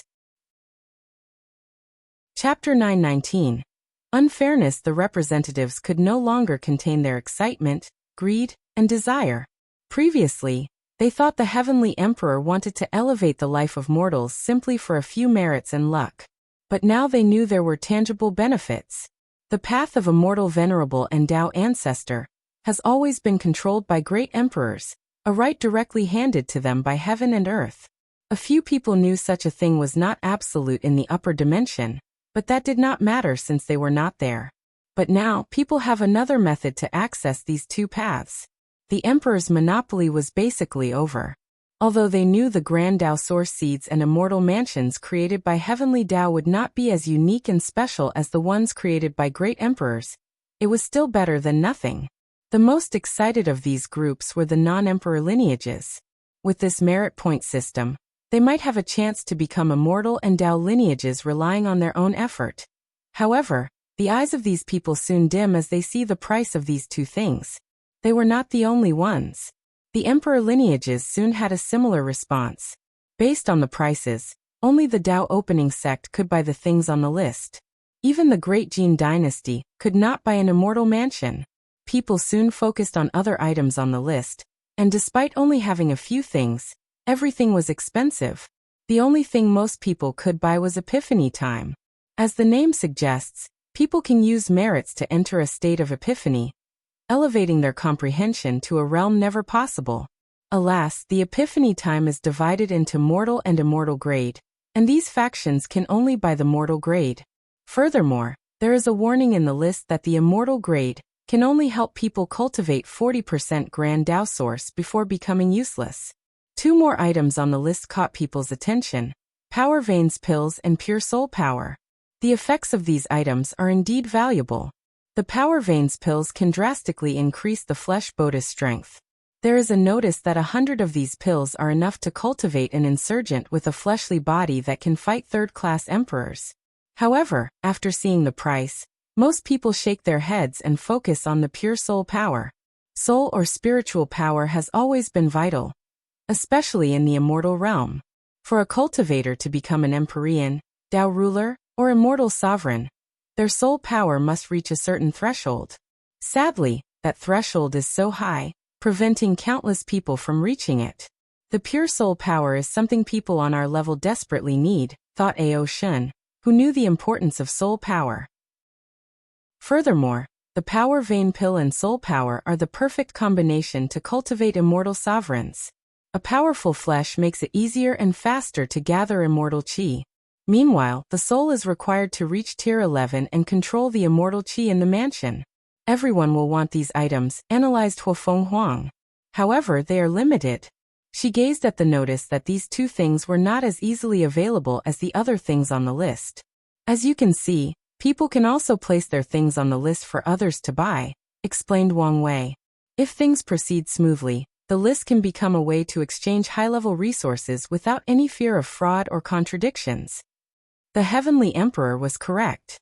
If Heavenly Dao could act as a medium for transactions, many people's fears of being cheated or reneging on deals would be removed, allowing for fair trade. They could see the advantage of such a simple system. With fair trade, cultivators will become more open and exchange the needed resources, leading to another boom in the cultivation world. Such a boom will directly boost the Heavenly Emperor era, making it more flourishing. It will also make the era more competitive, analyzed Feng Heng, who predicted how difficult it would be for Heaven Chosen to prove the Dao in the future. The threshold for Heaven Chosen will reach a new height, and only the best of the best can be the final winner and seat on the throne. And this is just the beginning of the era, continued the wise monk. Normally, Heavenly Dao would not tolerate an emperor to stay too long in the lower dimension. However, this may not be the case for the Heavenly Emperor. As long as Wang Wei continues to improve the world in his era, Heavenly Dao might give him a pass and postpone the next generation, just to ensure the world is as brilliant as ever. After figuring out this thing, many people despaired. They all wanted this monster to leave as soon as possible, but they realized his stay might be extended. Such a change might be advantageous to me, pondered Feng Heng. He wanted as much time as possible to lay the proper foundation for Buddhism before his ascension. So if Heavenly Dao extends the Heavenly Emperor's time, it will do the same for other emperors to balance him out. Does anyone have any questions? Asked Wang Wei. I do, said Aoshin, who walked in the front. Our demon race does not have much of a human population. So, how can we gather more merit points? After controlling the north, Aoshin reduced the human population by migrating them to other continents, mainly to the Dao opening sect's territories. We are also in a similar situation, concurred a representative of the sea race. It's almost impossible for the human race to live in their territories under the sea. The small population is very small and lives in specially curated environments. Your situation is special, said Wang Wei. Humans are the protagonists of the myriad emperor world, so they are the best and fastest way to gather merit points. My suggestion is to incorporate more humans into your territory. Then, use the demon school I created to cultivate more of your kind.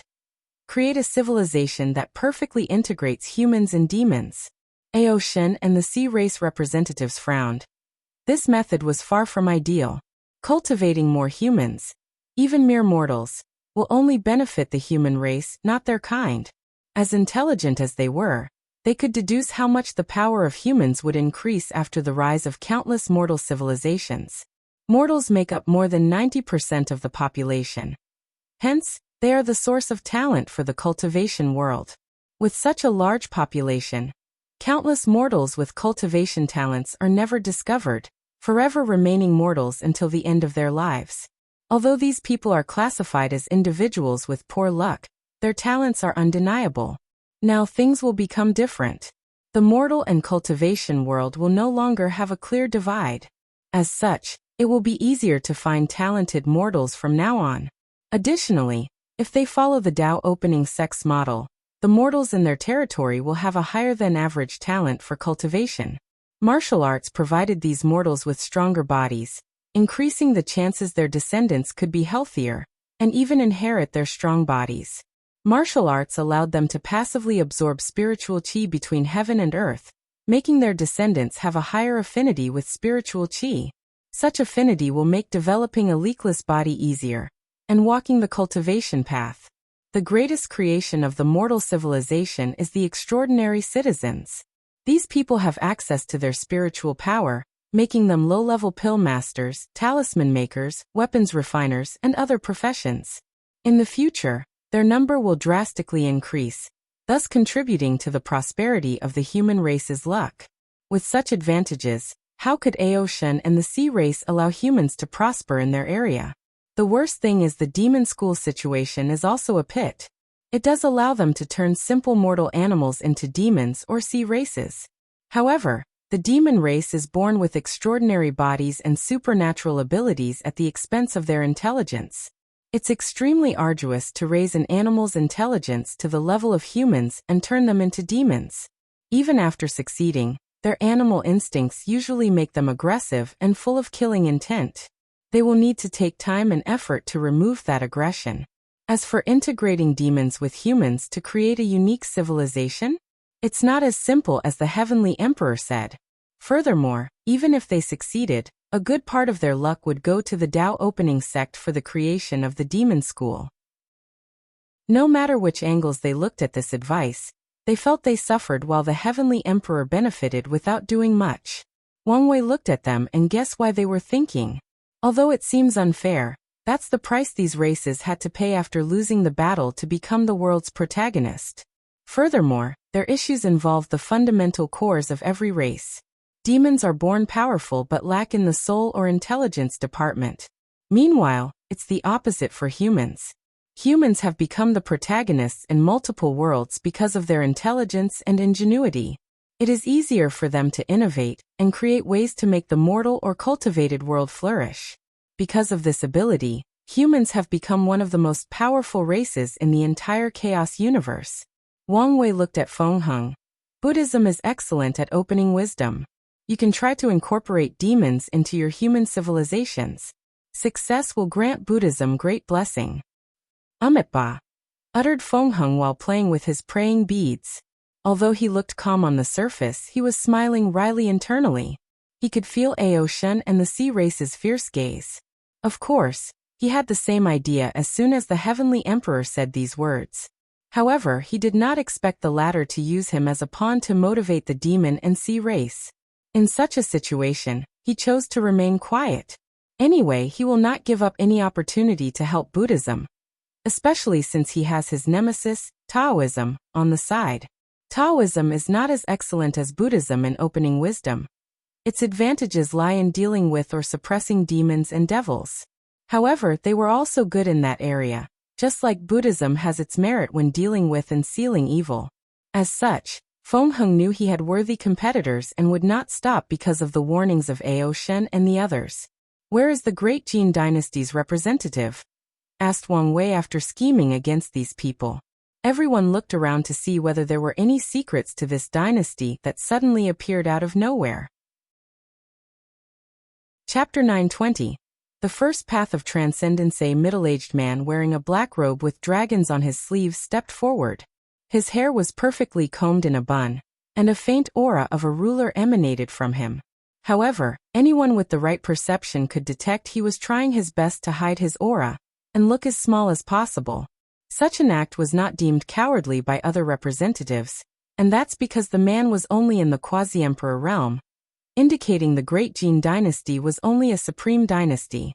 "Han Shun has seen Your Majesty the Heavenly Emperor," said the sovereign of the Great Jin dynasty. "I was as surprised as everyone else when I saw your dynasty's name on the list," commented Wang Wei. "I was even more surprised when I checked it for myself." Han Shun smiled in embarrassment. "It was a unique situation. I was severely injured, ended up in Your Majesty's territory, and was saved from the people. Once I was healed, I had the idea of creating a fortune dynasty and decided to model the way of living of my saviors." Wang Wei nodded in understanding. The Great Jin dynasty has such a high position because Han Shun copied many things from the Tao opening sect's spiritual rune civilization. As such, the people's lives under his rule are peaceful and prosperous. "I have to give you some credit," acknowledged Wang Wei. The Great Zhou dynasty was still recovering after the stunts their first prince caused. Although they have recondensed their dynasty's qi luck and prevented the dynasty from collapsing, they are not in the best shape to be too caring about the lives of their citizens. The Great Wu dynasty is in a similar predicament. After Sun Jialong's death, their dynasty's luck seemed to have reached the bottom. The secret of their having multiple pseudo-emperors was leaked, and the surrounding dynasties did not hesitate to attack them, gutting most of the territory Sun Jialong occupied for them. Meanwhile, other dynasties do not dare to copy the Tao opening sect's model despite being aware of it, and all because of unwarranted fear. These monarchs feared due to the open wisdom of the citizens from the spiritual rune civilization. They would reject the concept of monarchy and try to overthrow their dynasty. Of course, this is a high fantasy world, so no matter how much mortals revolt, it will be pointless. One divine body realm cultivator is enough to trample on Wang Wei's spiritual rune civilization, let alone even weaker mortal dynasties. The main source of fear for these people is that a peerless cultivator genius will appear among these mortals and rise against them. So most dynasties ignored the changes in the Tao opening sect's domain, while a few wise ones adapted a few things to improve the lives of their citizens and gather more luck. However, Han Shun was not one of these people. He copied Wang Wei's civilization to the best of his ability, while also being a wise ruler that is loved and respected by his people. Sovereign Han Shun is a perfect example that our model can be copied and executed, said Wang Wei, looking at the representatives. As such, you should learn from him. Everyone secretly looked at Han Shun. However, their emotions and real thoughts were hidden. However, the Great Jin sovereign was secretly scared. No matter his achievements, it did not change the fact he was only a mortal in the eyes of these big shots. Wang Wei waved his hand to condense a golden talisman. This is a reward for your effort and dedication. People were shocked by the power contained in this talisman. A few with dark thoughts immediately extinguished them. Thank you, Your Majesty, hurriedly said Han Shun, bowing with his most respectful attitude while also breathing in relief. He knew he was saved and could continue developing his dynasty without any problems. I only need to become a Dao lineage in this generation while preparing for my descendants to become emperors, thought Han Shun with great ambitions. He received the talisman and returned to the back of the line. Meanwhile, Wang Wei's eyes glimmered with mystery as he watched Han Shun's actions. Although the latter looked like a lucky loose cultivator on the surface with no background, the truth could not be hidden from his eyes. He is the human emperor's next chosen pawn after Sun Jialong, thought Wang Wei, who could see the unique destiny that Han Shun inherited. His plan is probably to get the heavenly emperor position from one of the Great Jin dynasty's descendants. Wang Wei's eyes twinkled, but he did not say anything or do anything to Han Shun or the Great Jin dynasty, because he had already figured out the human emperor's end goal. The latter wanted to acquire the 3 karmic positions of heaven and earth: human emperor, earth emperor, and heavenly emperor. Then, by fusing their essence, he can reach the realm of half-step transcendence. However, such a plan is not so easy to accomplish. The heavenly emperor in the lower position is not nearly enough for the transcendent path, so he will need to acquire it in the upper dimension. The one I leave behind is probably only a key for the one in the upper dimension. But even then, things will not be simple. The eternal ascension world's power ceiling is half-step transcendence, so he cannot use my method to become the heavenly emperor in the upper dimension. If the human emperor attempted such a stupid thing, true heavenly Tao would obliterate him. So will he go to another source chaos world where the power limit is only the Paragon realm? Unlikely. There is a high chance he reincarnated not only because he wanted to become a boundless paragon, but because he needed one of the main source worlds to become transcendent. Countless thoughts flashed in his eyes as he analyzed the human emperor. He has already acquired the human emperor position, which true heavenly Tao acknowledges. What he lacked is the other 2. One of the 8 parasites, the Earth Emperor, is probably one of his pawns for the Earth Emperor position. However, I have a feeling that guy did not truly acquire the position, and is just another key. The Earth Emperor's position involved reincarnation, so Wang Wei did not think the Earth Emperor had control over reincarnation of the upper dimension. Then there is Old Man Nether. He has been obsessed with reincarnation for heaven knows how long. Is this also related to the Earth Emperor position? Wang Wei secretly shook his head as he had too little information to speculate about Old Man Nether. Technically speaking, it should be almost impossible for the human emperor to acquire the heavenly emperor position. However, with the current political situation of the upper dimension, after acquiring the key, it's not impossible for him to negotiate something with true heavenly Tao. True heavenly Tao might agree as long as his positions can weaken Supreme Unity's control over the world. Wang Wei frowned as he wondered whether the human emperor would be an ally, an enemy, or a neutral acquaintance. Ever since he guessed the human emperor was the Qin emperor from Earth, he had an instinctual aversion to the latter. However, he also knew he could not completely rely on his instinct for certain things. I should consider my relationship with the human emperor based on the situation. The real issue is whether I should use his method to also become a half-step transcendent. Wang Wei did not ponder much longer about the situation before rejecting the idea. Such a method is applicable to people of the sovereign Tao. If I use his method, half-step transcendence will be my limit, and I will never truly become detached and become free and unfettered. No matter how tempting this method was, it was contradictory to his path and goal. So he would never use it unless he was forced and had no other choice. Furthermore, this method is only an idea and has no tangible method of success yet, so it's yet to be determined whether it will succeed. Such a brilliant idea, did the human emperor come up with it? Thought Wang Wei. I doubt it. Even people like Wu Hong and Qiyuan did not have a concrete idea of transcendence, so how could he? The human emperor was most likely reincarnated during the Qi dynasty, more than 2,000 years ago from Earth's modern time. So he did not have access to many ideas and creativity from the internet era. Wang Wei has long predicted that the novels and other works of fiction he read on Earth were not simple stories created out of imagination. They might have some deeper secrets. Otherwise, it made no sense for them to contain so many pearls of wisdom, secrets, and ideas applicable to real life. So this must be the work of Hongjun. As a half-step transcendence, he has walked in this path and knows more about how to achieve this realm.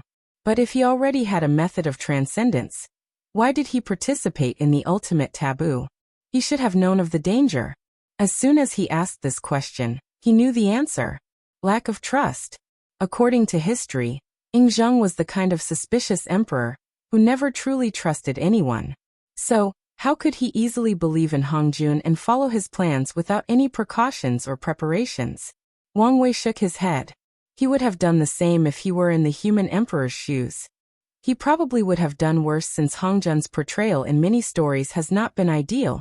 So his weariness towards the latter is extremely high. Wang Wei exhaled slightly as he finished his thought. His analysis was rewarding as he already had one idea for a way to transcendence. Although only applicable to sovereign Tao, such an idea is valuable beyond words could explain. He focused on the room and realized everything had quieted down, waiting for him to wake up from his distractions. My apologies for making you wait, said Wang Wei. He knew he did not need to explain, but he still wanted to show respect to these people. To be specific, to the ones with eternal strength. He only needed to say a few words, so why not do it? The meeting will end. If you want to place something in the contribution list for others to buy with merit, you need to submit an application. Our next meeting will be 1,000 years later. This should be plenty of time for you to work. People nodded while also secretly speculating what the next meeting would be about. Most people believed it was time for the court to branch out to the lower realm, spreading its wings to other worlds in this community. A few emperor lineages have already begun to prepare. Unfortunately, they do not have an ability like Wang Wei's soul network, so it's not easy for them to find other worlds. Su Shi, Feng Heng, Ao Shen, and Ho Feng Huang, please stay. Others you may leave, ordered Wang Wei calmly. Chapter 921. Dao Discussion. Wang Wei led the group into the court's garden, where 5 seats forming a circle awaited them. Everyone sat cross-legged as Wang Wei served tea. I called you here for 2 reasons, said Wang Wei. Firstly, I want to exchange some things with each of you. Your Majesty, what can we offer you? Asked Su Shi. Primordial power, purest Buddha light, chaos power and bloodline, and 5 sacred beast bloodline, replied Wang Wei. In return, I can offer you power veins pills, pure soul power, and even merit points. Everyone pondered for a moment. Those things were valuable but not enough to make an enemy out of the Heavenly Emperor. Furthermore, it was not like he was asking without paying anything in return. Plus, they might not be able to stop him if he wanted to take them by force, even if they worked together. Your Majesty is the benefactor of Buddhism, so this poor monk has no problem trading, said the eminent monk. As long as the price is right, I have no issue with trading, said Ao Shen. Although Chaos Bloodline was valuable, it depended on who wanted it.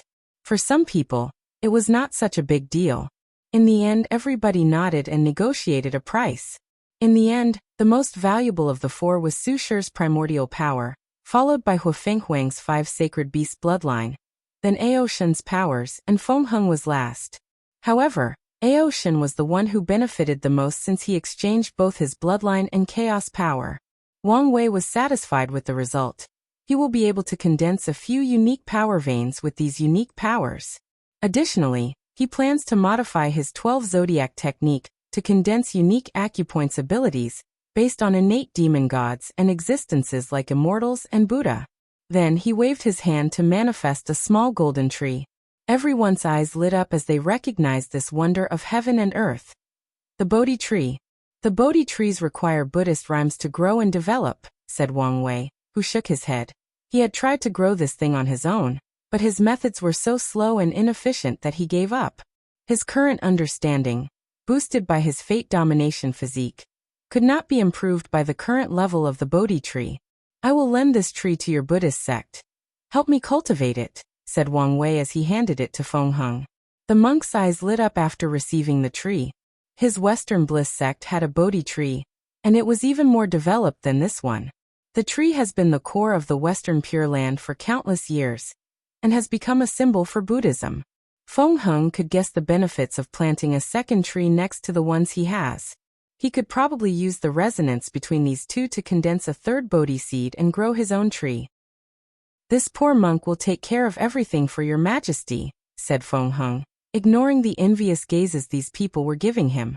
I believe in you, nodded Wang Wei. The second reason for this meeting is for a Tao discussion. I would like for us to share our understanding of the Tao. Su Shi and Feng Heng felt this was a great idea. However, Ao Shen and Hu Fenghuang had reservations. I'm very interested in the difference between Grand Tao Source and Heaven Laws. Maybe we can learn by comparisons. Furthermore, I know you guys wish to walk the Emperor path, so such a discussion might be helpful for your future endeavors. The Heavenly Emperor's words made sense, so they agreed. Who wants to go first? Asked Wang Wei, but no one immediately answered. I will go first, said Su Shi after sensing the quietness was rapidly approaching the level of awkwardness. She took a moment to gather her mind before beginning. What is time? Is it simply the progression of events from the past to the present to the future? Is it the movement of particles? Is time even linear, or are we forced to experience it as such?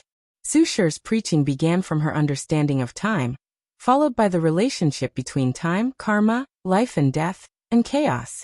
Tao rhymes emanated from her body as she discussed her understanding, and the others closed their eyes to understand. Her preaching lasted 9 years before it ended. Then it was Feng Heng's turn. His preaching started with yin-yang before evolving also into time, mostly absolute beginning and end. Then it also contained Taoist and Buddhist principles, which benefited the group's understanding of the mind and the soul. He also lasted 9 years before ending his discussion. After the monk ended, it was finally one of the primarch's turn. Aoshin decided to go first, and his understanding of chaos heaven law did show its uniqueness. Heavenly law was nowhere near as grand or potent as the Grand Tao source. However, its application and implications were worth learning. It contained some secrets of heaven and earth since true heavenly Tao boosted all heavenly laws. Wang Wei, Su Shi, and Feng Heng benefited most in understanding and applying their Tao will by imitating how true heavenly Tao boosted heaven laws. Finally, heaven laws seemed to contain the secrets of bloodline. Wang Wei opened his eyes after Aoshin's preaching. I see.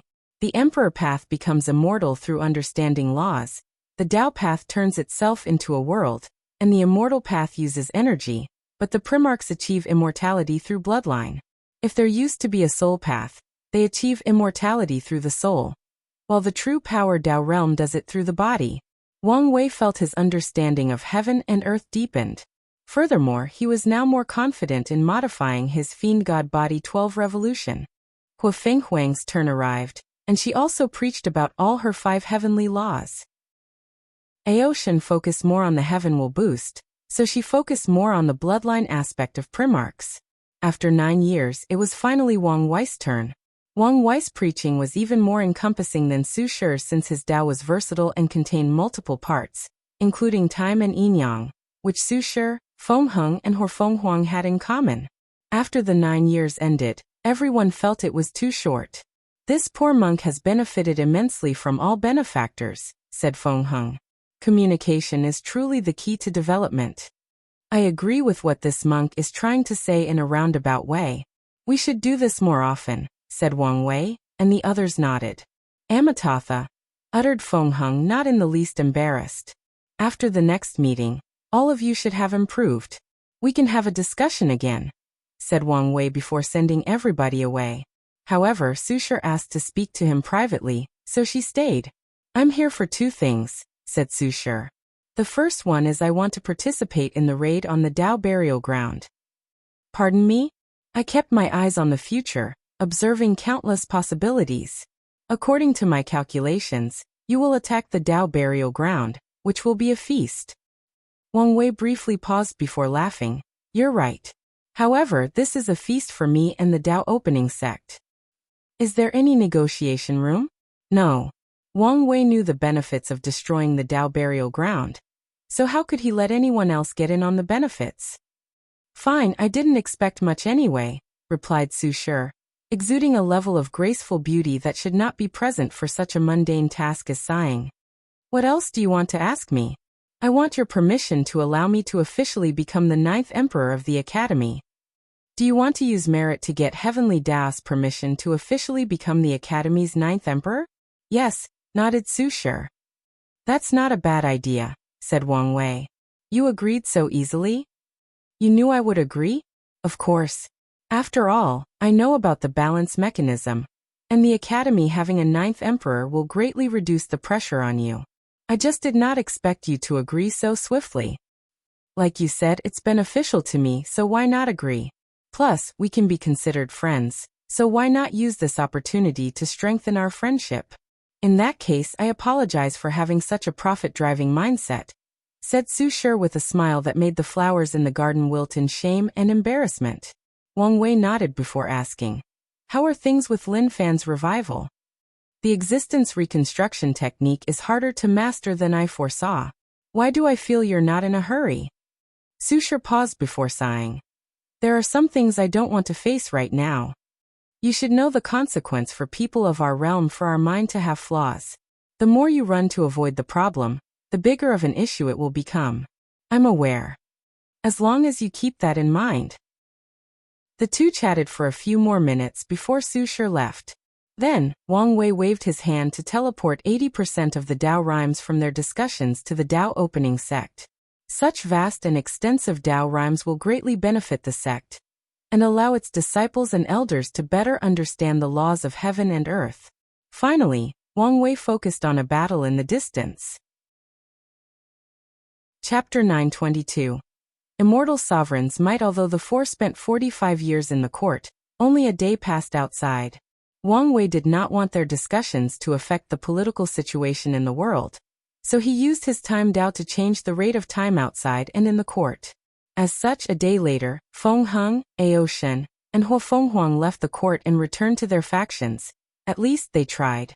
Hua Fenghuang teleported to the moon, which is the entrance to the ancient clan's small world. However, a visitor was waiting for her. An elderly man dressed in all black slowly caressing an all-white sword while sitting cross-legged on a moon rock. A sharp aura naturally emanated from the man's body. If a mortal looked at him, their eyes would bleed like a sharp object pierced their pupils. "You're from the sword-casting villa?" asked Hua Fenghuang. "That's correct. Haven't you people given up already? The ancient clan do not have the right or power to monopolize all the god positions in the eastern continent," said Jian Sha. "But you guys get to control an entire region of the sea? You and I both know the sea is not as valuable as any of the continents.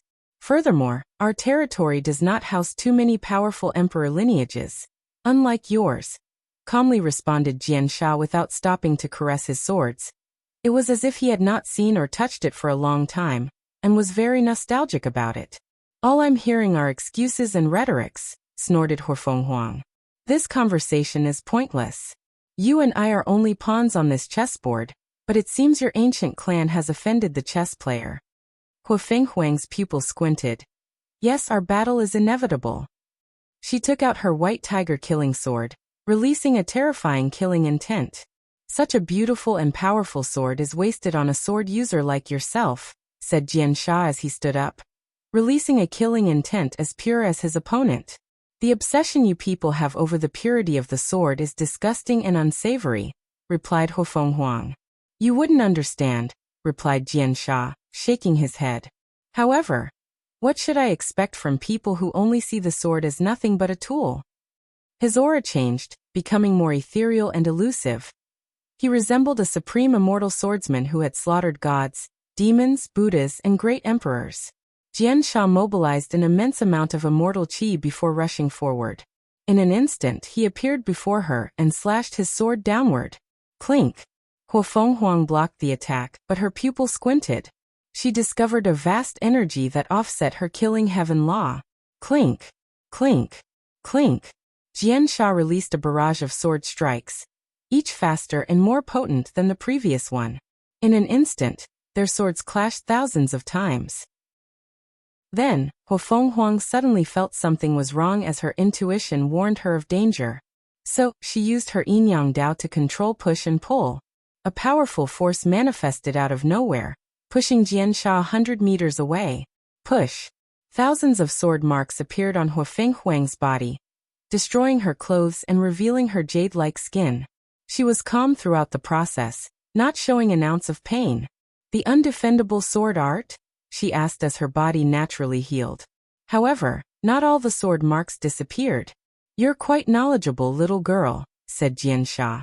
The undefendable sword art was an ancient technique that existed before the Null Era. No one knows who created it, but this technique was famous because it was often used to deal with non-emperors. The technique was extremely difficult to block, so immortal venerables and Dao ancestors would use it against their own kind, inflicting heavy injuries on their opponent. The idea of this technique is to take advantage of the fact the other paths do not have the healing factors of the Emperor path. Hua Fenghuang secretly sneered after figuring out the opponent's tactic. Although she did not have the unnatural healing factors of eternal emperors, she had the Phoenix bloodline to make up for it. So she only needed to be on guard for the opponent's other tricks and schemes. After her body naturally regenerated, Hofeng Huang prepared to go on the offensive. However, before either acted, a voice echoed in their surrounding. Could you guys fight someone else? I don't want your battle to destroy the moon. The moon god, said Hofeng Huang. Yes, and your battle can affect my domain. So please fight someone else. Hofeng Huang and Jiansha looked at each other before disappearing. They appeared near the world's barrier to ensure their battles did not affect other people. Immortal Lotus Step. Jiansha used a spell that increased speed. In an instant, he appeared before his opponent, leaving numerous lotus shining with immortal lights in his thrall. Clink, clink, clink. His sword clashed with Hofeng Huang. However, he discovered she did not hesitate to fight him head-on despite knowing about the undefendable sword art. Soon he knew why. His sword technique failed. A subtle white and black shield appeared around her body, blocking the attack. Are you surprised? Asked Hofeng Huang. This technique is ingenious, using cause and effect to ignore any defenses. However, as long as I can block the karmic connection between me and you, it's easy to defend against it. The sect master warned me about you, telling me I should not treat you lightly because you're a member of a terrifying generation. I should have listened to him, sighed Jiansha. You should have listened to him, she said with a sneer. Killing sword. She slashed her sword and manifested a terrifying white tiger that rushed toward Jiansha. The latter tried to use his speed spell to evade, but he soon realized he was caught in a trap. Yin-yang was reversed, so up was now down, left was now right, and moving was now stopping. When he thought to move, he was actually telling his body to stop. Jiansha's mind was fast, and he quickly figured out the ins and outs of this technique, so he told his body not to defend, which, in fact, generated a protective field around him. Unfortunately, the sword slash bypassed his defense and entered his body, heading directly into his immortal mansion. Is that your plan? To kill my immortal mansion and render me useless? Unfortunately, Jiansha released a terrifying energy fluctuation that broke Hofeng Huang's yin-yang technique. Your immortal qi, muttered Hofeng Huang with a frown, but Jiansha did not explain.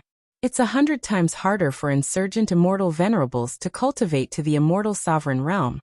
So emperor lineages will only choose regular immortal venerables with normal immortal qi to cultivate to tier 11.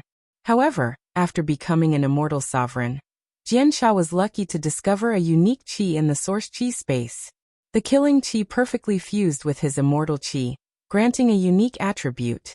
The qi was not enough for him to become a tier 11 insurgent, but it did drastically increase his battle prowess among his peers.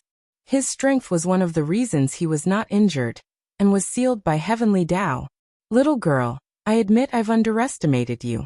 However, I have survived countless eras and too many eternal emperors, some I don't even remember. So today, no matter what, you will be defeated and forced to hand over the god positions. Old geezer, you have too much nonsense coming out of your mouth. The world is truly unfair. If this was the upper dimension, why would I care about a mere pre-march? Hofeng Huang wanted to tell him it was his fault for choosing such a rubbish path. However, she was smart enough to know countless people were watching this battle. And if she said these words, she would offend every immortal path cultivator in the myriad emperor world. So, she decided to go on the offensive by summoning a colossal phoenix composed entirely of beautiful blue flame. However, Jiansha's response was calm as he only said one word. Kill. The character for killing manifested in the sky with a bright red color.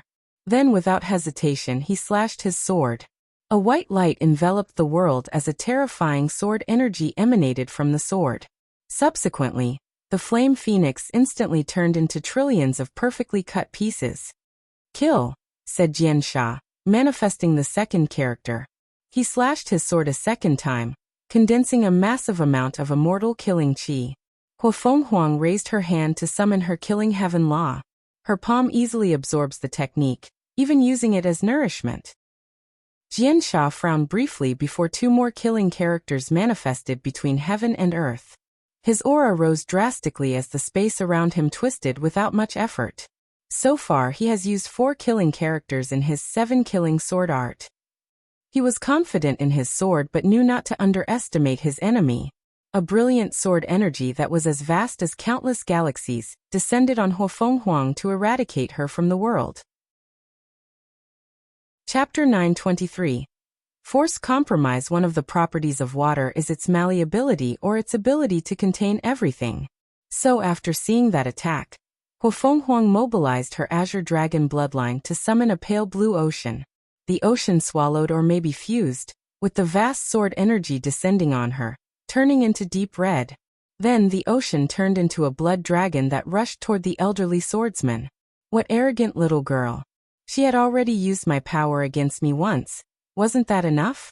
Jiansha waved his sword, and the red dragon turned into ink to write 3 more kill characters. His aura changed, turning into a supreme being that has slaughtered immortals. In some ways, Jiansha was such a being as his hands once bathed in the hands of countless immortal venerables and one immortal sovereign. Reign of immortal killing sword. Trillions of black swords manifested in the sky, each shining with lights of destruction. With a swing of Jiansha's swords, they descended on Huafenghuang. Her expression was grave as she did not expect her opponent to be capable of releasing such a devastatingly powerful. Damn it! Why does Ao Shun get to show off his power against these weak devil cultivators? And I have to face such a powerful immortal sovereign. Her clan has records about the strength of immortal sovereigns, and none she read about were this powerful. Her opponent was obviously not a regular immortal sovereign. Phoenix manifestation. Huafenghuang turned into a red phoenix, allowing the swords to descend on her. Then, a beautiful sound of chirping echoed between heaven and earth as her phoenix roared in pain. Whenever the sword touched her body, it would pass through as if she were an elementary creature intangible by physical attacks. However, the killing energy on the sword would damage her, but her current form was the best at minimizing damage. Furthermore, she had unparalleled life force to heal and regenerate. Once the rain of swords ended, Huafenghuang appeared, her face slightly pale. Creation Destruction Ball. She mobilized her Yin-Yang Heaven Law to resonate with the Destruction and Creation Tao, manifesting 1 blue and red ball. They rotate before fusing into a half-red and half-blue ball, with the sign of Yin-Yang at the core. The ball rushed toward the swordsman, making his heart race faster than it had ever done in a long time. Jiansha felt tremendous danger, so he activated his Immortal Lotus Step to evade. Alas, Huafenghuang seemed to have predicted this move. As soon as Jiansha evaded, she activated her Dao Will to boost her speed and instantly appeared before him. A second Creation Destruction Ball appeared in her palm, ready to destroy her opponent with a single thought. Unfortunately, the thought never arrived. Huafenghuang felt a terrible pressure coming out of nowhere, making her mind and spirit very sluggish. Everything around her slowed down. She had difficulty thinking and breathing, her memories were blurred, and her concentration was non-existent. The attack in her palm weakened and almost disappeared. Then a red aura materialized around Jiansha's white sword as he swung down with the intention of annihilating her from existence. Huafenghuang's bloodlines passively activated at the last minute as a beautiful dragon armor, with tiny yin-yang symbols in each scale enveloped her. Boom! Huafenghuang's body flew in the distance, but there were 2 sections as the previous attack bisected her diagonally from her shoulder to her waist. Flame tendrils emanated from the 2 sections of her body and connected them. Huafenghuang finally regained her bearings with some confusion, before becoming extremely serious. That was soul coercion? Immortal sovereigns are tier 11 cultivators, so their immortal souls are of a higher class or grade than even eternal emperors. As such, it's perfectly normal for them to use it to pressure any tier 10 cultivators. However, from what Huafenghuang knew, such a tactic was only applicable to the upper dimension since immortal sovereigns cannot use most of their soul powers in the lower dimension. This bastard, she thought, looking at him with red eyes. She came so close to death, and that idea scared her. Unlike great emperors, she cannot rely on the Tao imprint to revive herself or use a variety of means of eternals. Little lady, this is just the beginning. Look around you. Huafenghuang's face became ugly as she swiftly scanned the surroundings. She saw 4 invisible arrays scattered in 4 directions: east, west, north, and south. Immediately afterward, She felt a pressure on her body as the space transformed. This subtle change reminded her of her trip to the Source Chi space. Her heaven will law was difficult to mobilize, and she felt it was extremely arduous to operate. A formation that imitates energy dominance, she said with gritted teeth. Even the Grand Tao source will be affected as long as the energy purity and density are high enough. Correct, said Jiansha with a smile. Energy dominance is one way for a mortal sovereign to dominate lower tiers like yourself. In fact, it is the most orthodox way to become a Tier 11 insurgent, by creating an energy dominance that can even affect Empyreans. Sadly, we are restricted from using such a method in the lower dimension. Jiansha was relaxed as he knew victory was in sight. Primarchs did not have as high of energy resistance as great emperors, so such a formation was very effective against them. Do you think this is enough to stop me? Of course not, replied Jiansha. After seeing He Fenghuang's battle prowess, he changed his attitude and listened to the precautions Jian Wushuang told him to pay attention to. As such, he knew such a method was not enough to kill a Primarch with a 5 sacred beast bloodline. Little lady, why don't you check on your clan? Rage flashed deep in He Fenghuang's eyes as she swiftly used her divine sense to check on the small world of the ancient clan. Her pupils dilated as she sensed countless immortal powerhouses, and one person who had a similar aura to Jiansha. You allied with the Sea race? Unlike the ancient clan, we know how to bend and stretch, replied Jiansha casually. You're dreaming if you think these people can destroy my ancient clan, said He Fenghuang with gritted teeth. Of course not. After all, you people are protected by luck and destiny. However, we can destroy enough of you until you're forced to close your doors and recuperate for countless generations. The void around He Fenghuang trembled as anger almost overwhelmed her mind. She did not expect her ancient clan, once the ruler of heaven and earth, to fall to such a state. How the mighty have fallen. What do you want? Asked He Fenghuang, calming herself down. Jiansha smiled before sending her a scroll. As soon as she read it, she almost lost all the composure she used so much effort to gather. These people wanted half of the god position in the eastern continent, and many of them were high-level ones with great potential for merit and world source blessing. It's impossible for me to give you half.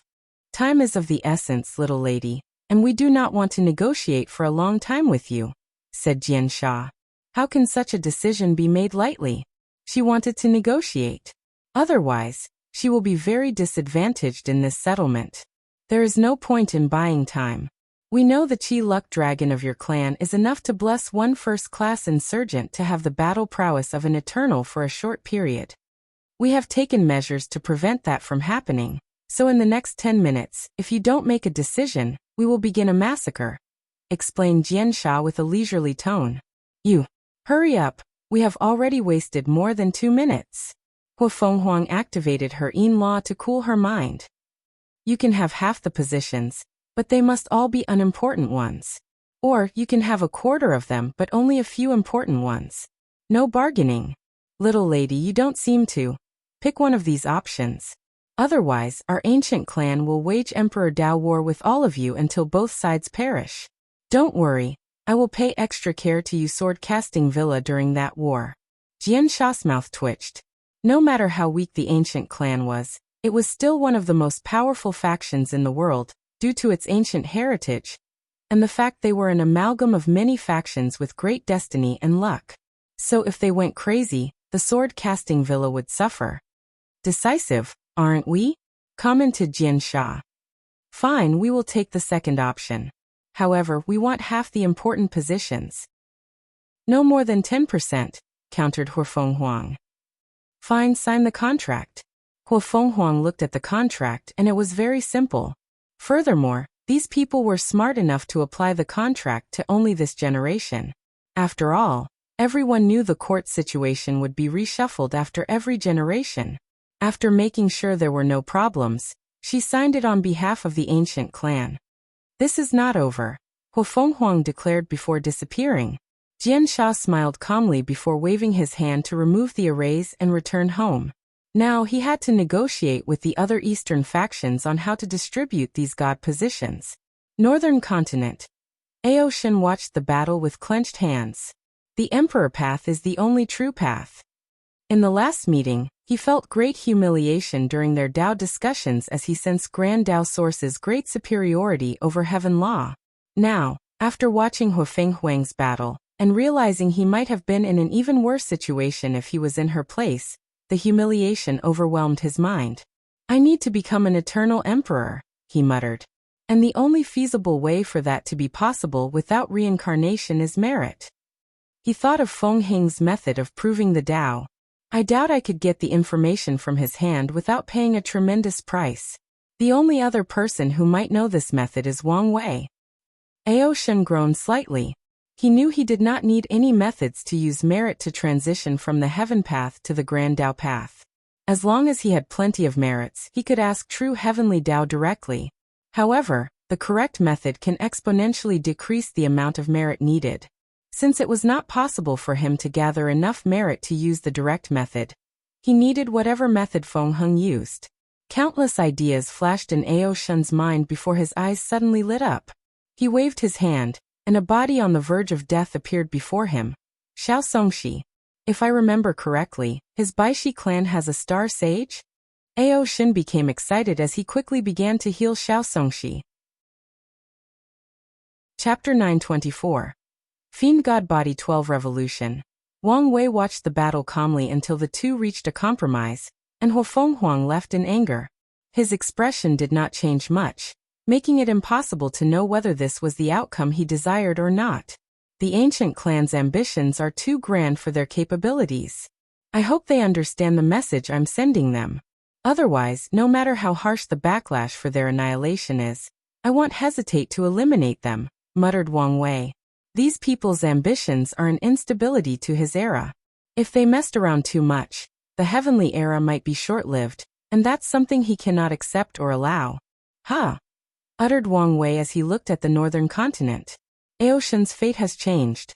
The power of fate flashed in his eyes, revealing heaven and earth's deepest truths or secrets. He wants to use the Star Sage to transition into an eternal emperor? Well, he's a 6-star Primarch, so there should be no problem. However, the 3-star Sage does not have such ability. But Ao Shen's bloodline is chaos, so he should be able to raise the Sage to 4-star. Wang Wei did not care much about Ao Shen's breakthrough as it will only help alleviate the issue of balance mechanism, just like Su Shi. What about Hufeng Huang? Does she have the same idea? He gazed in the direction of the ancient clan. His eyes ignored the innumerable distance between his position and the clan's small world. It's undecided? It seems she wants to wait for when I leave and become heavenly emperor. Wang Wei pondered the implications of her controlling the court. The next generation belongs to my father. However, the best plan would be to wait a few generations after him before participating in another battle. After all, it won't be good for the sect to have 3 consecutive eternal emperors. 2 generations are enough to establish a deep foundation for the heavenly emperor era. Furthermore, Li Jun and Yan Liling will be watchguards and ensure no problem occurs for a few generations. After figuring things out, Wang Wei no longer cared whether Hufeng Huang became an eternal in this generation, or waited later to become a heavenly emperor. The real issue is the balance mechanism against the myriad emperor world. 1 generation might have as many as 5 eternal emperors. There needs to be balance, otherwise the other world communities cannot compete. His gaze penetrated the river of fate as he divined the truth. I see. A system like the Devil God world. This should work. Wang Wei frowned after discovering the truth. The situation in the lower dimension will become complicated. I must hurry up. Although the development speed of the era was perfectly all right, he did not want any unknown or uncontrollable variable to suddenly appear. So he decided to speed up certain things. Let's increase my strength first. Without wasting time, he walked into his cultivation room and entered seclusion. Wang Wei took out the things he exchanged with the 5 Eternals, and began to condense more power veins. His body began to glow golden, releasing a holy aura full of compassion, love, and understanding. Sounds of chanting could be heard emanating from his body, lasting for many years. Afterward, countless visions manifested in the room. There were noble dragons with the power of chaos, followed by the 5 sacred beasts. With each vision, Wang Wei's flesh became increasingly more powerful. After an unknown amount of time, everything returned to normal. Wang Wei stood in the room with only pants on. He clenched his hand. 59 Infant Fiend God Force, the peak of second class. He sighed, thinking how difficult cultivating in the true power Dao realm was. The resources he used to condense the power veins were top of the line, but the increase was so small. Of course, Wang Wei knew between 40 and 70 Infant Fiend God Force was a special time for body refiners, and cultivating in these stages is harder than usual. It seems every body refiner will have some sort of bottleneck in this stage. Some people will spend eons without any improvement. Most pure body refiners will waste their 9 yuan epic lifespan between these stages. Luckily, he can pass this stage with relative difficulty with his talent and top-level rare resources. After checking his body, Wang Wei continued his retreat. He took out 2 things from his space ring. Di Tian's diluted fiend god bloodline, and Su Shi's primordial chaos power. Without hesitation, he fused them in an attempt to make up for the flaws in the bloodline. He immediately noticed a transformation in the blood after fusing with the primordial chaos power. Wang Wei observed every detail of the change, analyzing the secrets of this fiend god bloodline. It's not enough, he muttered after observing for countless years. He observed his Qi flower ability to see how much chaos Qi he had in reserve after so many years. Most of the innate Qi in the flower had turned into chaos Qi, to Wang Wei's satisfaction. Now I can use Ao Shun's pure chaos power, and Su Shi's primordial power as a template to condense primordial chaos Qi. Wang Wei started to condense his chaos Qi into primordial chaos Qi. His first attempts were futile, but he eventually succeeded after repeated efforts and relentless study. He channeled the newly created primordial chaos Qi to the fiend god bloodline to complete its sublimation. Success, said Wang Wei with a smile. He did not want to waste time, so he continued without pausing. He used the knowledge he gathered to renovate the fiend god body 12 revolution. Previously, he only had a template or embryo of what the 10th revolution would be like. Now he upgraded the first 9 revolutions and finished the 10th revolution. He even had ideas for the 11th revolution. By now this technique looked nothing like Dao Monarch Qianhui's technique. Wang Wei closed his eyes and accessed his bloodline or genetic information. Humans are not creatures that inherently rely on bloodlines. Some cultivators will fuse their laws or Dao comprehension into their bloodline, allowing their descendants to inherit their cultivation talent and countless divine abilities. However, most powerful humans do not do so because of the limitations of bloodlines. Another reason is that humans have a unique bloodline based on intelligence and good fortune. Take a clan like the Wang or Di clan. In every generation, talented individuals will be born in their clans. Their geniuses will be born with a high affinity with spiritual qi, high comprehension, and good luck in destiny. High affinity with spiritual qi means their descendants will have a great talent for cultivation. High comprehension means their souls are easier to cultivate, and they have no problem understanding the laws. Finally, luck and destiny have too many benefits, one of which is a higher probability of being chosen by heaven and earth to inherit a heavenly physique, which is like a bloodline without limitations. As Wang Wei accessed his bloodline, he briefly saw the lives of all his ancestors, going as far back as Qiyuan. He saw when the latter became the source of the Wang clan's bloodline. He also took this opportunity to check whether no one left some imprint in the bloodline. Although he trusted Qiyuan and the others, he could not be too sure. Luckily, there was nothing. Besides a few restrictions to prevent other people from body-possessing members of the Wang clan, and using the bloodline to ruin the clan's luck and destiny, everything was normal. After sighing in relief, Wang Wei proceeded to the next step, condensing the bloodline seed. However, Qianhui's bloodline seed was a prototype of the fiend god bloodline. To be specific, it was a unique bloodline with the ability to evolve and grow. What Wang Wei condensed was his human bloodline into a seed while retaining the evolutionary traits of the bloodline. Wang Wei waved his hand to summon a pill with creatures carved on its body. This pill was created by refining Lu Mixia's body and soul. She possessed the myriad beast physique, which is the perfect catalyst to absorb multiple innate bloodlines to evolve his human bloodline. After swallowing it, he immediately felt his bloodline had a subtle change. Wang Wei had moved the golden pool of blood he exchanged with heavenly Tao to help it save people during the cleanup. The pool contained countless innate demon god bloodlines, and was the perfect resource for cultivating this technique. With the help of the unique laws from Lu Mixius' body, Wang Wei's bloodline seed absorbed the energy and power of the blood. After an unknown amount of time, he succeeded in the first revolution. Wang Wei could feel his human bloodline sublimated to a higher level. However, this was not enough, so he continued until the third revolution. According to my revision, every 3 revolutions is a level. The first 3 is the extraordinary bloodline, the middle 3 is the innate bloodline, while the final 3 revolutions are the chaos bloodline. Wang Wei sensed his body.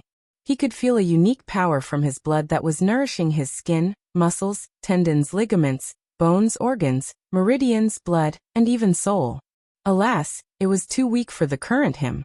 Regardless, he broke into 60 infant fiend god force, allowing him to have the battle strength of a first-class emperor with only his fleshly body. To succeed in the 4th revolution and elevate my bloodline to the level of innate demon gods, I need to choose a Tao as the source. Should I choose Fate Tao or something else? He pondered for a moment before shaking his head. Let's continue with the original plan, and use my Bodhi's characteristic, nothingness. According to his estimate, once he succeeds, he will officially enter the 2nd stage of nothingness, void. Wang Wei did not waste time, and gathered the small power of nothingness in his body. The power was only enough for him to become intangible, but the quality of this power was probably the highest in the entire chaos universe. He fused it with his bloodline seed as the base before proceeding with the 4th revolution. The process was not as easy as Wang Wei thought. He felt a great resistance to what he was doing. With a quick calculation, he understood why. It would be one thing if he were condensing an innate, chaos, or even fiend god bloodline. However, he was elevating his human bloodline to that level. According to the rules of heaven and earth, humans are born weak, so his act is somewhat of an act of rebelling against heaven and earth. Luckily, he is an immeasurable emperor and cares little for the rules. If Wang Wei was a mortal, such a cultivation technique would have garnered a terrible heavenly tribulation, and even divine punishment thunder. However, it was only a slightly annoyed resistance for his current self. Chapter 925. Fiend God Body 12 Revolutions. 2 chaos life forms are higher than any innate demon gods even though they also cultivated innate laws. When the world was in a state of chaos, the laws were not even completed, so there is no such thing as chaos laws. Wang Wei had no problem with the 4th to 6th revolution since his golden pool was composed of too many innate bloodlines.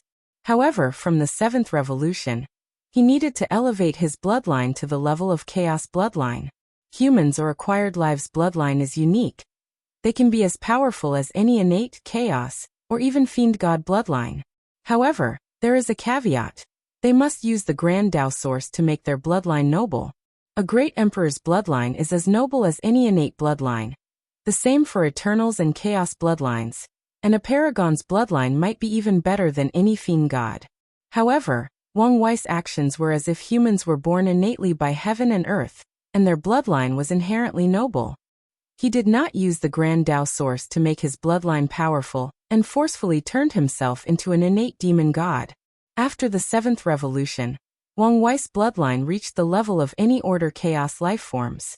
However, he also felt something outside the court waiting for him but did not care. After the 9th revolution, Wang Wei felt his human bloodline reach the level of any disorder chaos life form. Although these creatures have no mind of their own, their madness makes them extremely powerful and destructive. Furthermore, their bodies are more powerful after being tempered using disorder chaos qi instead of order chaos qi. After the 9th revolution, Wang Wei did not condense any innate laws but continued with the 10th revolution. He immediately felt an intense resistance but did not care. The energy in the golden pool was plentiful, and he had a real fiend god bloodline as a model to copy from. With that single sample, he can use his divination to deduce countless other bloodlines and learn from them. Crack.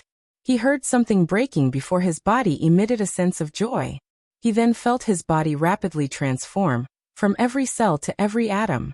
The power of nothingness rushed to every corner of his flesh, nourishing and strengthening everything. 10th Revolution and the Void Stage, muttered Wang Wei with a smile as he felt the changes in his body. Then his gaze broke the court and looked at the sky. Purple gold clouds floated above the court, flashing with lightning of the same color. Immemorial tribulation, he muttered. Heavenly tribulations do not stop for cultivators in the upper dimension because they are immortal. From breaking through tier 11 and above, there is a bottleneck that even the most talented individuals will experience. But even after passing the bottleneck, these cultivators must also survive immemorial tribulations to become empyreans, Tao monarchs, and immortal sovereigns, unless you're in the lower dimension. The immortal sovereigns that do not ascend do not have to pass immemorial tribulations. Hence one of the many reasons they are so weak and restricted in the lower dimension. It's also why so many of them do not ascend because of the fear of surviving the immemorial tribulation. Wang Wei squinted his eyes. Immemorial lightning and thunder not only exist as a tribulation for cultivators, but also as a form of punishment similar to divine punishment thunder of the lower dimension. Unlike the lower dimension, true heavenly Tao is extremely lax in his control over the upper dimension, letting these mighty cultivators do as they please. However, once they get out of line, go too far, or do something truly shocking, immemorial punishment lightning will descend on them. The most powerful of these punishments is enough to eradicate even the best boundless paragons. Wang Wei calmly watched the immemorial tribulation above him before focusing on the surroundings. He could feel he was now in a separate dimension created by true heavenly Tao to prevent the tribulation from destroying most of the lower dimension. How considerate, he muttered before going into action. He used the divine punishment thunder his wife sealed inside his body to temper his newly condensed bloodline. He wanted it to be as pure as possible. Then he allowed the immemorial tribulation to descend on him. Wang Wei had to admit if not for his own strength, his fleshly body would never survive this tribulation on its own. So he activated all his Grand Tao boosts and fought with this tribulation, ensuring it would be used to temper his bloodline instead of destroying it and ruining all his efforts.